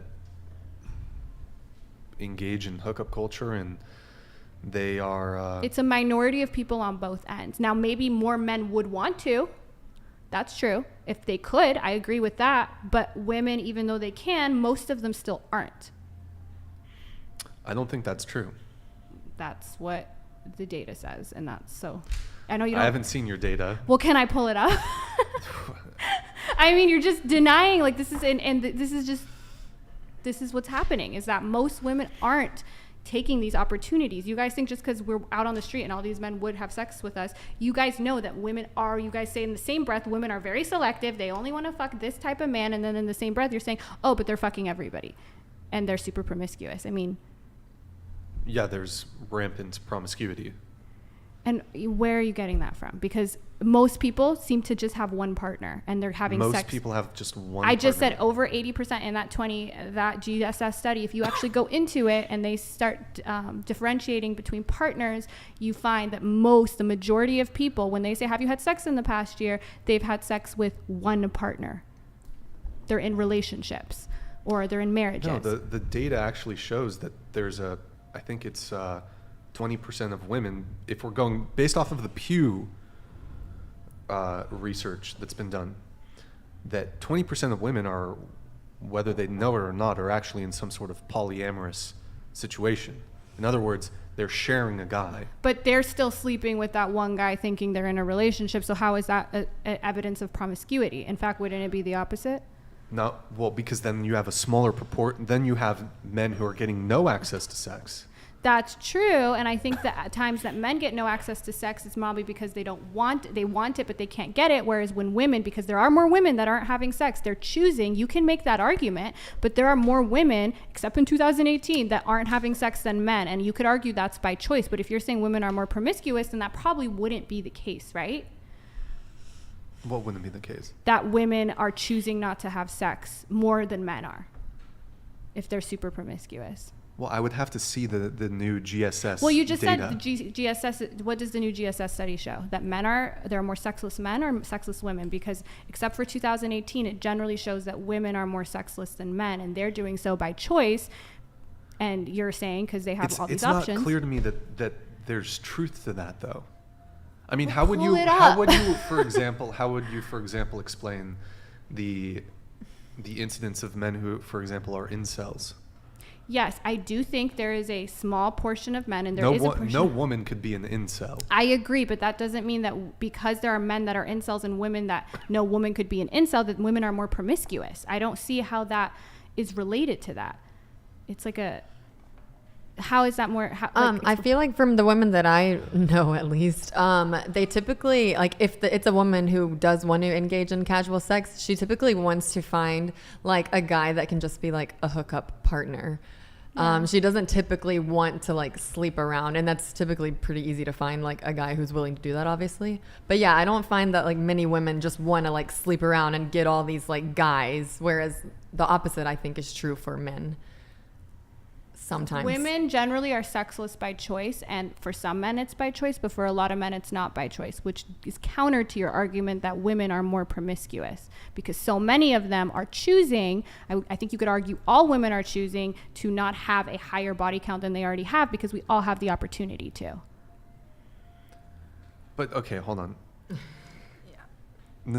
Okay. The thing is a lot of men by necessity have to be monogamous.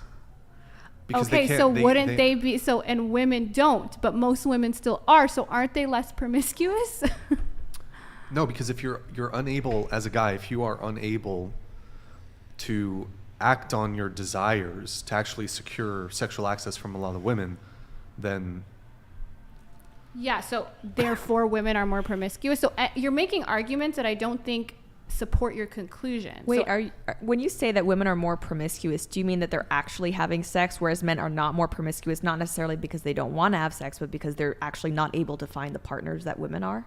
Like, is that how you're defining promiscuity? How are you defining promiscuity? If men were capable of getting sex very easily, then I would say yes, more men would be promiscuous. However, very few men are capable of engaging in promiscuity. So I would argue that there are more women who are promiscuous, who are successfully promiscuous, than there are men. And I don't think that's not borne out anywhere. That's all I'm saying. It doesn't seem that women, even though they have the opportunity, they don't seem to be taking those opportunities. And yeah, it's true that there are more sexless men who don't have options, but that doesn't support the conclusion, therefore, that women are more promiscuous. But if it has to be acted upon. and women aren't acting upon this access. If there was equality in the sexual marketplace, then yes, men would be more promiscuous, because that's men's sexual strategy, is to just sleep with a whole bunch of women. So what I'm saying is, what we're seeing is that women have all these options, and they're choosing generally, except for some women who do want to engage in hookup culture, most of them, the vast majority of them, are choosing to have sex with one partner. If we're looking at all the GSS studies and all that. Okay, well, we can go in circles on this. Here, I want to wrap up the show. So we have KV Moga, Brian, the OF girl, increased her sales 13% after FNF and throwed them under the bus, begging beginning of the podcast, no integrity.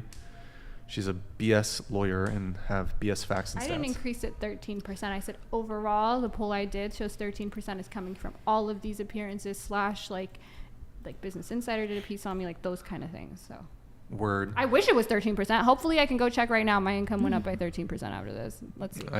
Okay, there you have it, folks. Hopefully, manifest it. Oh, last question. We're not going to get to the Logan Paul stuff tonight, because it's late. Been waiting since 7 p.m. to know what the hell's going on with Logan Paul. Last question. Would you date a guy who legally owned a firearm? Let's start with you. I think it depends on the context. If we live out in the back, in the wilderness in Alaska somewhere, yeah, absolutely. Urban setting. I mean, I would just be confused as to why he felt the need to have it. I don't know. It just doesn't seem necessary.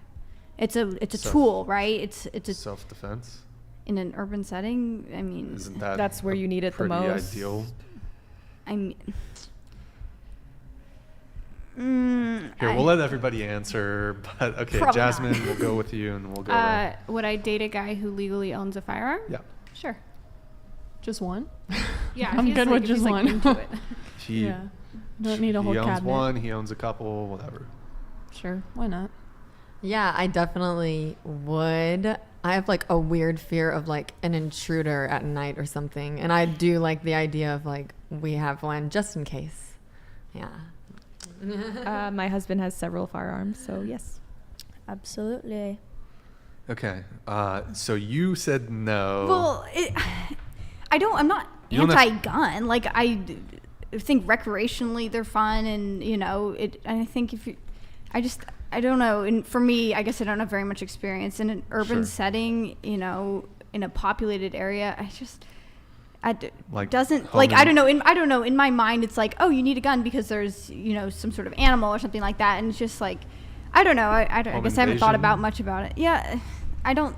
I mean, there's ways to prevent that. Sure. That's a very preventable thing. Is it? You can prevent. You can lock your doors. You can have security footage. You can have alarms. Security footage. You can live in a building with a doorman.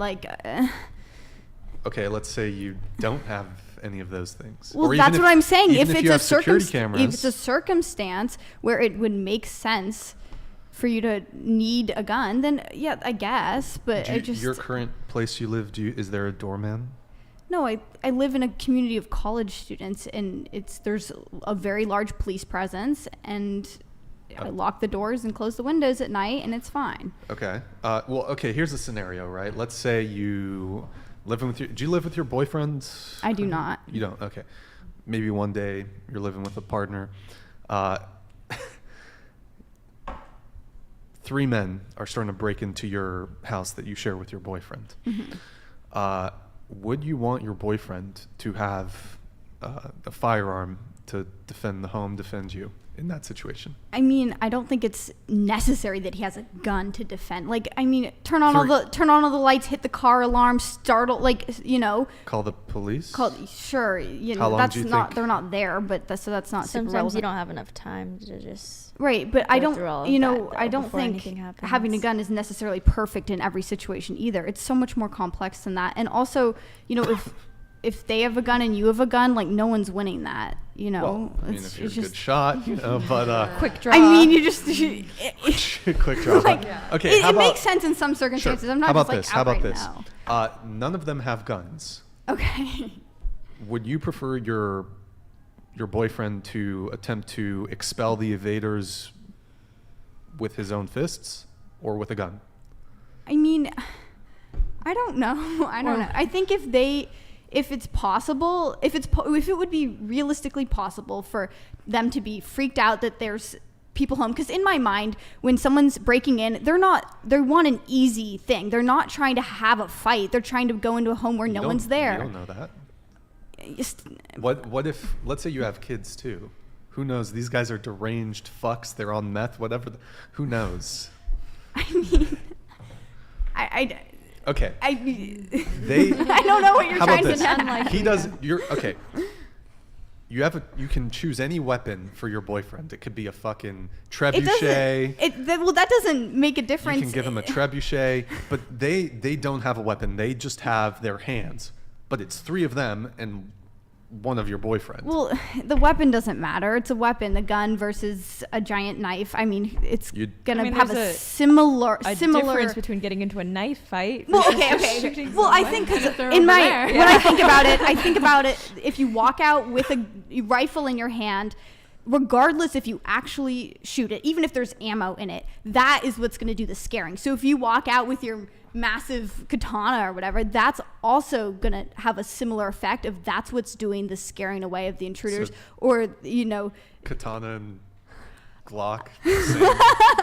Haven't you seen those like action movie scenes where like the guy comes out like wielding all these knives and then they just shoot him and fight's over? Yeah. Wait, it's okay. I actually haven't seen that.